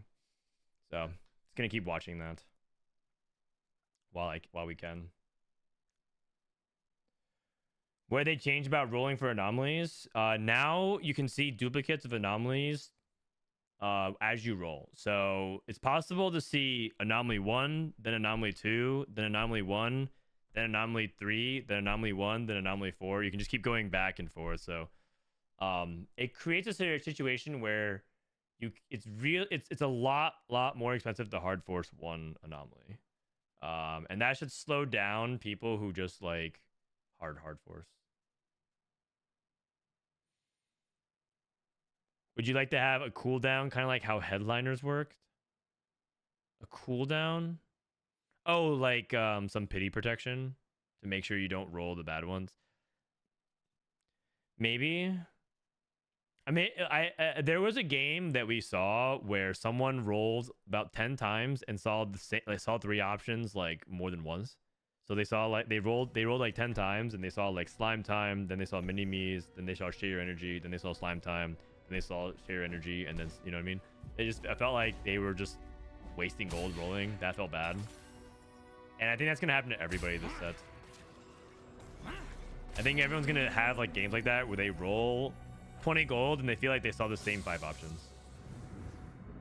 There probably should be something as a baseline, but I'm not entirely sure what it is.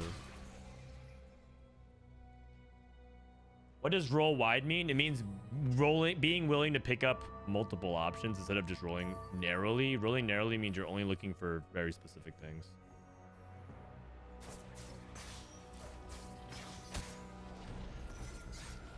Okay, so in this lobby, we have Kiyoon from North America, Experion from France, Soju from NA, 60Second from China, Jedusor from France, Hams APAC, Toronto, Tokyo, NA, and Relic from LATAM.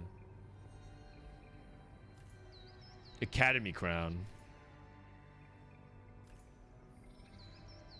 Let me see if I can put the Academy this game. I can put that here.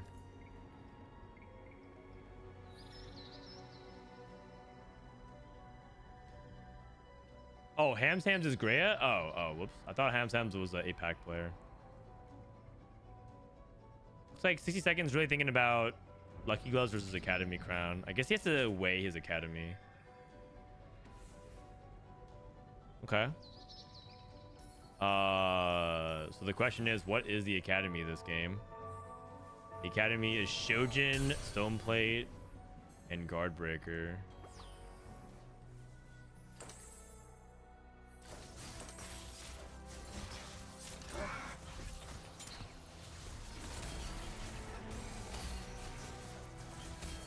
Maybe I'll just like... No one calls Shojin SOS, right?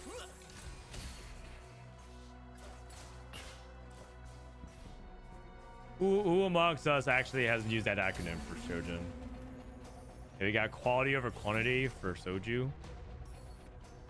Living Forge Mittens. Okay, Academy's Blue Streak here. Wandering Trainer. Wow. Automaton and Firelight. So, has to be an Automaton game.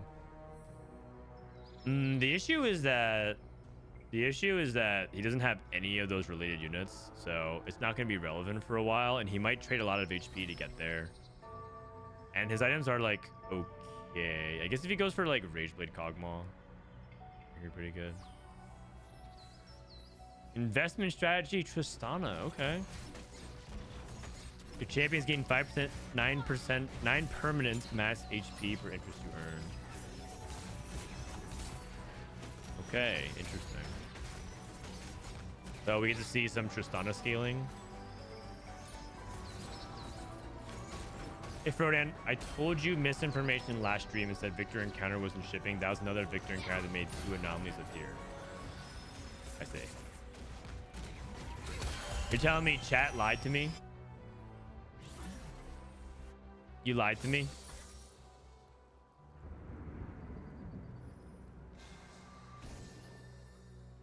Correct. I don't know if I'll be able to trust again. How do we recover from this? How do we recover? Is it just over between us? Like what? Why would you lie to me? Man, I'm getting more dogged again. Little Preacher Man, thanks for the 2 months. You know what? Little Preacher Man wouldn't lie to me. Jaw Wiz, it is Victover. I'm breaking up. I'm choosing myself.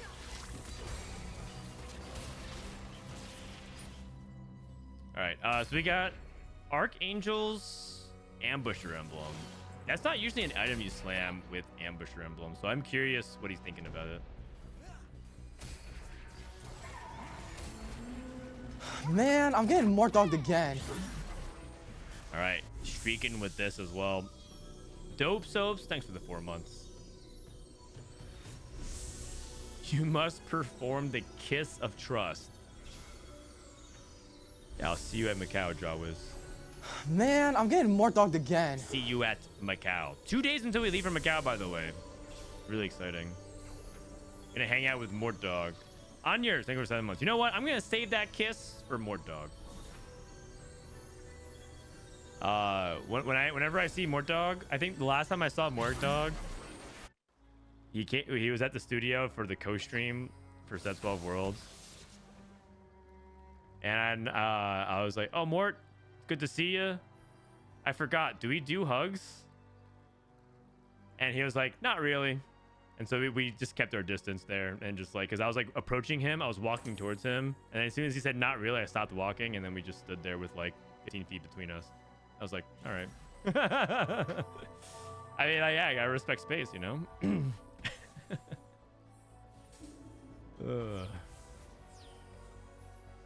I got hard checked. I appreciate his forwardness though. Or teching in Ken Baron, Win Street Ken Baron, huh? Dude, Renata has got a gun. Be careful, guys. She's got a gun. Oh, and then Zykoo buffs her so her pistol shoots faster. Dude, that's brutal. Oh!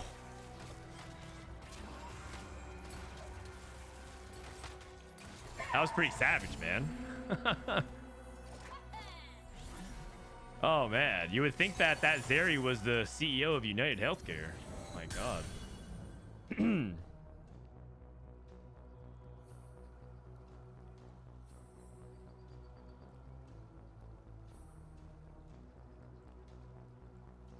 Okay, we got one more win, and then we have a 5 streak here. We're about 70% packed. Excellent. Do you think that increasing the cost of 1 for every 5 or 3 rolls is better than stop anomaly forcing? I'm not sure. I feel like that's like one of the things I have to like test out and feel. I have to vibe out. I have to like check it out and see if it feels good to roll. Because I feel like it's also bad if you roll. It's like I think the situation they want to avoid, in my opinion, if I were to put put myself in the chair and think about it from their perspective, I don't think I want a situation where I am forced to pick an anomaly I do not want. So repeats, the threat of repeats makes it feel like at least I have the choice of stopping whenever I want.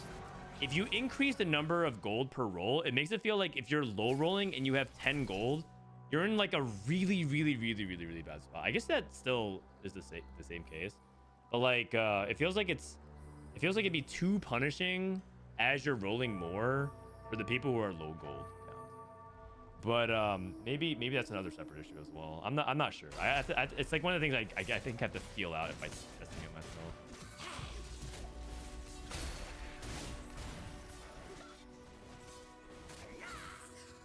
Repeats are fine as long as there's a pay system, and Mort has confirmed one. Yeah, well, last time I got lied to by chat and I broke with them live on the internet, so I'm a little hesitant to believe you. Forgive me of my hesitation. Forgive me my hesitation. Kog'Maw 2. That's actually really big. Kog'Maw dominates stage 3, so that's really, really huge. Looks like he used a duplicator because there's nothing taken out from the shop. Academy +1. These kinds of spots, man, I'm not so sure about. I'm not a big believer in Academy personally. I like Academy with quantity over quantity though, because QOQ is quite good because it converts these academies into radiant items. See, this is an academy item, but it turns into a spear of Urana.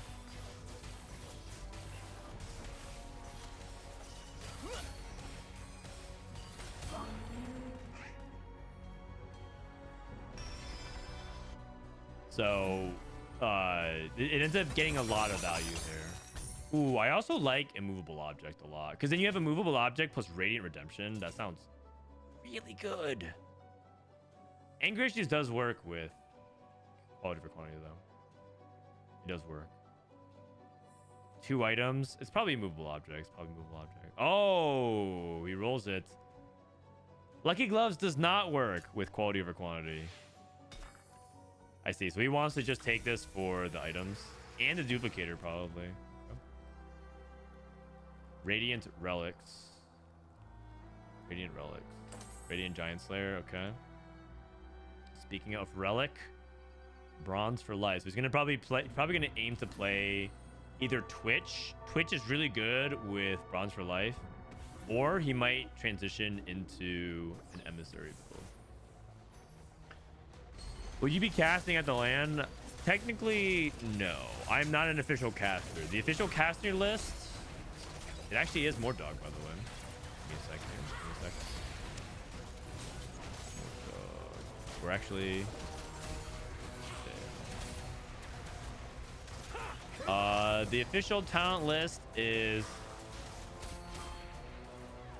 this: Zale, Candace, Gangly, Makes, Mortdog, Necra, Impetuous Panda, and Clement.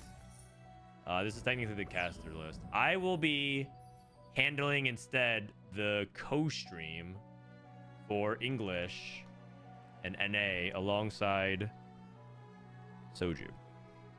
Basically, Soju's competing, and I'll be running his co-stream while streaming on my channel as well. It'll be a dual stream. And then Toast will also be co-streaming as well if you don't want to listen to me yap about TFT. Which honestly, I've yapped a lot. If you're like, yeah, I love you, Frodan, but you know, I love my bread. I need to get that bread. I totally get it. That's the only other stream I'll let you watch though. After day 1, Soju joins. Yeah. Something like that. Something like that.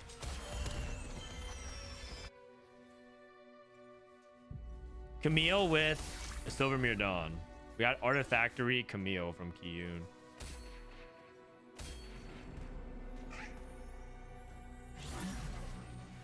If you get nothing wasted and kill streak, do you put on Heimer or Malzahar? Usually you put it on the unit that's holding items. So if you're carrying Malzahar, you put on Malzahar. If you're carrying Heimer, you put on Heimer. You lean into whoever is your best carry at the time. It's rare to be in a situation where you have options for both with items for both.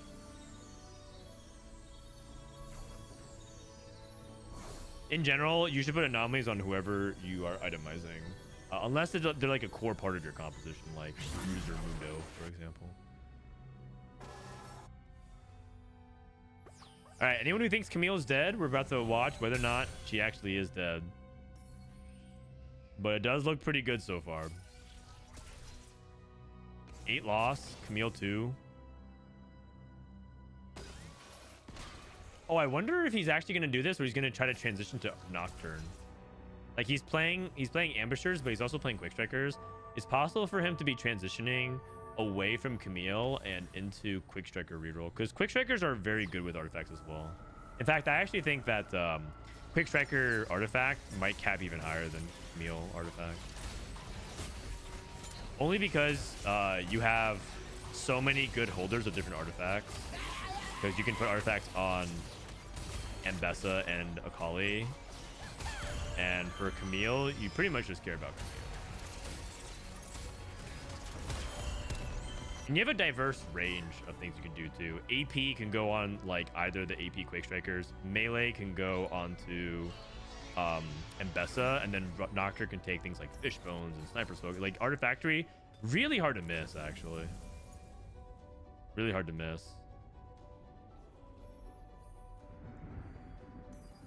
I think he is transitioning. I think he should pop this and see if he can get a good Nocturne one, and then maybe switch. He's making this. Yes, Sniper Smoke is Nocturne already, right? So he's just waiting. Okay.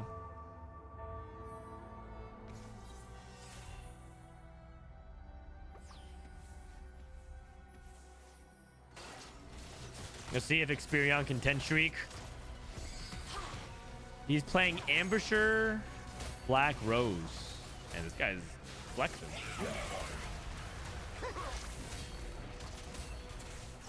Pretty cool. I feel like a lot of people would take this Tactician's Kitchen and then just be like, well, I guess I'm just Camille rerolling. He's just tempo. All right, let's see what Kiyoon opens with this this Anvil.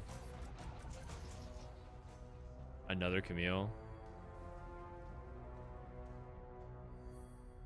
What is he holding it for? Is he holding it because he wants to see maximum information? Like he wants to make his item. So the play would be make an item on the bench, Artifactory rolls it, open the Anvil and have max information. That's really hard to do.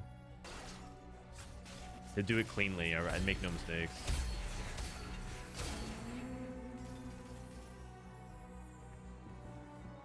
He's making. Okay, he made 2 items. Held the extra Camille. Trickster's Glass and Talisman. RFC. Okay, it's gotta be Nocturne. He also can go Prowler's Call Camille as well. But I'm pretty sure it's RFC. And then Mittens is also really good on Nocturne as well. I think Mittens goes here. And then now he has 4 Quick Striker. He made him best of 2-1-6.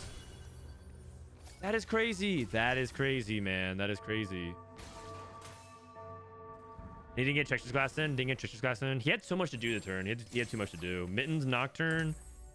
And Bessa's not very good with Silvermere Dawn. Okay, so we can put it all on Akali. Tank Akali.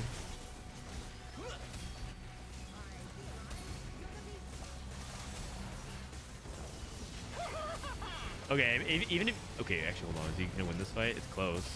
Ooh, nice. Esperion's still holding strong, but looks like 60Second did roll down and got Heimerdinger with Academy.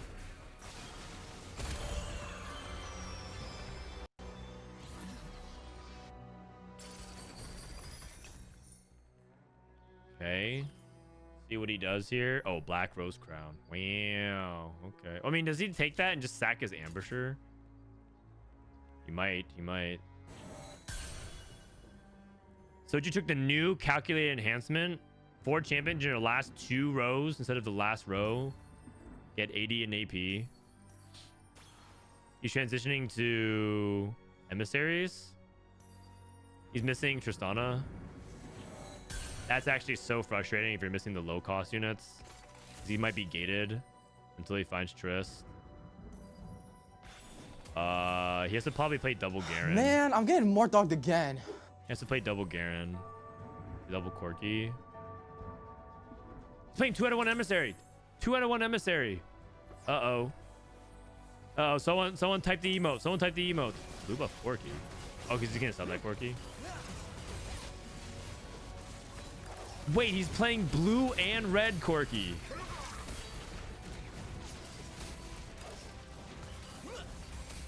Vervain, thank you for the prime.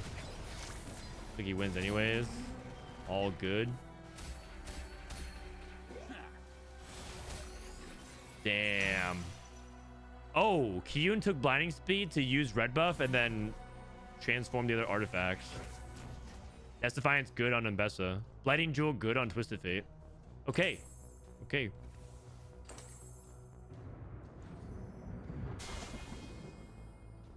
Edisor is rolling for Tristano 3. Okay, got it. Rhea rolling for Kog'Maw. I'm not gonna lie, I think his spot is kind of awkward. I've never actually felt like Firelight Automata like Wandering Trainers are really good unless you have to start for it already. It feels like kind of hard to get into because it takes a long time for the ramp up and you're down at Prismatic. The tempo is like too low from it. It's a mid-game trait, so basically you have to sack early game, but you have no econ. It feels like you're sacking really, really hard.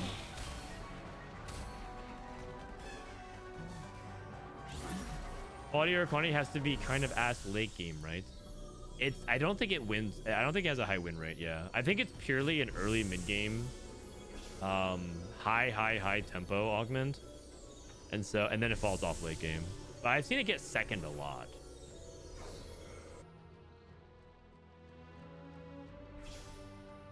Wait a second.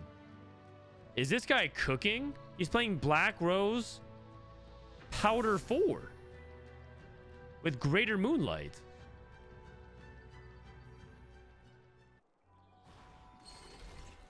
And now he's just missing Echo. What on earth is happening here? Ambusher LeBlanc? What? And then Echo just goes in over Zeri? Well, this guy has his Echoes.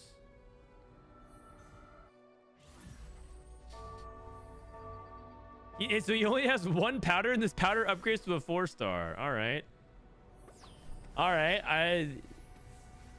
At first, Experion, you had my curiosity, but now you have my attention. Okay. All right.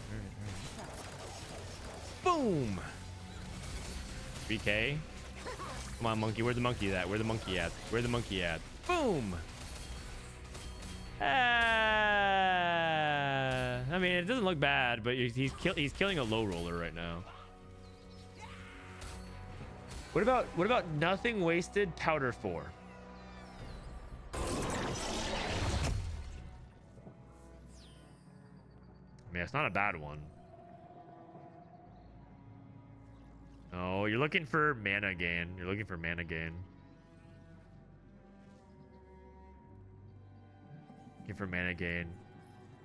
And this would be the instance where I think increasing the number of gold would feel really, really bad. Calling card, you can get Ambusher.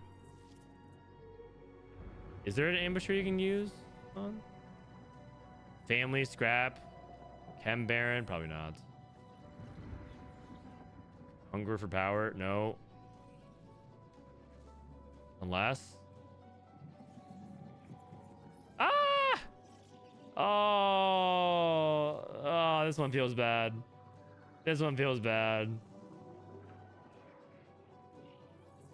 You guys.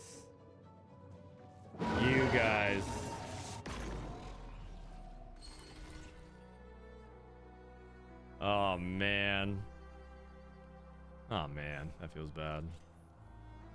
What did you get? Freestyling.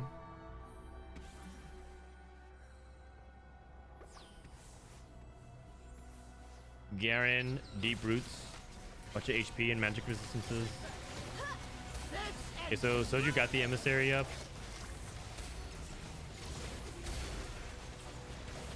Watch closely.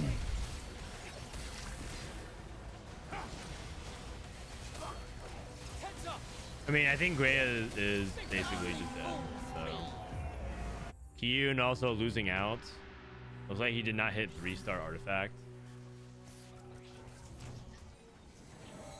He only hit 2-star. I mean, his items are really good. His items are really, really good. He just doesn't have the 3 stars.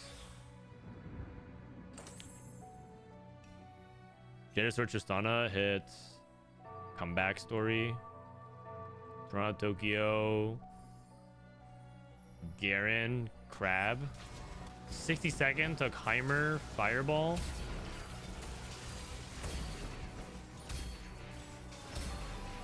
We watched a Deep Root Scar.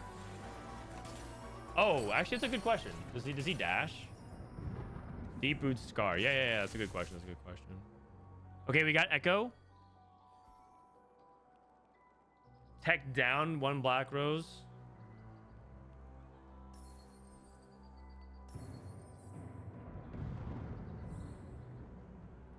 Leona 3. Okay. Rel 3, Leona 3. You got the blue buff Mel, okay.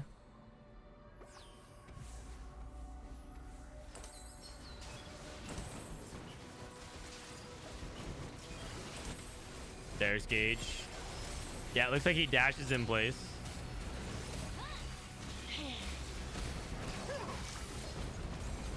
Dude, kind of a nutty cook. Kind of a nutty cook, man.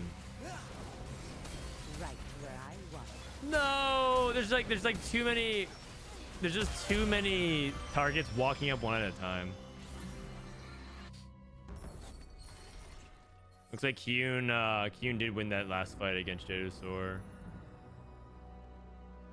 Soju looking for 2-star emissaries. Emissary is very contested. Garen super contested. Kiyoon hit Nocturne 3. Okay, now they hit Nocturne 3. Now they hit Nocturne 3. His board should be a lot better. Doesn't have armors. Oh, he does. He have even Shroud. He's even Shroud. Oh, dude, he's frontlining his Trist and he's frontlining his Trist and his Nami just to buy time for this Nocturne.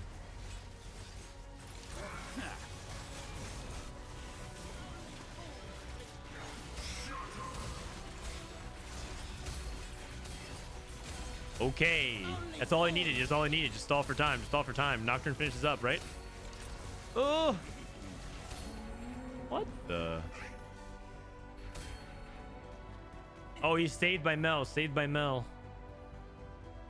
So Jedusor would have died, but Banished Mage casted 12 times, and so now he's saved.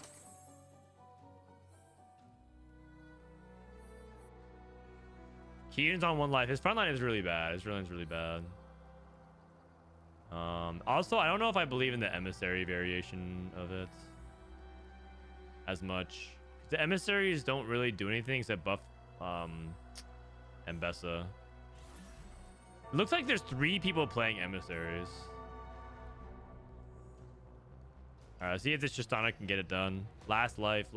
Going up against the Bronze for Life board. I really like movable object with, immovable object Bronze for Life, so you get a bunch of durability bonus plus the immovable object plus the quality for quantity. If you can get a Radiance Redemption, it would be insane. Fantastic synergy. Okay. Just on a stat count at 58%. Firelight Emblem. Furion can take the Firelight Emblem. That'd be fun.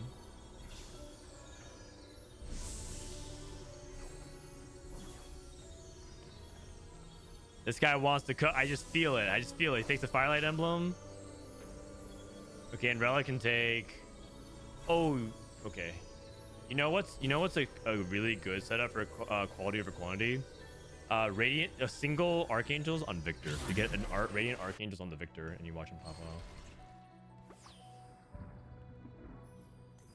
Okay, what if he firelights Powder and puts her in the front line? What if he firelights Powder and puts her in the front line? He's doing it! Yo! What is going on? Okay, man. This guy is a grade A chef.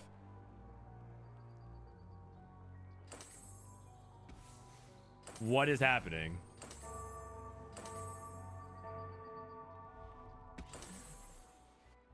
What is happening? Second row powder. Firelight. He didn't have her take a lot of damage though. I feel like he wanted her to take damage so that she could heal. I think he wussied out a little bit. I think he got scared. But the powder flying is pretty sick. Heal powder, heal powder. No. You know what? He's still my top 4. He's still my top 4. I believe. Okay, frontline. Okay, Echo 2. I think we frontline this powder. Don't be scared, man. Don't be scared. You heal for 40% of the damage taken. Oh man, he lost the faith. He lost the faith. He lost the faith.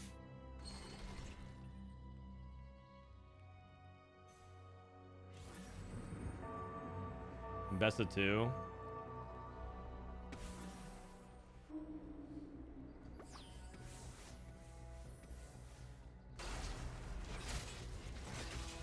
Okay, I mean, he's looking for Echo as the primary carry, which I totally get. Because Echo does do a lot of damage. Echo has no survivability on him, though, which is the issue. Echo really wants something like BT and other things like that to make him harder to deal with. Hey, you know what? It's a top 4.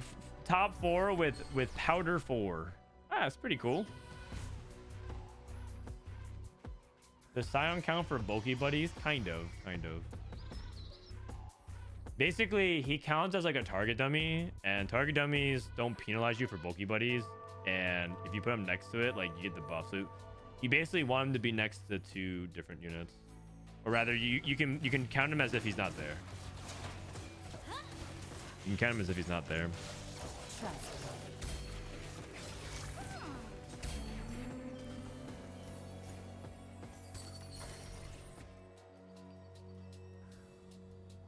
All right, this is 60-second. He got to 9.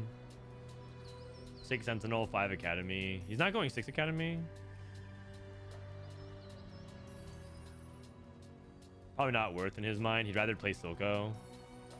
Or I guess in this case, he'd rather play Jinx for the Rebel. Oh, wow. Oh, he's gonna go double Shojin on Jinx. Whoa. Okay. That is a lot of mana gain on Jinx. Big stun because Relic is clumped.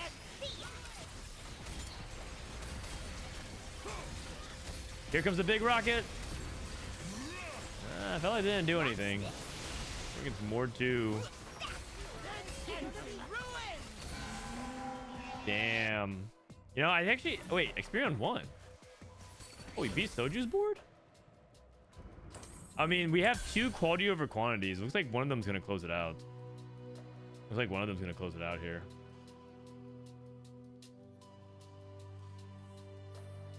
Holy cow. Okay. Well, I'm surprised that we won this fight versus Soju. I thought he was just going to lose out. He actually frontlined the powder.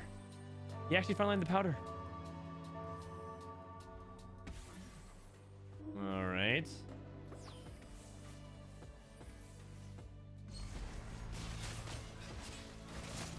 Okay.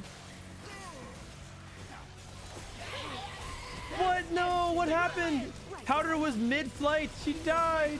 No. Oh, man.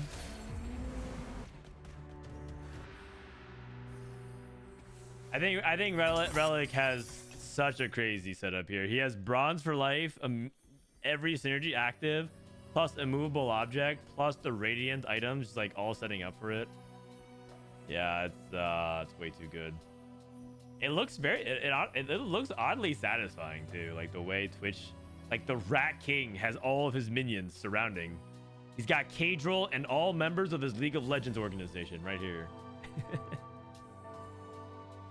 Yeah. You got Reckless. You got the Bouse. You got all of them. Going somewhere? Protect the king! Protect the king! Right where I want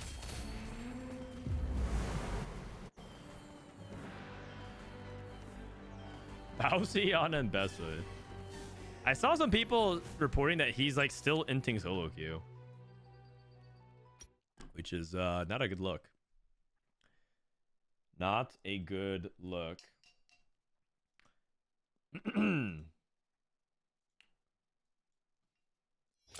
The scrap work with the radiant augment, it only works for one item. So you can scrap one component. That component will turn into a full item, which will turn to a radiant item. You cannot do one full item plus a component. It does not work. He's still inting solo queue, but he's also ranked 36, so people don't doubt his skill. Oh, I mean, the thing is, it's more about ruining the player experience. But yeah. All right. I think I'm gonna do 1 or 2 more and then call it for today. Now today I'm not gonna do like a super long stream today. I'm just gonna do 1 or 2 more. We'll see. Do artifacts affect quality over quantity? I mean, yes, as in like they're not gonna upgrade the radiant, and they also stop the base item from upgrading. So let me see if. Oh, should I play one? Oh no, they're in game already. Never mind. I got a message saying that they were looking for people to play, but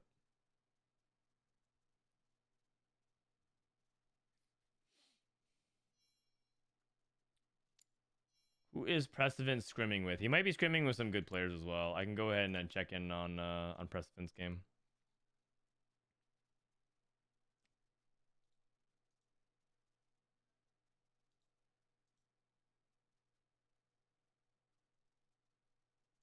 He's playing with KC Double. What? He's playing with KC Double and some other pretty well-known names as well. Are you checking on Hearthstone from time to time, like new expansions and stuff? From time to time. From time to time. I actually watched some Hearthstone the other day with Ging. Wait, what? Mundo with his shirt off? Wait, what? Wait, there's a version of Mundo with his shirt off.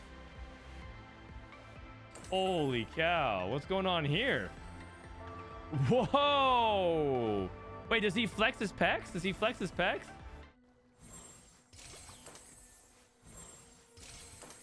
Oh man, look at those lats. Look at those delts. Oh god, he's getting chainsawed. Oh no, his shirt got... Whoa! His shirt got back on! His shirt came back on. That's crazy, man. That's usually not how my chainsaw experiences go.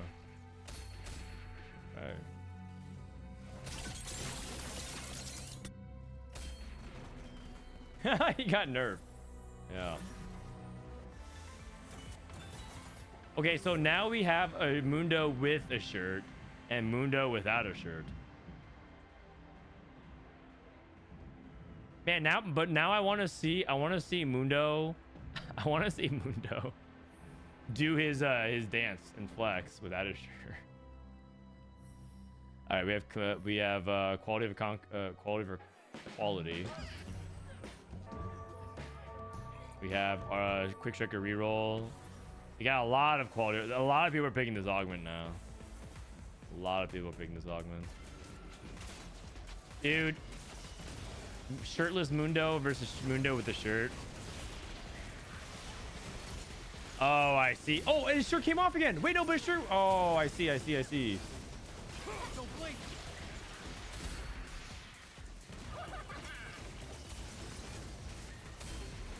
There it is. Okay.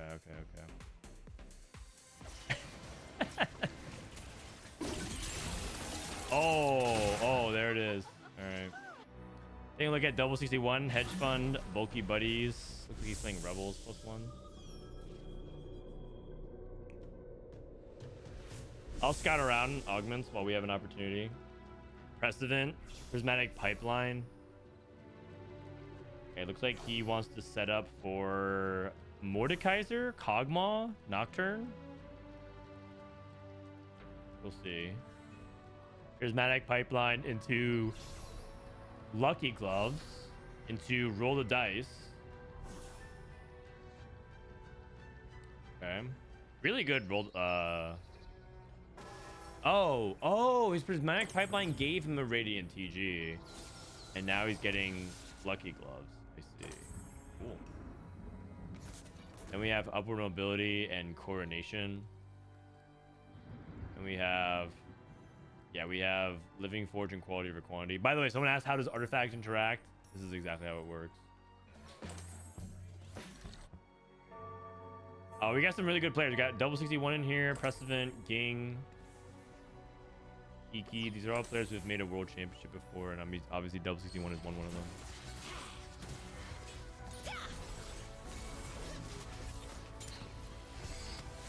Quality over quantity shows the thin margins we're working on. Augment is very bad on live right now, but with 12% HP now seems insanely strong.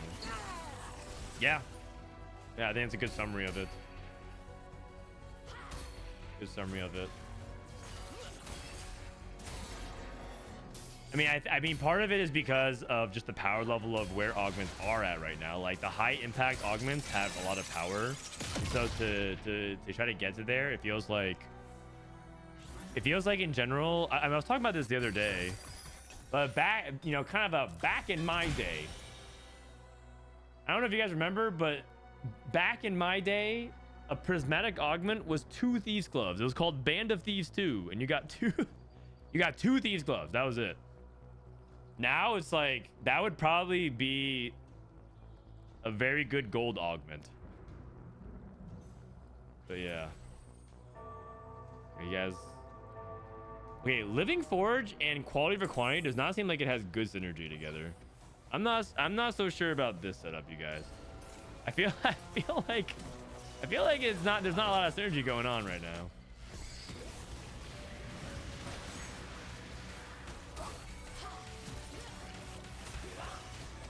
The thing is, if Prismatics were still around that same level of power, some people are going to... I know what some people are thinking right now. Like, that sounds great.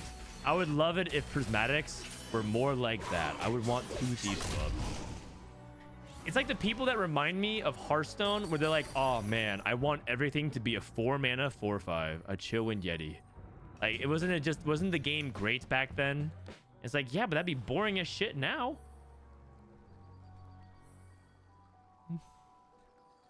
You want exciting experiences. Like, you don't want everything to be hit with a wet noodle. Wet noodle versus wet noodle. That was my biggest complaint about Heroes of the Storm when I was playing that game. Everything felt like I was hitting... If it just felt like champion or heroes were hitting each other with a wet noodle for a long time. Heroes had a lot of good things about it. I really liked the maps. It was very interesting. I thought they had some really interesting champion design. Like, I always felt like I wasn't doing anything for a while. And I feel like that's a very flat game experience, in my opinion.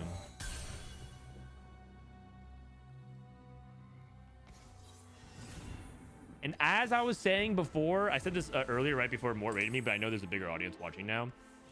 Every one of your favorite comps ever, I want, if you type out your favorite champion or augment or composition ever in TFT,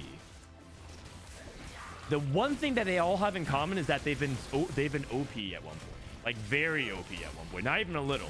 They've all been very OP and broken at one point. That's why they're your favorite. Rammus, nobody's favorite champion is Rammus. Come on now. You're just being a contrarian. Oh guys, look at me. I'm so cool. I like a champion that no one likes or thinks about. My personality is I'm different. Nobody's favorite champion is Rammus. Come on now. Silver on... Oh, I didn't even realize Prismatic. Is PP possible to end on silver? It isn't. Oh, this table is wrong. Prismatic can be silver? I didn't know that. I did not know that. Set 8 Rammus. Yeah, sure. You're just trying to pick an example that would counterpoint me.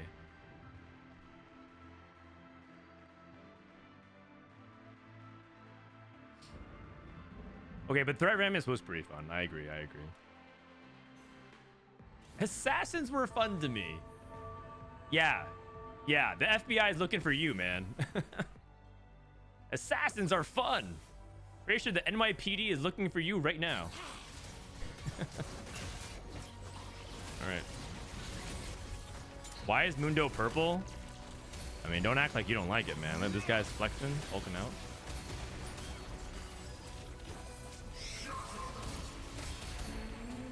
Zoe too. Okay, how ramped is his Vander and Silco? Because this is actually a really cool augment trait, but it's like a scaling one. So you kind of have to shift your mindset to scaling Vander. But he's not itemizing Vander. 1980. How much AP does he have? 180. Doesn't feel like it's very good right now. Nocturne 3 with Find Your Center. Okay. Nocturne 3, Find Your Center, that's pretty good. And then we have the Radiant items here. 7 Rebel with Anvil for double 61. His spot looks like... His spot looks pretty hard. But I am a big believer in Rebels in general.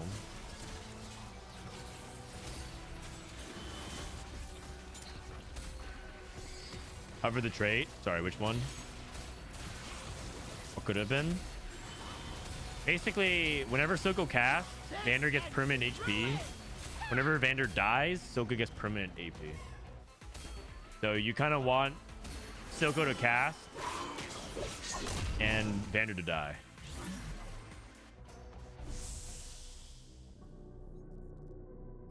Someone told me that the prismatic trait unlocks are like the alternate universe stuff. Oh, spatula. Wait, double 61 can go with double spat. You got Jinx. Thoughts on Ginsu Zoe? I think it's good, but some people who are like peddling that it's like this and Shojin is bad, I don't think are being very thorough with their analysis. I think the thing about Ginsu's Rageblade on Zoe is that now Zoe has multiple builds that she can play, and that's a good thing because now Zoe has multiple paths of success. And specifically what that does is it allows Rageblade to be a more flexible item when it was perceived to be a very narrow item this set, which is really good. So I don't think Rageblade is Biz Zoe. I just think it's another build of Zoe that's good. Oh, right, this makes sense because just Jinx without mana items doesn't do anything. She's very dependent on it. Right, I sent you a whisper. I hope it is helpful. A Twitch whisper? By Honky Donkey. What's this? Could you at least pick a more trustworthy username? I'm about to open up a Twitch whisper from Honky Donkey. Yeah. About that. Cannot kill Mundo 2. I think Double is struggling here. 5 Black Rose. Look at Prestivent. I think he's looking for 1,000 cuts. Cog. Be really good.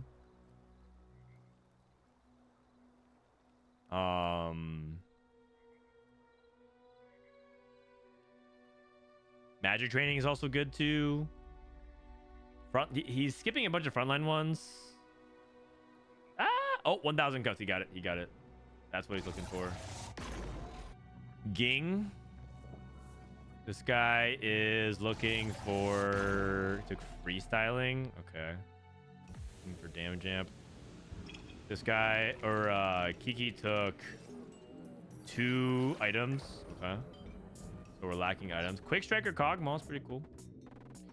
Is the theory that Rebel attack speed in Ginsu outweighs the Shojin mana gen? So from my understanding, one theory that people have about why Rageblade is good on Zoe is because she gets a burst of attack speed, which scales the Rageblade, and the first cast of Rebel, if you just play Rageblade, the first cast of Rebel comes after the signal because the attack speed is very slow at the beginning of the fight. So what that means is The Rebel Signal triggers, you get a bunch of stats, but Zoe won't cast because Rage Blade ramps up too slowly at the beginning. That's a good thing because then she's going to get the actual damage. I don't know if that's actually true in practice, but that's what I was told, or that's what people are talking about in theory crafting. That might be why it's good. He lost to the Hex Core. It was a tie, but he lost to the Hex Core. That's crazy.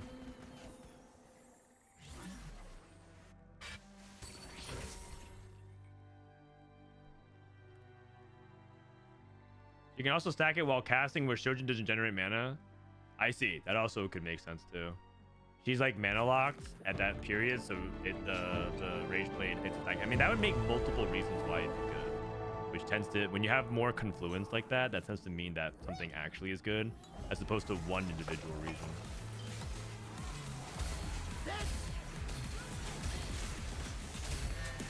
I can see it. I don't know. These are just leading theories. I personally think that Shojin builds are fine as well on Zoe.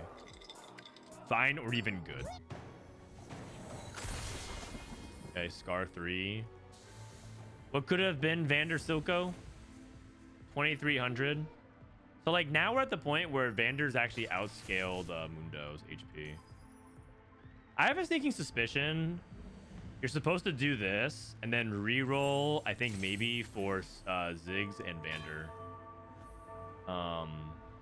If you're not contested, because I wonder if you just like go Vander 3, stall out, go Dom Watcher, because he's not using the second half of his thing. Like Vander gained 30 permanent HP, and like if he puts these items on Vander, it's very possible Vander's just tankier than Mundo soon, if not right now.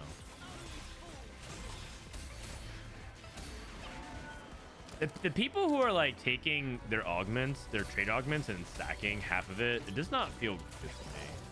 I feel like maybe it's because I talk to Dishsoap a lot, and me and Dishsoap, whenever we talk about these, like, I think maybe he's impressed onto me that you like shouldn't be stacking your augments like this. If not, you're not supposed to take it. Unless it's like a situation where like last set there was Syndra.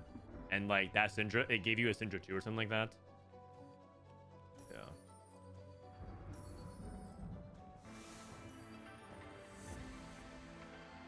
I've seen people play Vander over Garen in the Black Rose. That's what I do.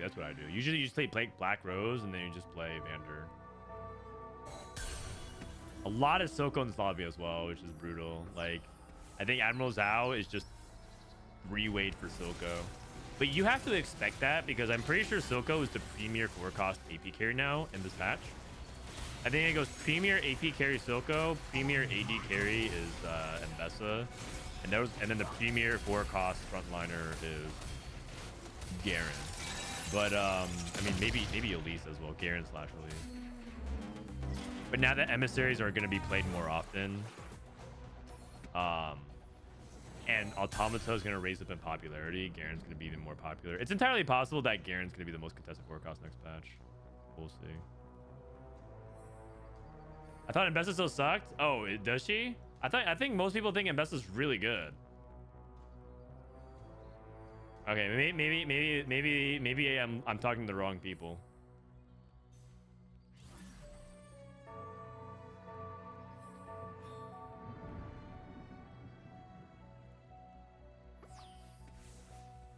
No one thinks Embessa is good. Lol.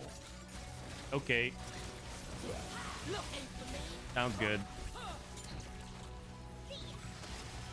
I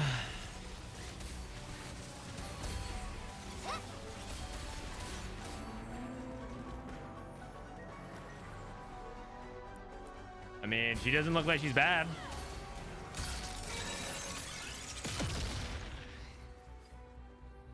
Who is Embessa?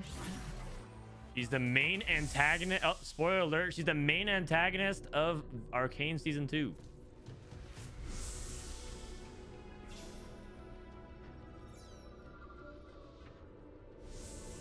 Hello. You about to take a nap? All right. I love you, buddy. Come here. Come on. Come on. Hey. Want to say hi to chat? What do you think? Does Embessa suck? Grabbing the mic. He's grabbing things. Wait, you gotta like, nope, don't. Oh no. He was digging his nails into the microphone.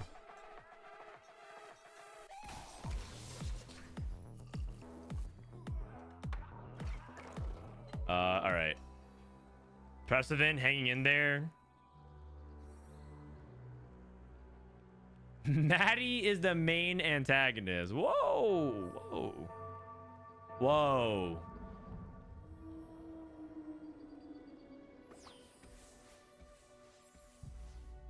What if I just say it? What if I just say it? Maddie did nothing wrong. Nah, actually, you know what? I'm not gonna. I won't elaborate further. I won't elaborate further. Whoa, that Aesah.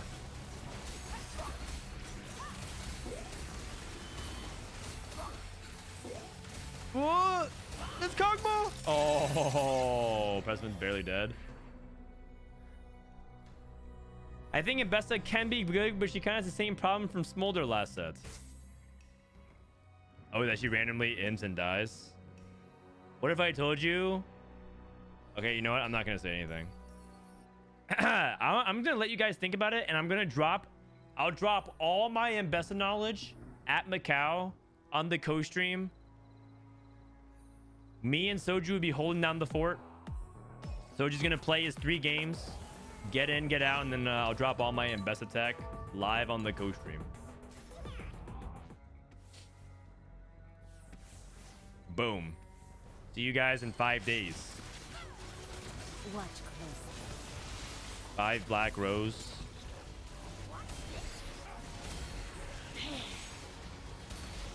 Soju's making the final lobby. If Soju's making the final lobby, I'm never dropping the Aesah tech then. You guys are just going to find out on the last day of Macau. Watch closely. Not saying nothing. Okay, Prestivent's dead. Double61 barely living.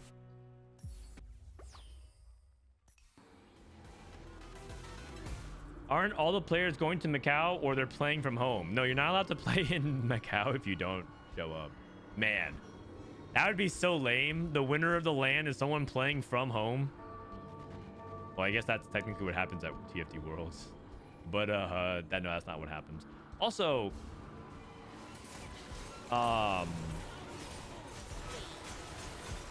is Quake Striker Nocturne? Are you supposed to be putting Nocturne in the Find Your Center? I guess I don't know. He's playing 4 Automata version of it, and it's working out. I guess Nocturne caps higher than Akali now. They nerfed Akali, they buff Nocturne, they buff 4 Automata. I'm not entirely sure.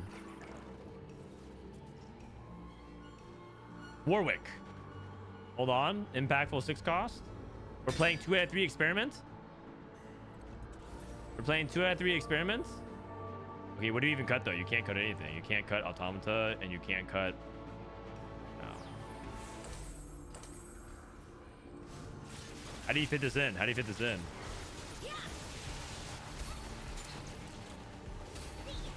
Just go down to 3 Automata, man. It's all good. It's all good.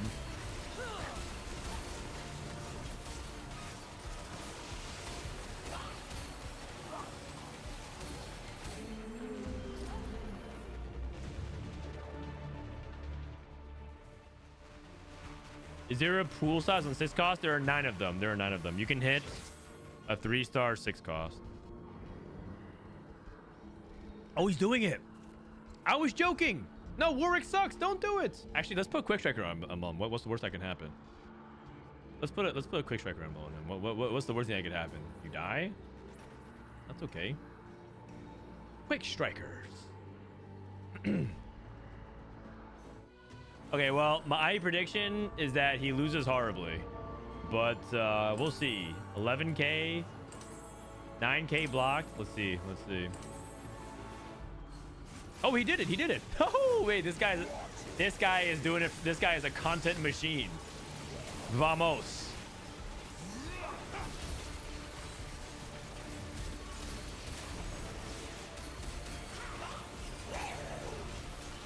I mean, it can't get much worse than what's going on anyways. He's just bleeding out. He died. I shouldn't have said anything. No. Okay, the thing is, Warwick is supposed to be like a utility unit. What's going on here? What's going on here with the numbers? Sorry, the numbers are bugging out, but Warwick's supposed to be like... Yeah, he did 3.5k. That's not even bad. That's not even bad. I just don't think that Warwick does enough as a support unit to justify the way he demands out of your team building. But Mel and Viktor do.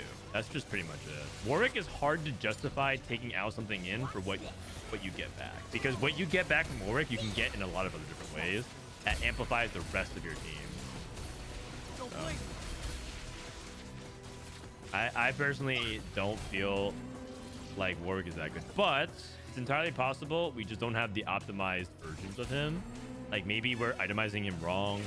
You know, maybe we're not positioning him correct. Maybe he's supposed to be backlined. Maybe he's actually like an RFC champion. You know what I mean? Like it could be like an artifact all of a sudden unlocks his real power, because we all thought Nocturne was terrible, and then we found out Fishbone's Nocturne is the nuts. Like we just don't know, right? We just don't know. It's entirely possible that once the stats come out of everyone experimenting and trying, we'll find out that Warwick is actually super broken. You just like give him fish bones or something like that, and he just like pops off. Who knows? No one really knows.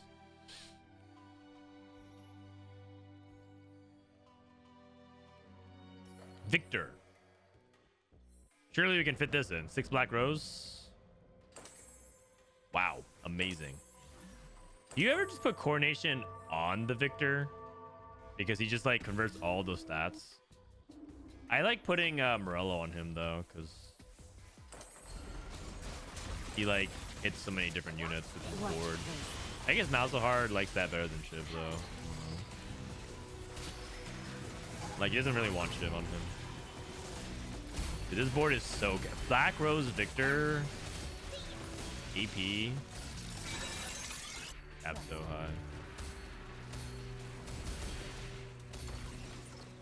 Do you know when your patch notes react will be on YouTube? Let me ask.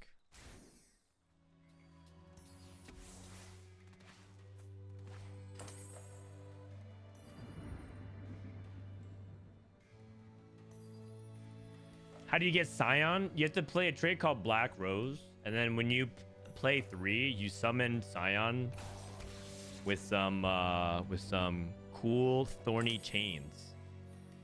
And Scion is what was he? Is he missing the center of his stomach? Is this guy like a hollow from Bleach? What's going on here? Anyways, you summon Scion and it's a furnace. Oh. Dude, I did not know that.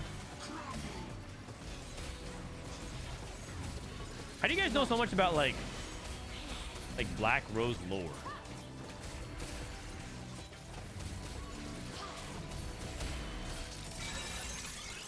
Doesn't know Scion lore. My bad. I have no idea. He's not Black Rose. You're telling me Riot is misleading me?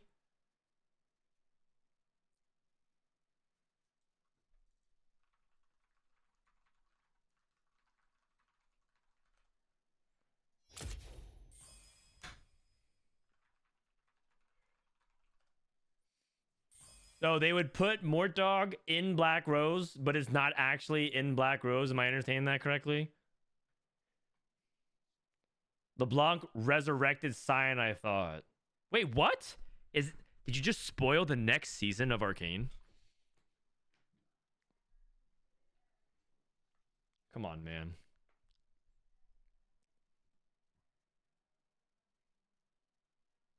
Scion is a Black Rose victim, so it makes sense. He's a victim? You're telling me this Scion guy has feelings? Isn't he just like a construct of war? I'm pretty sure he doesn't have feelings and emotions. He's just a tool of destruction. He's a weapon.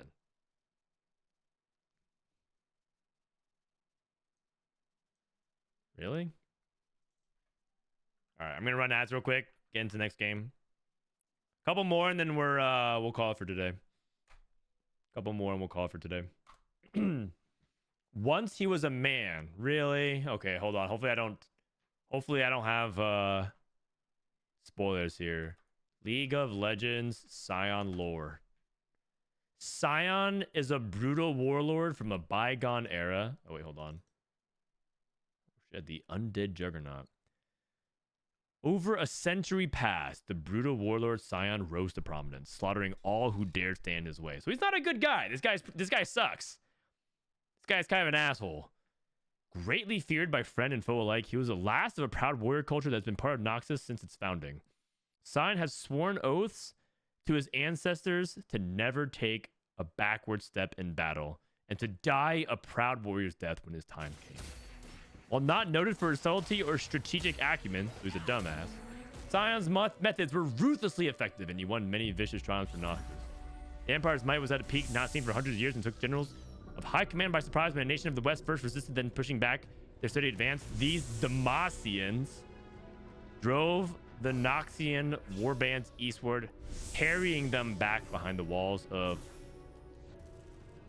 Vardis. Like the cheese?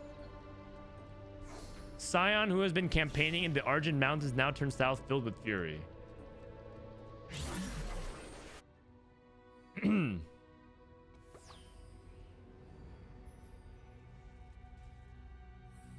Take a look at this lobby real quick. We got Soju. Whoa, hold on. What do we have here? We got reroll Ziggs. Magic Expert. 40% more AP.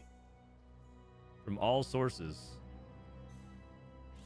Wait a second. We got Ziggs reroll. We got the Zigzamumu, the Yordle connection.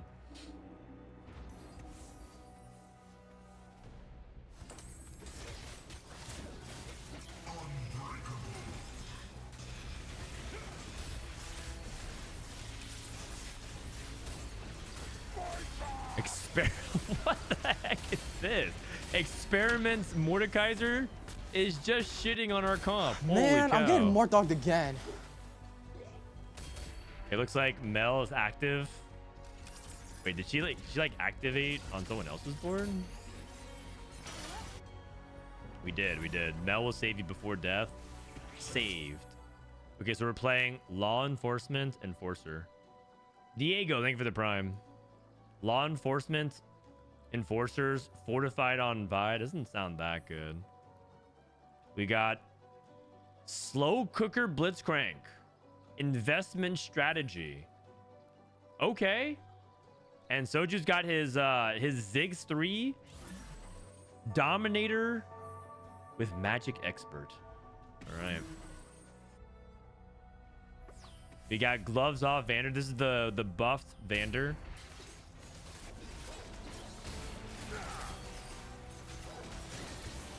Hunger for Power Vander.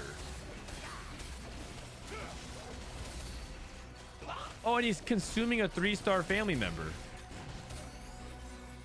Wait a second. Kiyoon guy might be a genius. So who is Vander consuming? Consuming Big Daddy Darius? I mean, the JVIC fandom has something else they can set their eyes on. You know what I mean? Christian Link surely won't get in the way of this one.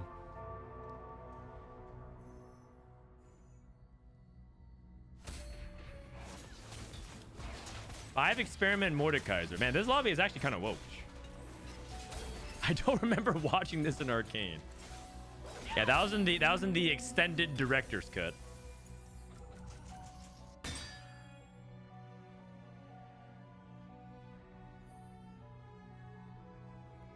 Probably a Draven item here. Oh. Okay, is blue buff Draven trolling? Like, you need a third item. Actually, you know what? Can't you just put something on Darius to scale him? Yeah. Okay. Yeah, it's kind of awkward, but...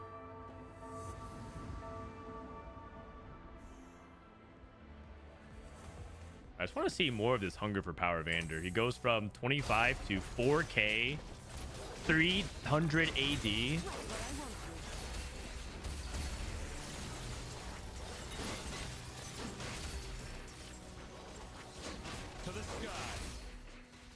Why is his AD scaling so much? Oh my god, he's actually unstoppable. He's actually unstoppable. Dude, he's ice skating.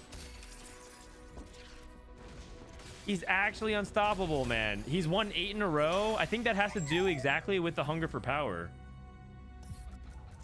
Soju's dead. His Ziggs 3 went fourth. Punch the target, cause him to fly backwards. Deal 1200 physical damage, increased by physical damage for each 1 or 2 costs in your team. All enemies hit by the initial target take 25% of their original damage. Oh, that's pretty badass. So he punches them and the ricochets deal damage. Okay, so he's got some bounce damage. How come he gained AD? I don't understand. Like he consumed, and then it like ticks up. Oh, Titan. Oh, I'm stupid. Oh yeah, you're right. I'm stupid. I thought he. Ah, my bad.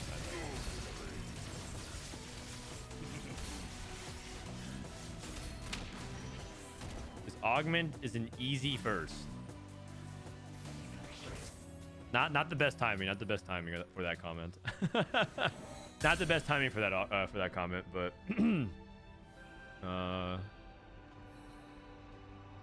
comeback stories. Okay.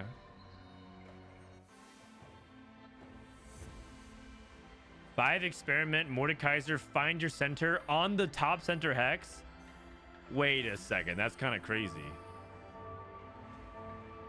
And he has Warwick.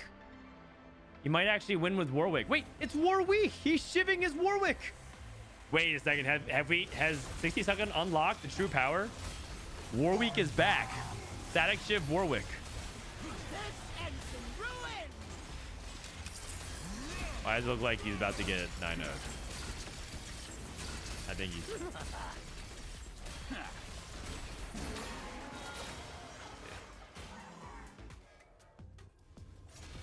You know, it might be a really funny instance where I think Kiyoon beats... Wait, what? Oh, okay. I think Kiyoon beats Greya. Greya beats 60-second. 60-second beats Kiyoon.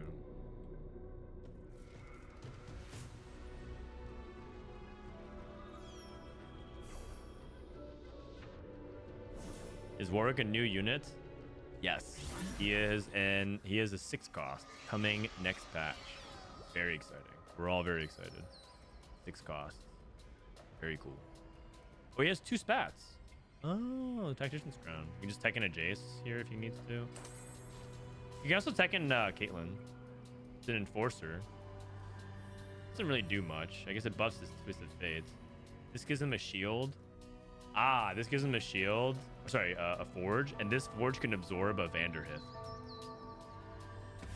Gloves off. Okay, he changes positioning. Wait, Vander's abandoning Violet. Not again. No. No.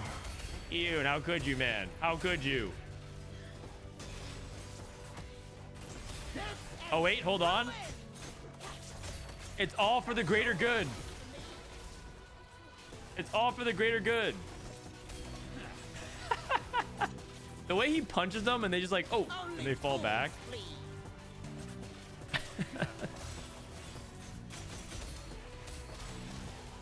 Yo, okay, not bad. Hunger for power, Vander, okay. Man, I think there's some really interesting cool stuff. I feel like this set with the anomaly mechanic has so many interesting things you can do with that kind of stuff that just makes you go like, holy shit, that's so cool. Can we stop picking comeback story and nothing wasted? Let's pick some more cool stuff. Soju went first. Oh, he did not go first. All right. Rereplay has entered a lobby. Who's he playing with? Who's he playing with? He's playing with EmilyWang. Let's check in on that lobby, shall we? Let's see what Rereplay is up to. See what he's cooking. This set is really fun. I agree. I agree.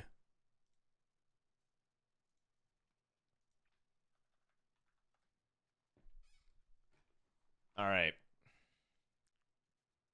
Anyways, where was I? That's right. Behind the walls of Havarti. He arrived at the city to find the Demacians on the horizon. They had no intention of besieging Havarti. Having driven the Noxians from the land neighboring their own, they were preparing to return home. Scion readied his troops, determined to punish these upstarts for their impudence. The Noxian commander at Havarti, however, have already suffered several defeats to the enemy and was content. Are they going to ever tell me what happened to this guy? It had been Scion and his warriors who had paid the claim to the land, now lost in blood. Outraged, he hurled the commander from the city walls and ordered the attack. Scion tore straight through the Demacian lines, seeking their leader, King Jarvan I. Also, Jarvan's daddy's daddy. But while his own warband charged with him, fears of death, those who'd been cowering in Havarti were weak.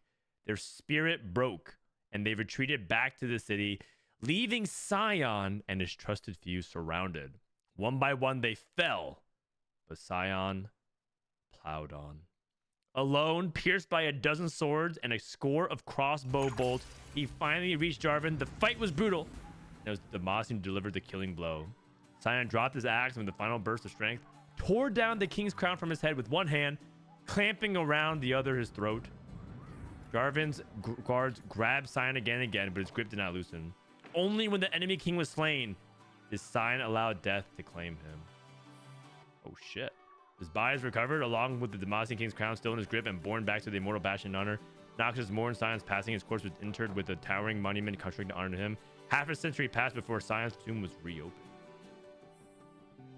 So you're telling me Scion is Noxian Jesus? This guy saved Noxus and then they revived him from his tomb. It's pretty badass, actually. This guy's lore is pretty sick.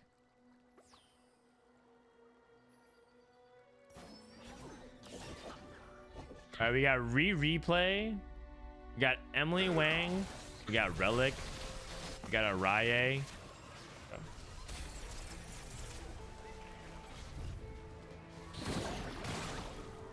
We got Portable Forge going.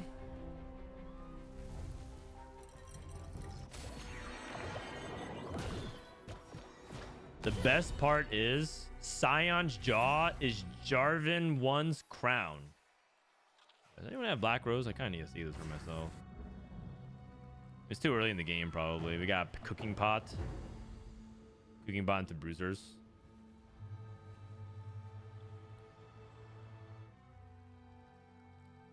Pit Fighter and Enforcer emblem. I think I would lean into the Enforcers. They did nerf Pit Fighters. But I guess if you get +1 Pit Fighter, you can get a... If you get +1 Pit Fighter, you can just play 8 Pit Fighters. Fishbones Maddie. Well, if Vi wasn't mad before, tell me Maddie has a Fishbones?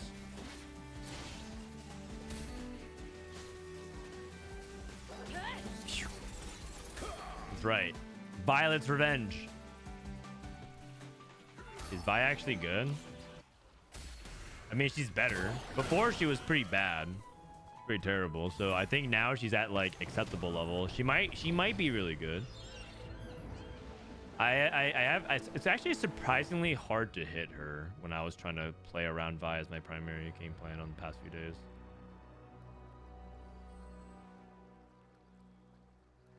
So whatever undead magic rezzed him must have recreated his body unless he was entered into cryostasis. And we're only halfway through the story. We're only halfway through the story. Scion's lore is apparently much deeper than that. I only know him as the resurrected tool. for destruction, but apparently the guy is kind of a Chad.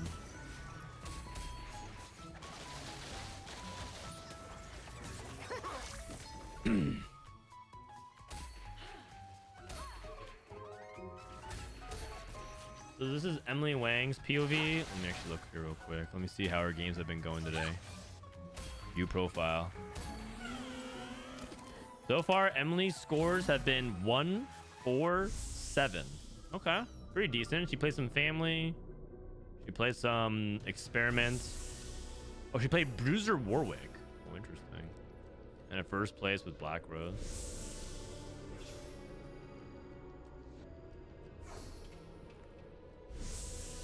He's kind of a big deal. Who, Scion?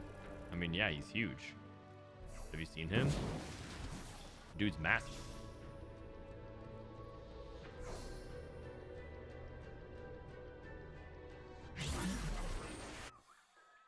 I think Vi right now on live server is not very good, but okay, Rereplay open. Senbon. Is he trying to play Quick Striker? Pan plus blow. Pan plus bow is Quick Striker. So he can go Quick Striker emblem. Interesting. So he's trying to scale his Nocturne.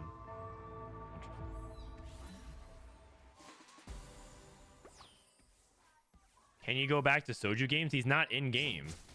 Oh wait, he is in game.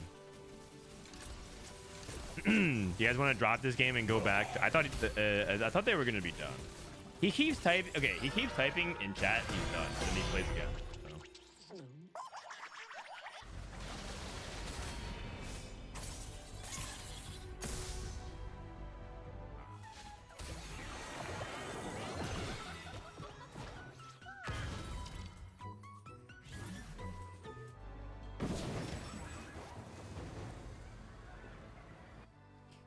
That's the Soju classic. Yeah, we can watch. We can watch. I'll head over to it because I'm pretty much gonna wrap up anyways pretty soon. This is probably my last one. So, plus I get to read Scion lore for 30 more seconds. I kind of need to know what happens. Half a century passed before Scion's tomb was reopened. Noxian dominance had waned in the years since Scion's death, and the ruling Grand General of the Empire, Boram Darkwill, was will. Do you think this guy is good guy? Do you think Boram Darkwill is a good guy or a bad guy? Darkwill was willing to pay almost any price to restore his lost glory. Darkwill's allies, a mysterious cabal known as the Black Rose, reanimated the long-dead hero using forbidden magics and presented him to the Grand General. He could not refuse this gift, and so Scion returned to life, driven by unnatural bloodlust and utterly inured to pain. He hurled himself like a living, battering ram against the enemies of Noxus, destroying all he faced, more so than before his death. The victories Scion brought were costly. He was uncontrollable, killing friend and foe without remorse, and then forced to fight alongside him, began to desert. Finally, Darkwill ordered Scion re-entered. I see. We got Pandora's Bench.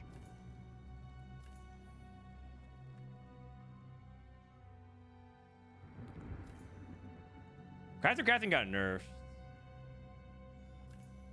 Stay good for something. Viktor's Vision. 6 costs appear starting on stage 1 and makes them appear 3 times likely to appear in your shop. Okay. Viktor Vision. And the academy is Crown Guard, Deathblade, Redemption.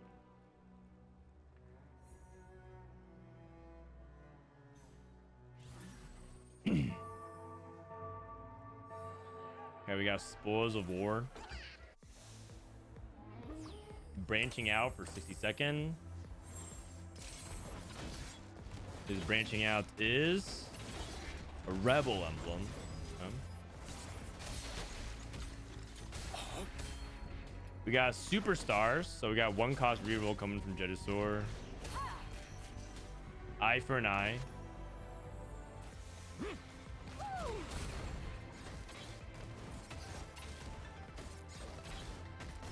This early Tristana, I wonder if he's gonna lean into it.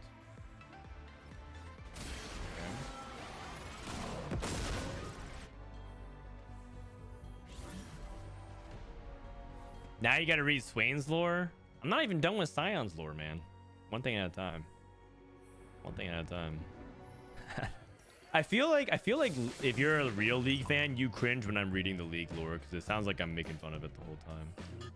But I'm not, because I actually kind of enjoyed the lore. I'm trying to go through the Ruination book. I plan on listening to it a lot. I bought the audiobook version of it because it's just easier to consume for me. I'm gonna listen to it on the plane.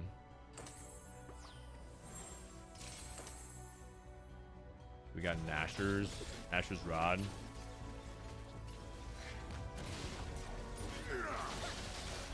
So Soju is like spamming only to spamming on his backline unit so he can get good for something value. Ruination, yeah, it's a book about Viego. It's basically like the backstory of Viego and Callista, and it's supposedly very good. So I'm gonna go through it. I have a few books I have to go through. Slowly but surely. What did sCsC take? He also took branching out. He got Watcher. Looks like he reforged his as well. You get a reforger off branching out. Looks like he got reforger into Watcher.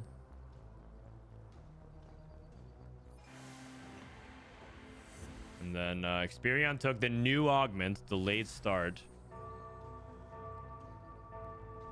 Sell your board and bench, gain 4 random 2-star 1 cost, disable your shot for the next 3 rounds. A lot of people don't know if this is good or bad.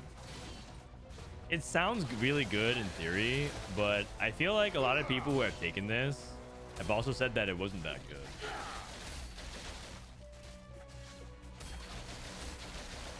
But like, I feel like I guess it's like, maybe it's not broken, but it's not like as insane as like, oh my god, it's gonna be like a crazy 5-3. He's on lose win lose, right?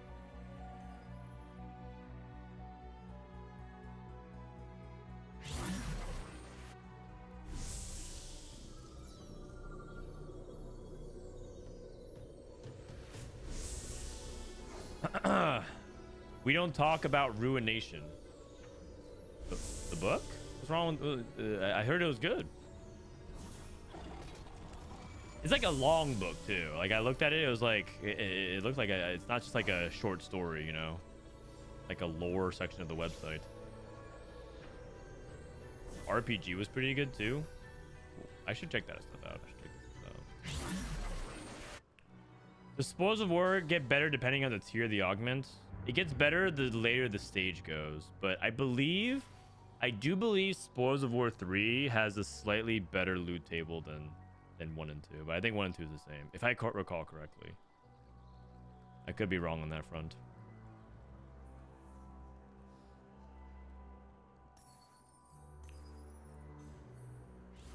So, is he gonna slam Archangels here? Probably not. He probably thinks he has to hold on to tier. This looks like a Black Rose game to me. Like, he might just play Black Rose, Zykoo. But we'll see. Like, his setup doesn't seem particularly good for any of the AP reroll. And he's taking good for something because he wants to fast 8. And I'm thinking about what he wants to fast 8 for. Doesn't have good Heimer setup, so it feels like it has to be for Zykoo. Ooh. At least he printed 1 gold. All good. Mumu 2. Kiyoon is re-rolling for Quick Strikers. And Jetasaur is still going for the family. Okay.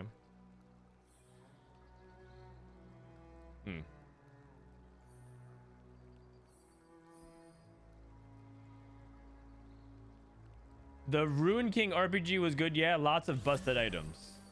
Oh, I mean, I probably won't play the RPG very much. I'm not in general, like, I just don't have like a lot of time to finish long games anymore.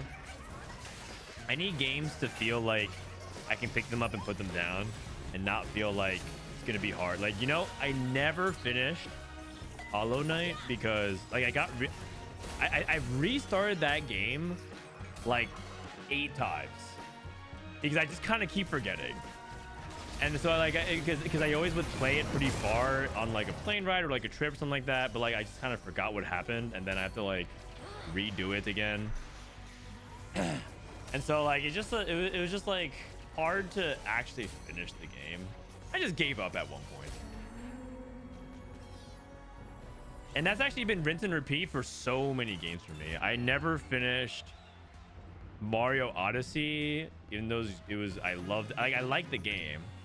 I never finished Hollow Knight. I never finished Fire Emblem 3 Houses or whatever, like the most recent one. These are games that people generally really like, and they're like, oh my god, like they want to talk about it. I'm like, I can't engage. I never finished. It's too long. Is this what being old is like?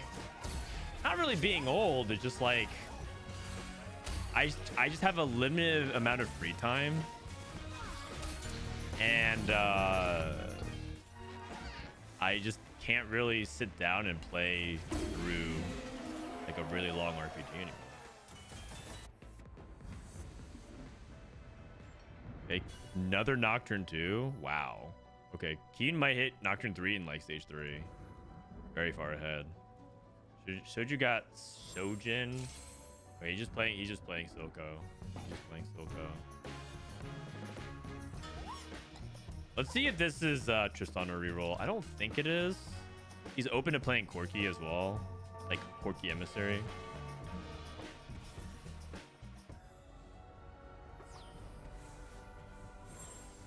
Hollow Knight is amazing, but it takes a bit to start properly. Yeah, I enjoyed it. Someone said that the Hollow Knight was boring. I actually enjoyed it a lot.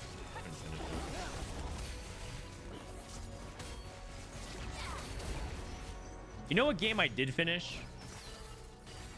I actually did finish one RPG game. That's not true. I actually finished one RPG game. I need to share this game with you guys because I think this game is awesome.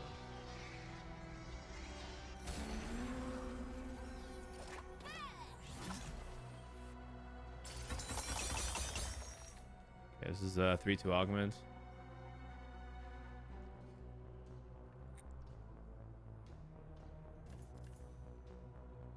What does he want here? Not Arcane Retribution. Not Raining Gold.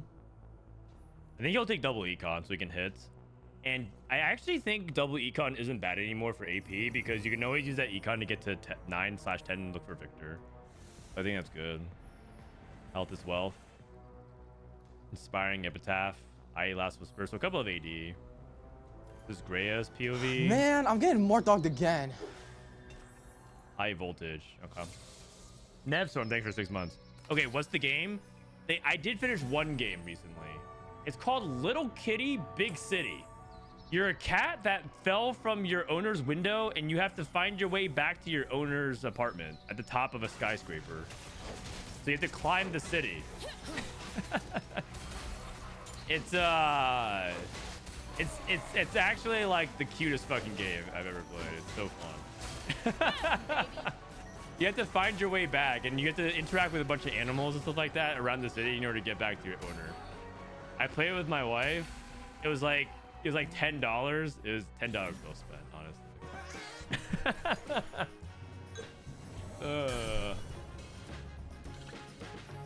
If you're a cat lover, it's a great game. I don't know, but if you don't like cats, it's probably not going to be your jam. But I enjoyed it the whole time.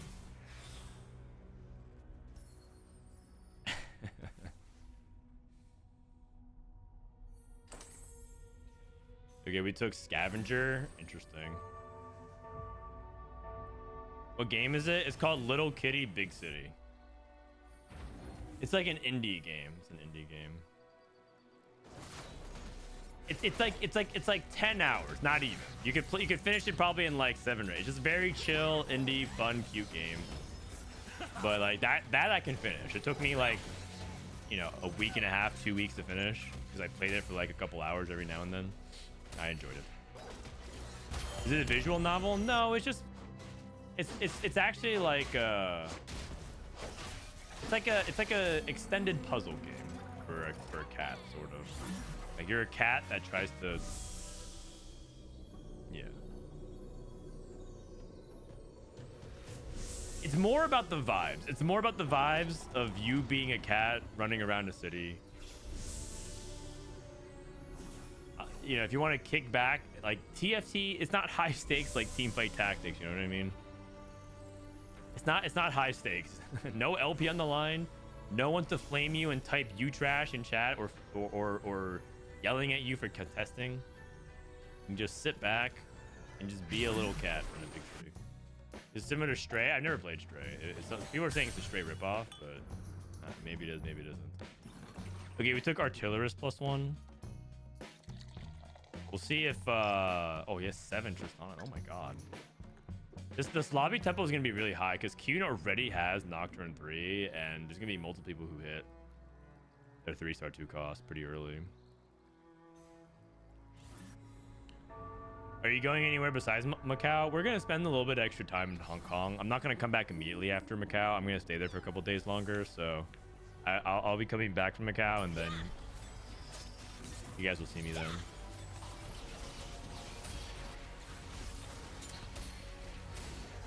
Okay, we got Rebel, 5 Rebel, early Zoe.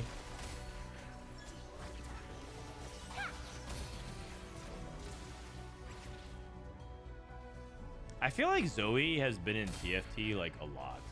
I feel like she's always. I feel like out of all like the champions that are repeated often, she's not quite Yasuo and Ashe level, but she's like really high up there. I feel like Zoe's been in a lot of stuff.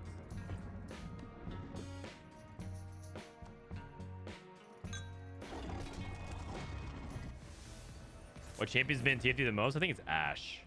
Ashe's been the most. Oh, Soju hit Zykoo pair. Okay. That's good. That's good. Wow. Actually, that's pretty insane. So now he's fast. He's probably gonna do his thing where he goes to 8 at 3-7 maybe. He's a little bit poor for that though. He's gonna only have like 25, 30 gold. But he's already on Zykoo pair. But his problem is not gonna be Zykoo pairs. That his front line is gonna be pretty trash.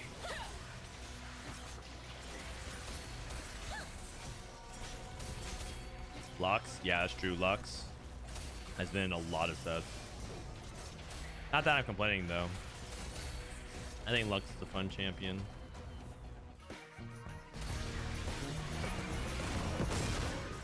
$27 or 23.7 already on Tristana. That's pretty high.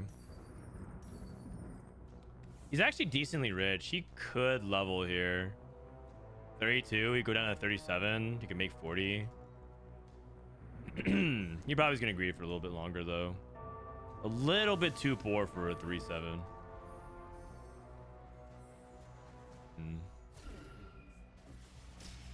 Jinx was all in recent sets since I started playing. That's true. Jinx is in every set as well.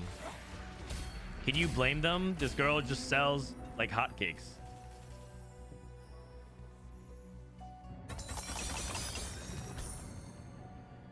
I feel like oh wow, oh my god. Okay, immediately hit the okay. Yeah, all right. Then he hit the Garen. Okay. He's missing Vlad. Being extra Silcos. Okay, but where's the Vlad? Okay, we found the Vlad. Lux. That's fine. There's the Scion. There's the Scion. Okay, so his retainer that he wears on the bottom of his jaw, his braces are the crown of Jarvan. Pretty cool. Pretty cool.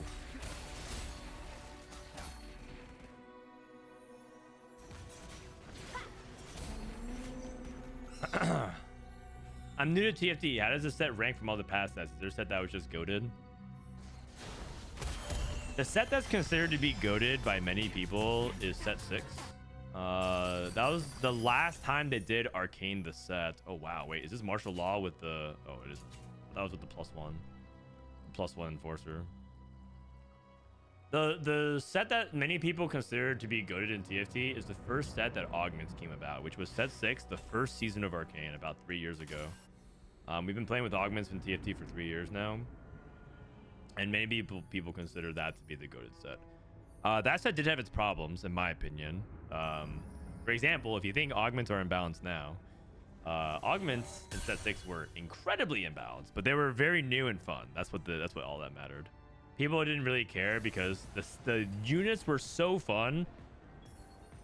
The units were so fun, and the Augments itself were just fun to play. But in set 6, there was some really, really OP things. The second most popular set for many people is usually set 10 or set 9. It's a toss-up between the two of them. Set 9 is like base Runeterra. It's like League of Legends. So it's like they basically did like what if we just kind of stayed true to the lore of League of Legends. So it was like Shurima and Noxus and Demacia and Freljord, Ionia. They brought back those as the traits, and then everyone just kind of represented their own act. It was like lore accurate.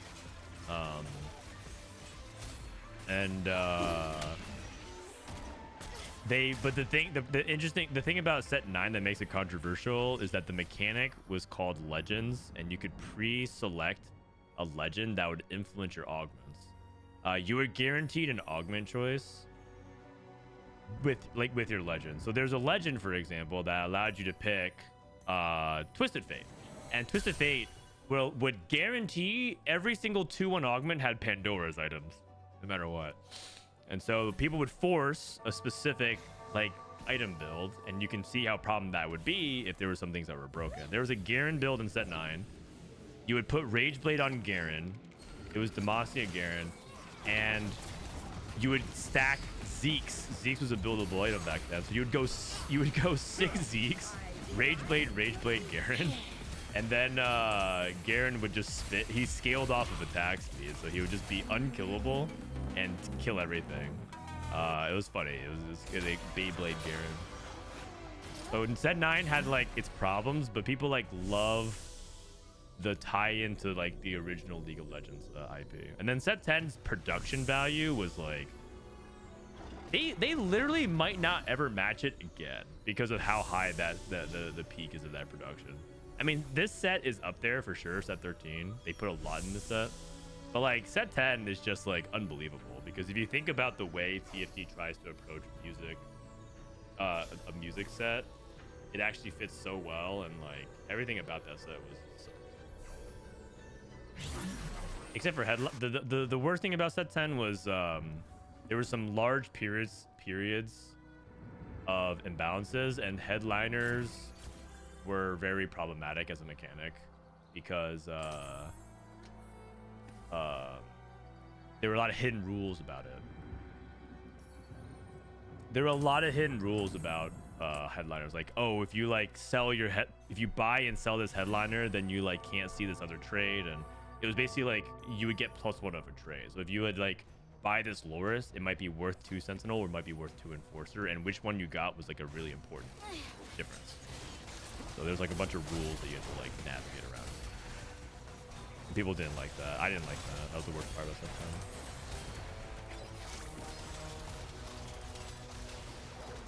Choo!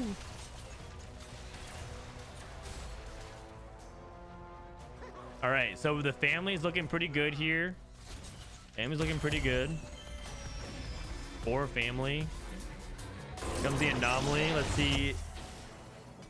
Let's see how many. He has 18 rolls. He cannot force Ultimate Hero. He has to take something else. For example, does he ever take... oh, Force of Friendship? I think you take this. For each star level on your board. You have 14 gold. Do you think you can reasonably find something better than 14 gold? I guess he's counting. He's counting 1, 2, 3. I think that's pretty reasonable. Mini Me's. Get 3 minis at deal 30 AD every 3 attacks. How much AD? 255. Oh, we got Garen too. Do you think Headliners and Chosen will ever make another appearance? I hope not for a while. I think that the upside of the Chosen Headliner mechanic is pretty good for like flexibility, and like people want TFT to be like this open flex game where you can like load in and theoretically play a bunch of different stuff, and like, oh, if I hit the Aesah, I'll play around this Aesah, but it's not going well, so I'll sell and I'll play Vi instead. Or maybe I play Vi and Aesah, or maybe I transition over to this thing. And they love that idea, but the downsides of Headliner are pretty immense, in my opinion.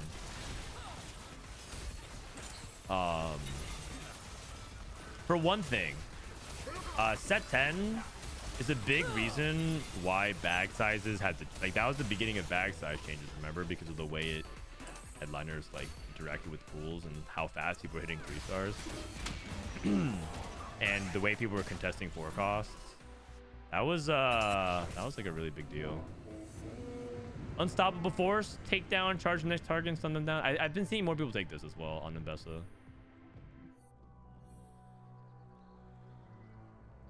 All right, let's go through it. Zoe, magic expert, so more AP.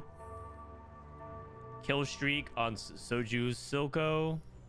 Kiyoon took diving in on first cast, leap to an enemy, and stun for 2 hex radius. Gain 25% attack speed and Omni Vamp. We blend in. And then we got Mundo with protective shielding. 5 experiment. I've played this Twitch setup 3 or 4 times over the past 2 days, and my experience is extremely similar to Experion, which is like, it looks fine, and then you have Twitch, and then all of a sudden it's stage 5, and you're like, it's not fine. You think maybe I hit Warwick and I get out and out here, and then you hit Warwick and you lose anyway.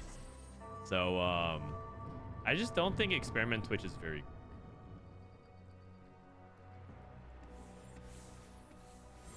It feels like you need too much. I think you need Twitch too, but the thing is, there are other comps that can sort of get away with less. It feels like with Twitch, you have to hit everything. You have to hit like the Mundo 2 and the Twitch 2, and even then, it might not be enough. And like, well, you kind of need like a good anomaly, and you kind of need like combat augment. It just feels like it just requires too much out of you. Like, things have to go too well. It's not that it can't do well, it's just that it doesn't feel reliable of a game plan. Oh, Warwick. Quick Striker Warwick. Soju made it to 9. He just got to 9 now.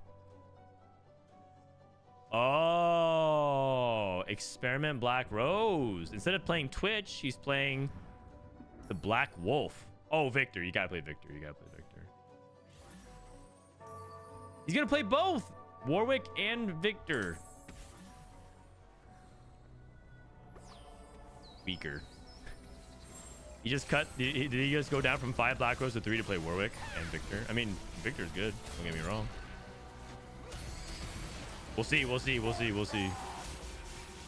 Maybe playing both has good, because like maybe like the Warwick and the Viktor synergize well together.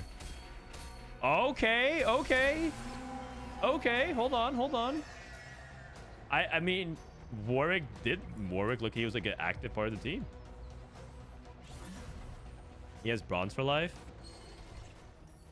Ah, he does. He does. You know, I always confuse this with Duo Q. Duo Q is like an augment that looks exactly like this, and it gives you 5 costs. I always confuse that one. But this doesn't count. It doesn't count these trades. 1, 2, 3, 4, 5, 6, 7. So it's not like these are counting towards bronze for life.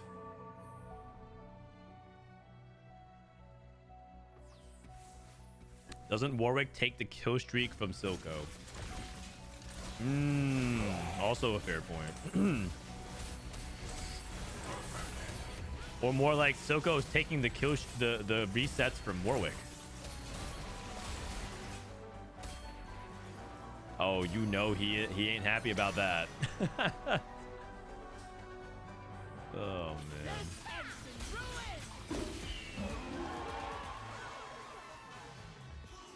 Is there a prismatic bronze for life? There is. There is. experiment emblem. And he can finally sell the Warwick.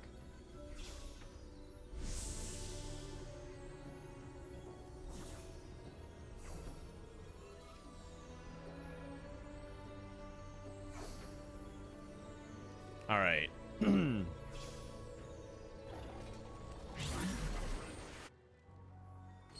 Guarantee. Alrighty. You can cut I mean, you cut Warwick and you can play something else. You can play a form swapper. Oh, you know what? You can cut unit and play Twitch. 5 experiment. Nah, you don't do that. You don't do that. You don't do that. Just experiment Viktor. Just experiment Viktor and put him on the hex. Experiment Viktor and put him on the hex. Aw, because you can summon 2 Viktors. You can summon 2 Viktors and then they double stun. Oh, he doesn't know the tech. He doesn't know the tech. He doesn't know the... Oh, he knows now. He knows now. You experiment Viktor and you put him on the hex and you summon 2 Viktors and then they both stun. But and they chain off each other. He knows. He read it for a little bit and thought about it and just said, oh. Because the experiment emblem bonus, after 8 seconds or on death, summon a copy. So you get 2 Viktors.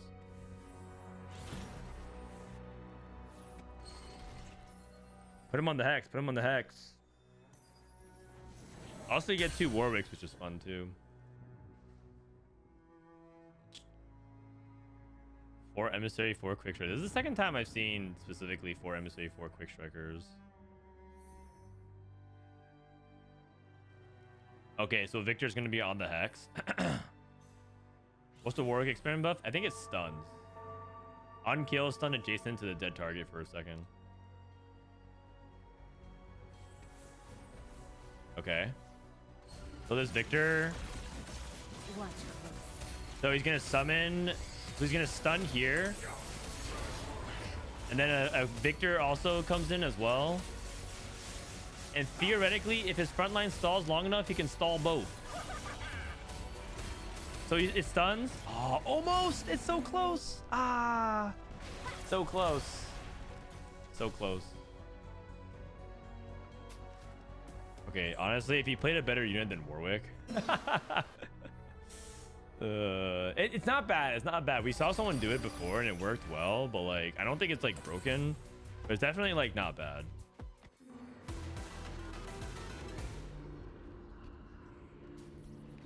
Artillerist Warwick, 53.75 AD.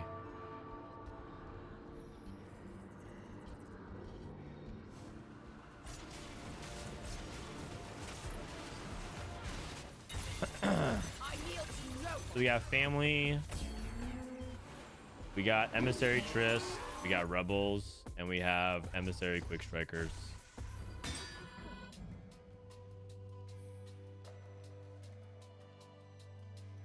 Shred. Okay. TF can hold these items. This is kind of what I talked about, which is when you're rerolling quick strikers, you can actually use Twisted Fate as a secondary carry. He's trying to play Viktor.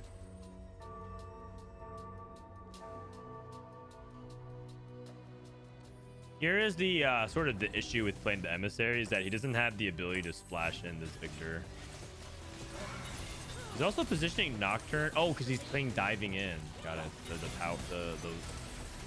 Yeah, diving in that lets him go to the center. Like if he puts him on the side, if he puts him in the top left, he doesn't maximize Nocturne AoE.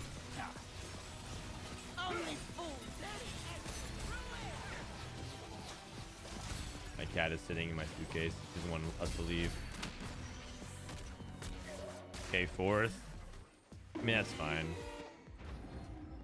Oh, 60 Second has Mel pair. Oh my gosh. Wait a second. Then you can also hit Mel's. You can hit Mel on Carousel. He might be able to hit Mel too.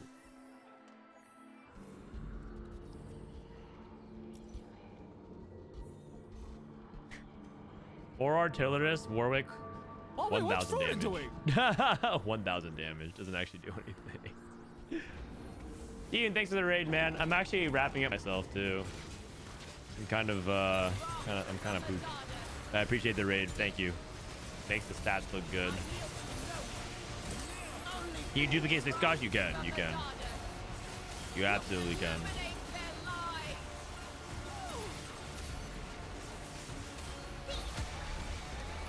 Yeah. Oh, banished mage.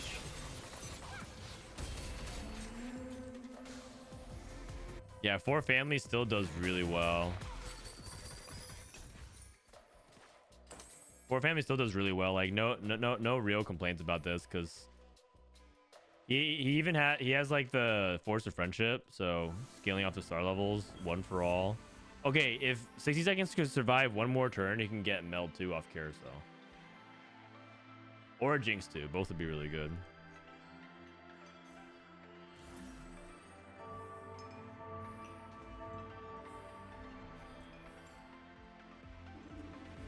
Can you check how much amp Violet's getting? 59 damage amp. Whew. A lot. 59 damage amp. That's a ton. Considering that she has no inherent damage amp on her items. Yeah. Okay, well, it was fun to unite Mel and Bessa, but yeah.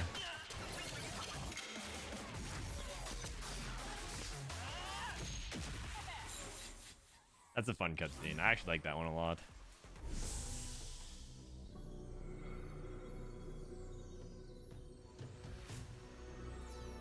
I couldn't believe the Mel 3 game. Yeah, I know. Kiyoon hit Mel 3. There's a clip of it that I posted online.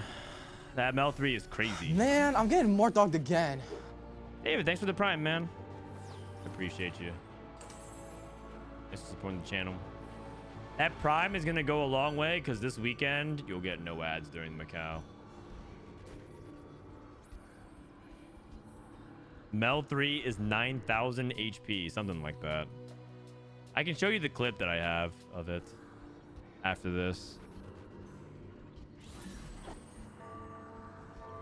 This Tristana 3 is scaling so much. 61 AD. Jeez. I can see Quicksilver being good. Man, I'm getting more dogged again. Oh my god. Ambusher Vander. The Vambusher. Oh, we lost. Merlin, thank you for the prime as well. What is Violet's family? What do you mean? What are the family?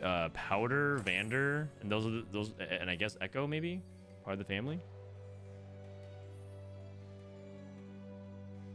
What happens if you 9k HP and sell board? Well, the game just keeps going. I believe someone tried it out and the game, if you had Mel 3 cast and the other person keeps winning, you can go until like stage 13 or something like that. Like the game just keeps going on and on and on and on and on and on and on. Like you can sell your board because you won't take enough damage from yeah. But like ain't nobody gonna actually drag it out. Imagine if they did that at like the LAN. You hit Mel 3 and you just sell board and it's checkmate and you just like refuse to end the tournament. I feel like Riot, you're gonna piss off Riot and they just like won't pay your money or something like that. No, they will. There's no way. 1 unit loss. What's the Mel 3 clip? I can show you. Let's see. I posted it on Twitter. Here you go. This is Mel 3. Kiyoon hit Mel 3. Should I just save the tier then?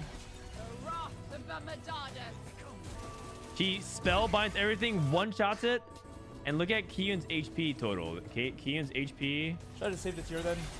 As he was killing, gained thousands and thousands and thousands of HP. He ended at 8981 HP.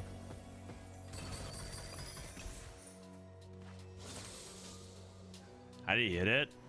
I think he like basically had infinite gold, like literally infinite gold, 1 to 10, just rolled until he hit Mel 3. Because like, you know, you have 2% odds or whatever percent odds at 10. Oh, Mel. Oh, hold on. Hold on. Roll again. Roll again. Not even gonna roll again?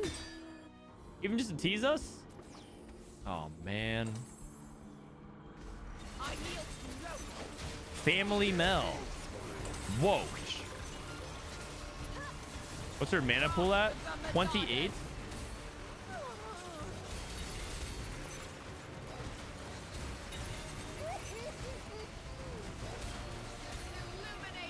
I mean, it looks pretty good. Yeah, I'm fairly certain these 6 costs are what's going to be capping out your board, and this, like, Mel and Viktor is going to be just really, really good for that, so. Curious how it would look with Pandora's Bench. Oh, I don't know, actually, but that does sound really good. You would play Pandora's Bench into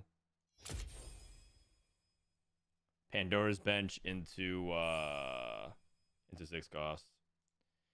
All right. Should we spectate one more game? One more? Let's see. Who's in Soju in a good lobby with? Is he in a good lobby? I feel bad ending after Soju or after Kiyoon raided me. One more, and I'm gonna call it. Okay. One more, I'm gonna call it. I feel I was gonna end after that one, but Kiyoon raided, so I feel bad. All right. BRB. We'll do one more after this.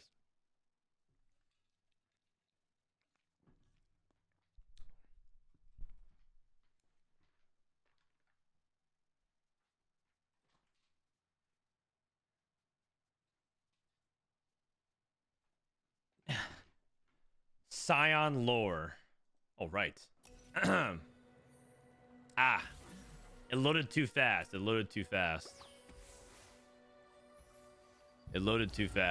Sorry. Okay, the portal is Artifact Anvil. And the academy is Gunblade, Stoneplate, Theris Gauge. Gunblade, Theris Gauge, and Gargoyle.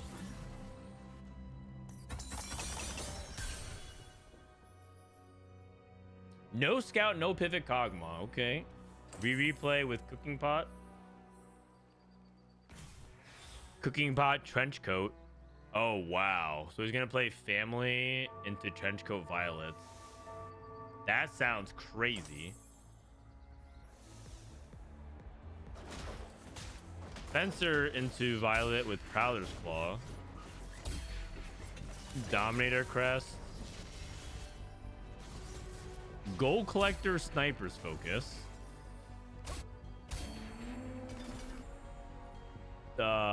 Fishbones Tristana pumping up. Fishbones Tristana is really funny, by the way. She can actually one-shot backlines. Like, she'll fire a cannonball at the backline and she can just win you the fight straight up by one-tapping. Prestivent with RFC on Vex. And then Ging when Wandering Trainer and is playing Gold Collector, Artillerist, Enforcer. So I guess you could play... It looks like he's playing Enforcers. And then the Artillerist could be just like Quirky or something. Yeah, that could work.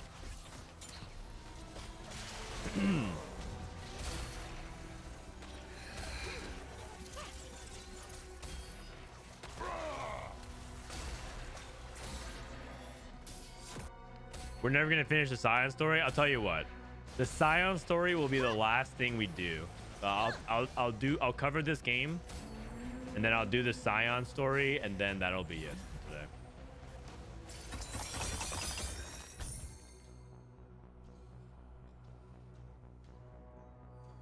All right, bulky buddies. Oh, bulky buddies, no scout, no pivots. Kog'Maw 2. Oh my gosh, this spot is insane. His spot is so good. No scout, no pivot. Gambler's Blade, Kog'Maw, he's rolling. Wait, why is he rolling? Does he feel like... Oh, he's rolling for like a Zeri? Oh, he's willing for the no scout, no pivot. Right. Because he wants to get these units to start scaling now. He's leveling to 6. I see. But yeah, this spot looks insane. Pit fighter emblem for the Violet. He did not hit a family emblem, but he is going Pit fighter Violet.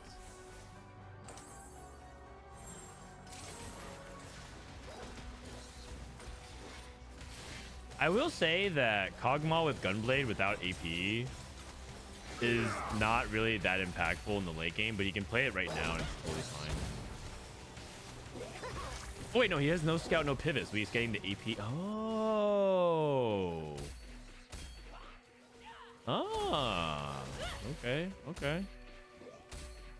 Yeah, all right, kind of good. I like it. I think Soju spot's pretty good.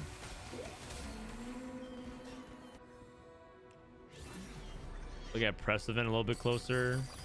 I don't know how he wants to convert this. If he wants to use this into like Mordekaiser, if he wants to, he's playing little buddies, so he's playing like a fast 8th comp. Spencer is trying to transition to Camille, it looks like. He doesn't want to contest the family from Rereplay, so it looks like he's transitioning to Camille. He's a duplicator. Rhea has Sniper's Focus, Gold Collector, Nocturne. Wow. Okay.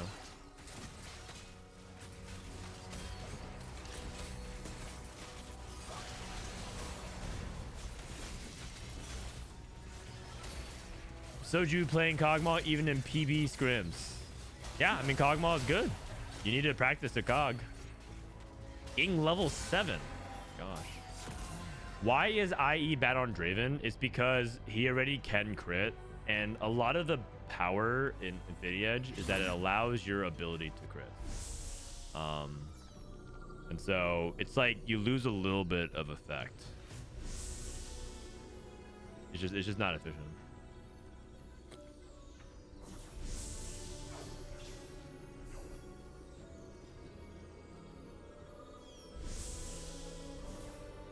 All right.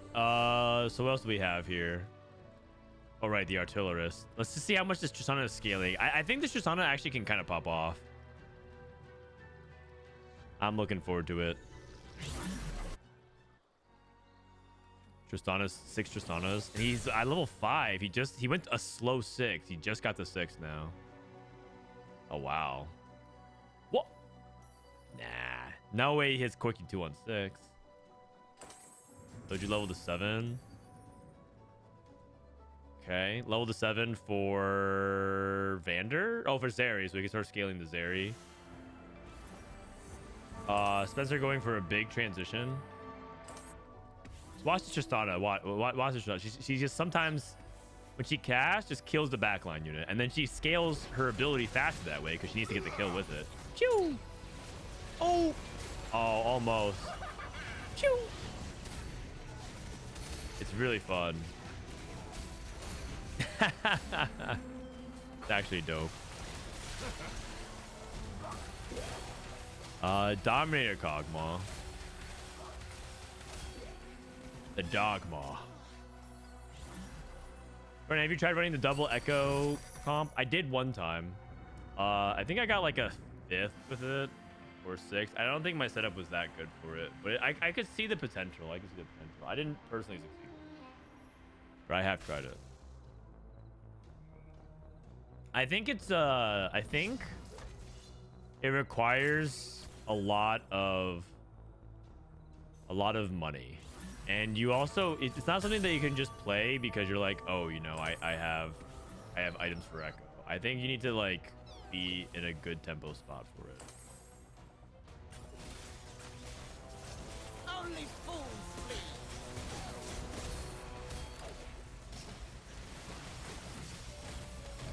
It's like Soju gets another win here. I mean, he should be able to 5 streak. It's his spot with Kog'Maw too, and his watchers are really good.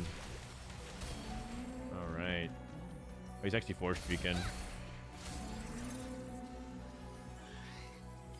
Oh, is this Trade Tracker? Oh my gosh. Okay. Oh, he's trying to go.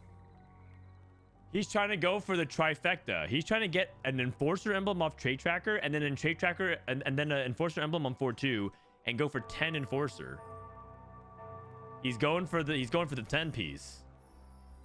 1, 2, 3, 4, 5, 6, 7.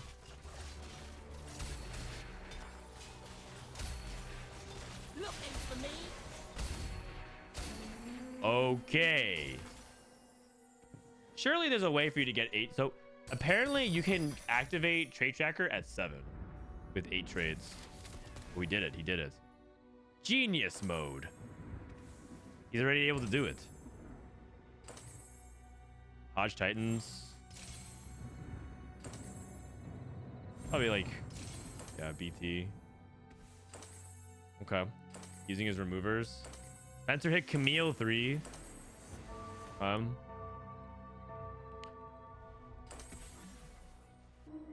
What's the double echo comp? On TFT Academy, look up a comp called Boy Savior. It's on top of V tier. That's what we're talking about. All right, let's see what he cashes out. Looking for me? If you guys are asking, like, what's the comp, you could always check out the #1 website for learning TFT comp. TFTacademy.com. All right, here we go. Cash out, cash out. Enforcer +1 into cash out, right?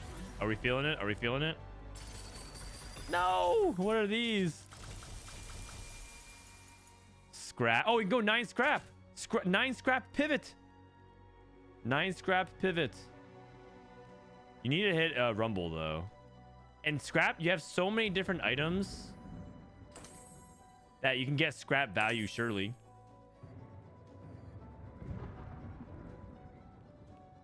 Oh, God. He's so dizzy. I'm dizzy, man. I don't know how to... Oh, he has a Dominator here, so we can link it for the Ziggs. Dude, imagine Bronze for life. Oh, no. Freestyling. Freestyling. Okay, he has 6 scrap. Echo. Pit Fighter. Firelight.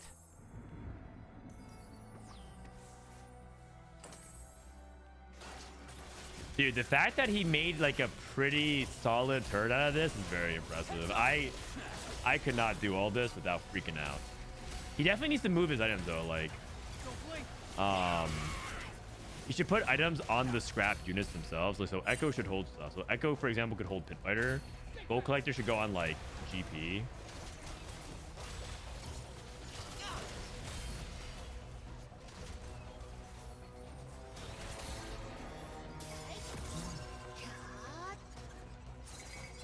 He needs to hit Rumble on 9. That is true. But you should be able to hit Rumble. He's not like a super contested unit. Okay, let's look around. So you got Trifecta. Got Trifecta. He hit Garen and he went to 8th and he has... Oh my God. That is disgusting. Crazy setup. We replay rolling. Looks like he's still not hitting Violet 3, but his Violet setup is amazing. This is like... This setup, Trenchcoat, Stairs Gauge, Edge Knight, Cooking Pot, Pit Fighter Emblem, like everything is looking really good. Like Rereplay could win the game. If he can get, he's slowly but surely putting all pieces of the Millennium Puzzle together. He's about to summon Yami himself. Like forget Exodia. He's about to get the Egyptian god. Like he just needs to get there though. He needs to get Violet 3 and then he needs to get Ultimate Hero.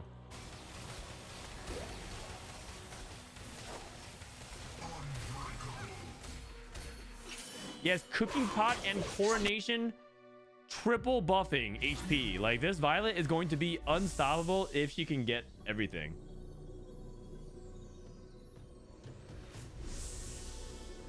That's a Rumble. I don't think Ging's gonna get it though.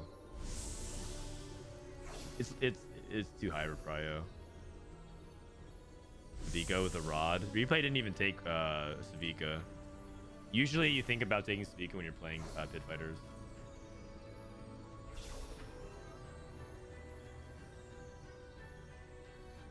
Everyone's itemizing Darius again in this line. Is it good?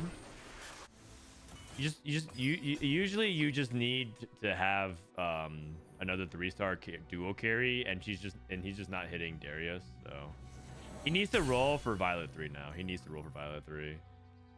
Unless he's not going to do Ultimate Hero. Oh! Wow. The double Violet shop. Man. That is insane stuff. That is insane stuff. What is this Camille? Radiant Hand of Justice? Fist of Fairness?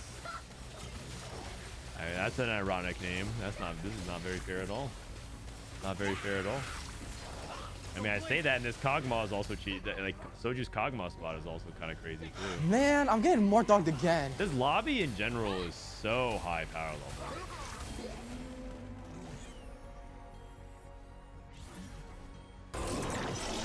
Ferne, thank you for the prime. All right, here we go. Ultimate Hero. How am I going to get? How am I going to get? Protective shielding. Is he thinking about this, or is he thinking about this, or is he gonna roll? He's thinking about it. So is the theory that like the violets can split and protect the other violets?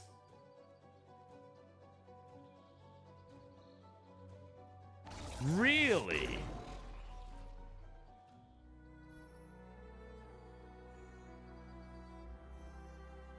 And then he's gonna go for a Vander 3. He's gonna go for a Vander 3 and then start pumping up the Vander.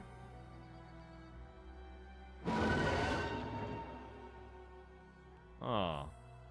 Okay. I did not expect that one. Comeback story. Invisibility. Oh, good lord. Fireball.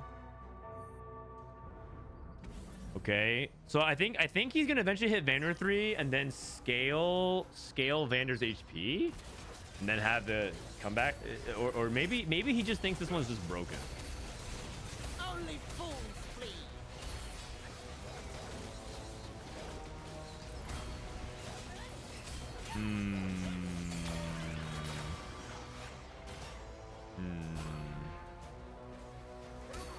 It does not seem very good right now. I'm open-minded. I'm willing to hear him out.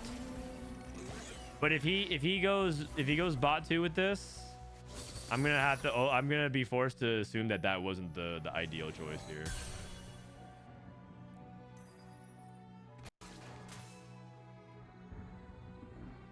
Did Ging just yeet his Ambessa? I think he did. He sold his Ambessa. He has Pit Fighter, Zykoo. Oh my gosh. Okay, so Pit Fighter, Firelight, Scrap. Whoa. Whoa, man. This is so big brain. This is so big brained.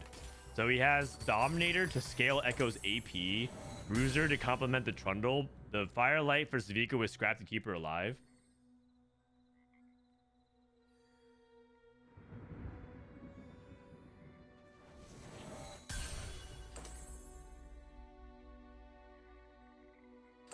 Okay, so he's gonna stop here. The Soju's not rolling. You can roll down to like 30 because you usually want to keep the Gambler's Blade value alive, but I think he's just probably chilling on 38. I just realized chat probably doesn't know the new anomaly rules. No, they do. It just the question would be if that is worth stopping on versus rolling for other things that could be really good on Vi. I think people do like. I guess part of the issue is that the trench coat doesn't actually stay on the anomaly, right? Like, so if once Vi splits, you lose the anomaly bonus.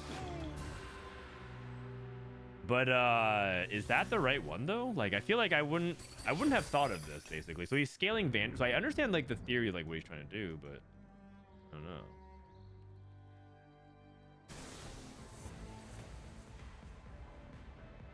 Do you even lose max HP anomalies? That I'm not entirely sure. But you like, I think for example, like you don't get 3x the comeback story if you like choose it on Violet. You don't get 3x the slime time or something.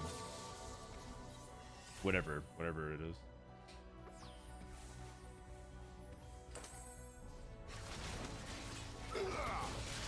I think that anomaly choice is really interesting. I feel like it's not something I would have thought about that long. I would have been like, it's a good one. It's a very good one. I just don't think it applies here. And unfortunately, I think his setup is a little bit on the weak side. And he's dead. Okay. Well, I guess worth an experiment. That's what PB's for. I also thought Soju's spot was going to be better, but he's kind of behind now. He like went to 8, rolled, did not find Kog'Maw 3, going down to 1 life. Now he has to roll to 0 or roll into a Cog. Okay. But he still needs good front line. Also, he picked comeback story. Usually you kind of want either something like really, really good for Cog or like a tank one for Scar, but I guess I didn't see his anomaly rolls. I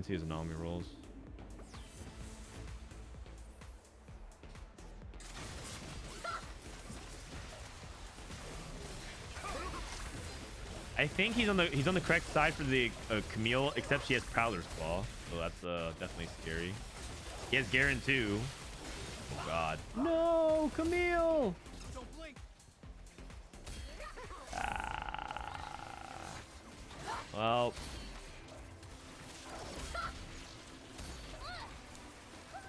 Six. Yikes. Also, was he lacking anti-heal?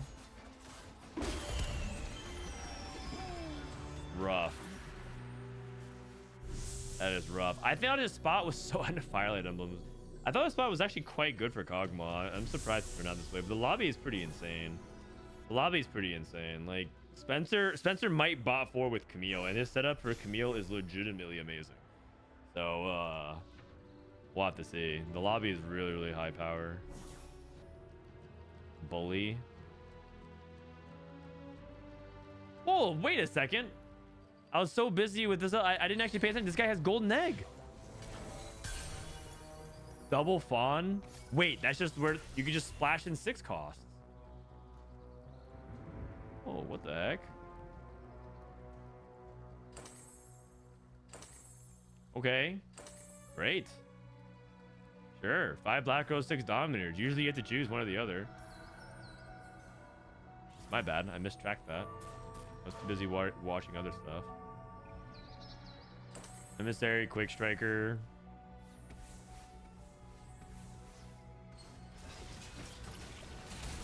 Only fools. Oh, that at least cast is nasty. Oh. Ah. Oh. No. Spencer's dead. Oh no, never mind. That Camille's live. Just kidding. I didn't notice the Camille. Oh yeah, just kidding. It's Exodia Camille. He did lose 1 fight though. He lost a double. Interesting. This Tristana actually beat Spencer. How high AD is this now? 52. Oh my god, her autos hit 290. 4 MC, 4 artillery. Isn't it just on RNG? It might be just Trist RNG of who she actually attacks.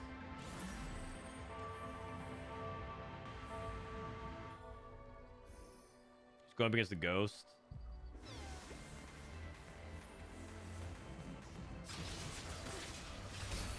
Comeback story. Oh my god, the Camille just got 2 tapped by the knock and he's dead. This is a bot 4. Like, this Camille is a bot 4. Isn't that wild?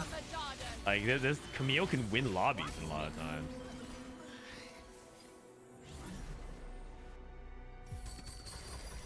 And this guy might be unstoppable now because he's going to 10 and he goes to 10. He plays Viktor. He 2-stars all his upgrade.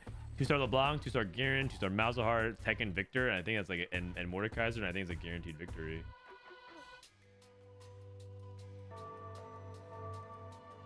Camille is some trash. Yeah. Yeah.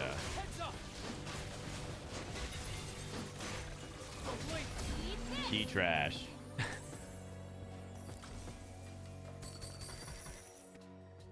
Ging trying to go for 9 scrap. He's looking for a rumble, right? He's been looking for a while. Found powder too at 9.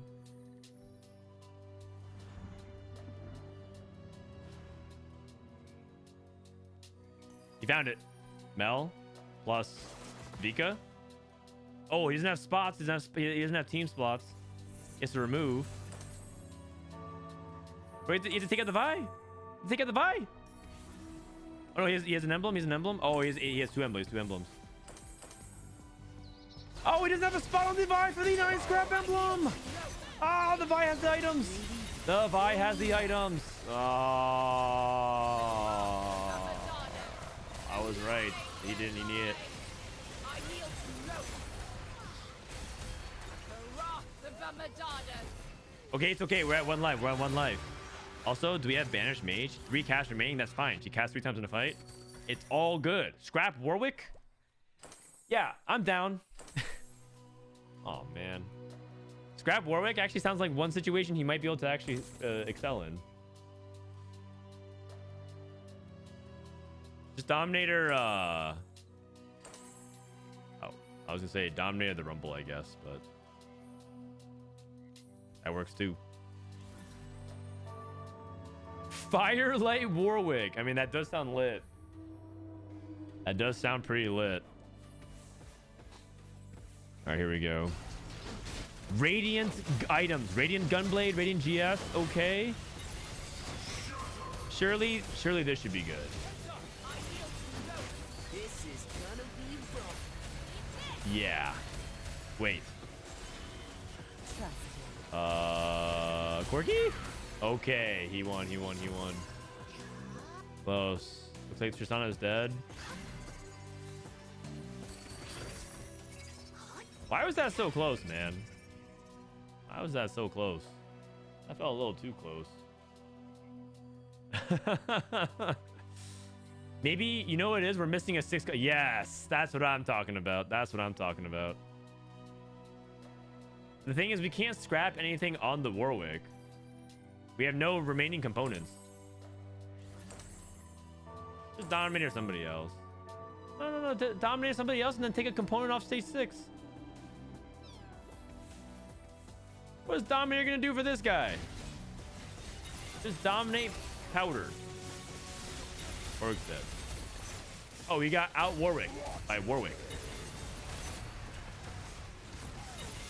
He got weaker. He's dead. Oh, he's living.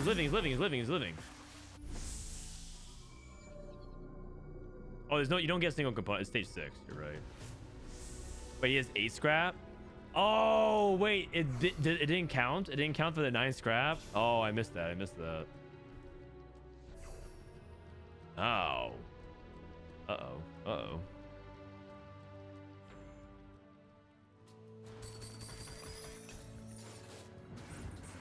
Okay. He took experiment +1. Okay.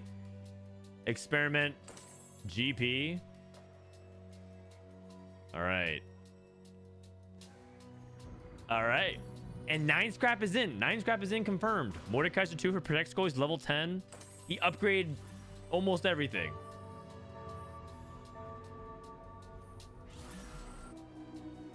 I just need to see if this Warwick can actually do something. Let's just watch this ghost fight here.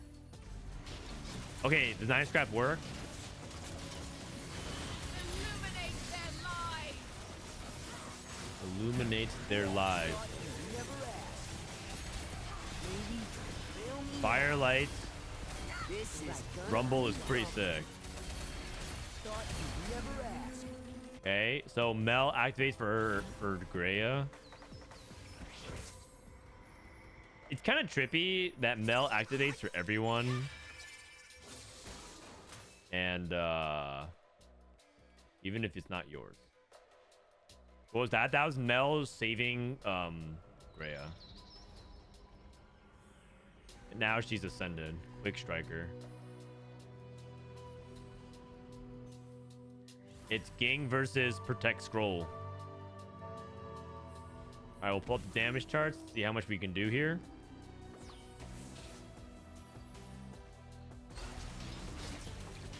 He has to cast 12 times. That happens basically in like 3 fights. And also, it's like, oh, the Tleyds.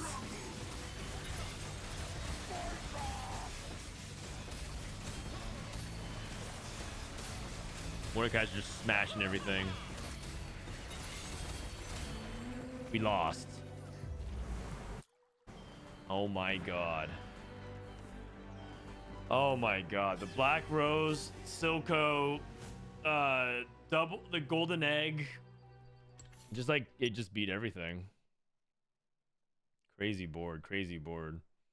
I mean, like I said though, I think I was writing it down. I'm pretty sure Black Rose Silco plus he didn't even hit Viktor. His board was just like giga capped AP. Man, I'm getting more dogged again. Can't beat Mordekaiser, just too much stuff. And Scrap, he didn't have upgrades, right? He didn't have like Rumble 2. He's playing he like leveled to 10 for free Ambusher. Probably arguable that he should have rolled on 9. Actually, the more I think about it, probably should just roll on 9 to get Rumble 2. Because like he leveled to 10 for just Camille, doesn't do anything. Like what is 3 Ambusher gonna do? Make his Echo a little bit stronger. So 9 Scrap, yeah. But like if he had rolled and upgraded his board potentially, like I guess what does he upgrade besides Rumble though? Not much. Yeah, I'm not sure. I'm not sure actually. But I definitely don't think it was roll or level of 10 for Camille. Like, it didn't do anything. So 9 Scrap should be instant win. I don't think so, actually. I don't think 9 Scrap should be instant win always. All right, folks. I think that's it for me today. 8-hour stream. I said it was gonna be a last one. So I'm gonna call it for today. Tomorrow's gonna be my last stream. I'll cover the PBE mock tournament. I need to start prepping my stuff for Macau. I need to start packing everything. Hello. And get everything ready. I have a bunch of errands. I ignored chores for like the past 2 weeks while my wife has been taking care of stuff. But my end of chores I need to like take care of before I go to Macau. So I'm gonna call it here. You guys want to stick around for ads? That'd be a great way to support the channel. Otherwise, I'll catch you guys tomorrow, and we'll do more of this. We'll just cover the scrims and everything like that. Oh, the Scion story. All right, I'll read the Scion story. Here we go. Dramatic reading. Oh, God. All right.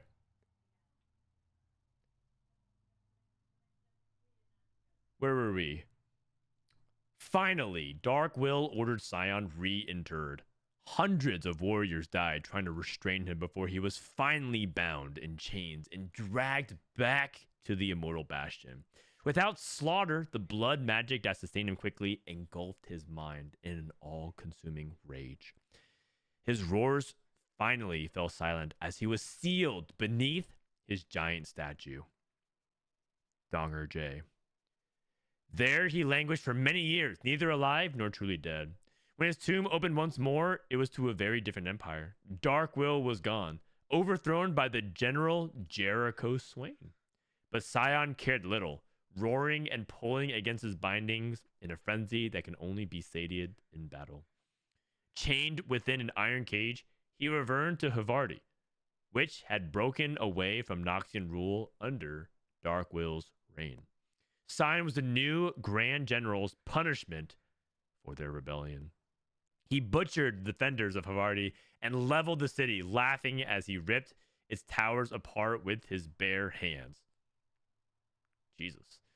On other regions that had abandoned Noxus soon, bent the knee, fearing the undead juggernaut would soon be unleashed upon them next.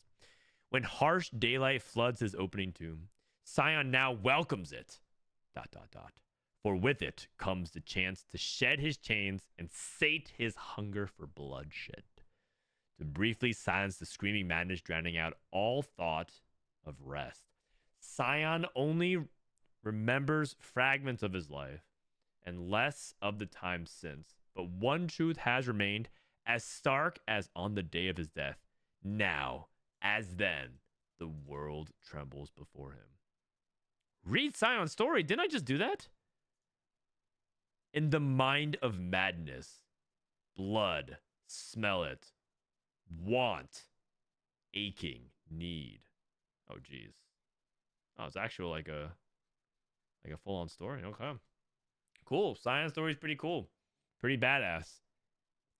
Pretty badass. All right. Can you read this to us and we go to bed? Sure. I'll tuck you in. I will tuck you in. Who's streaming some TFT? Who's streaming some TFT? Let's look at it today. Who is streaming some TFT?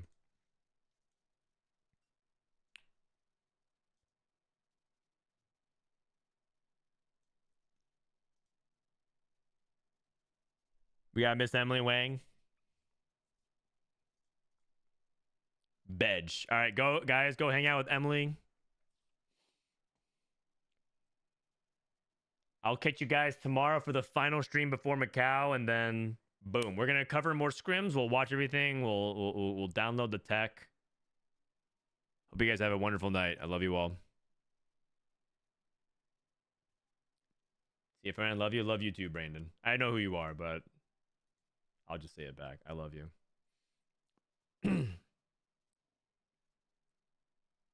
Take care, everyone. Peace.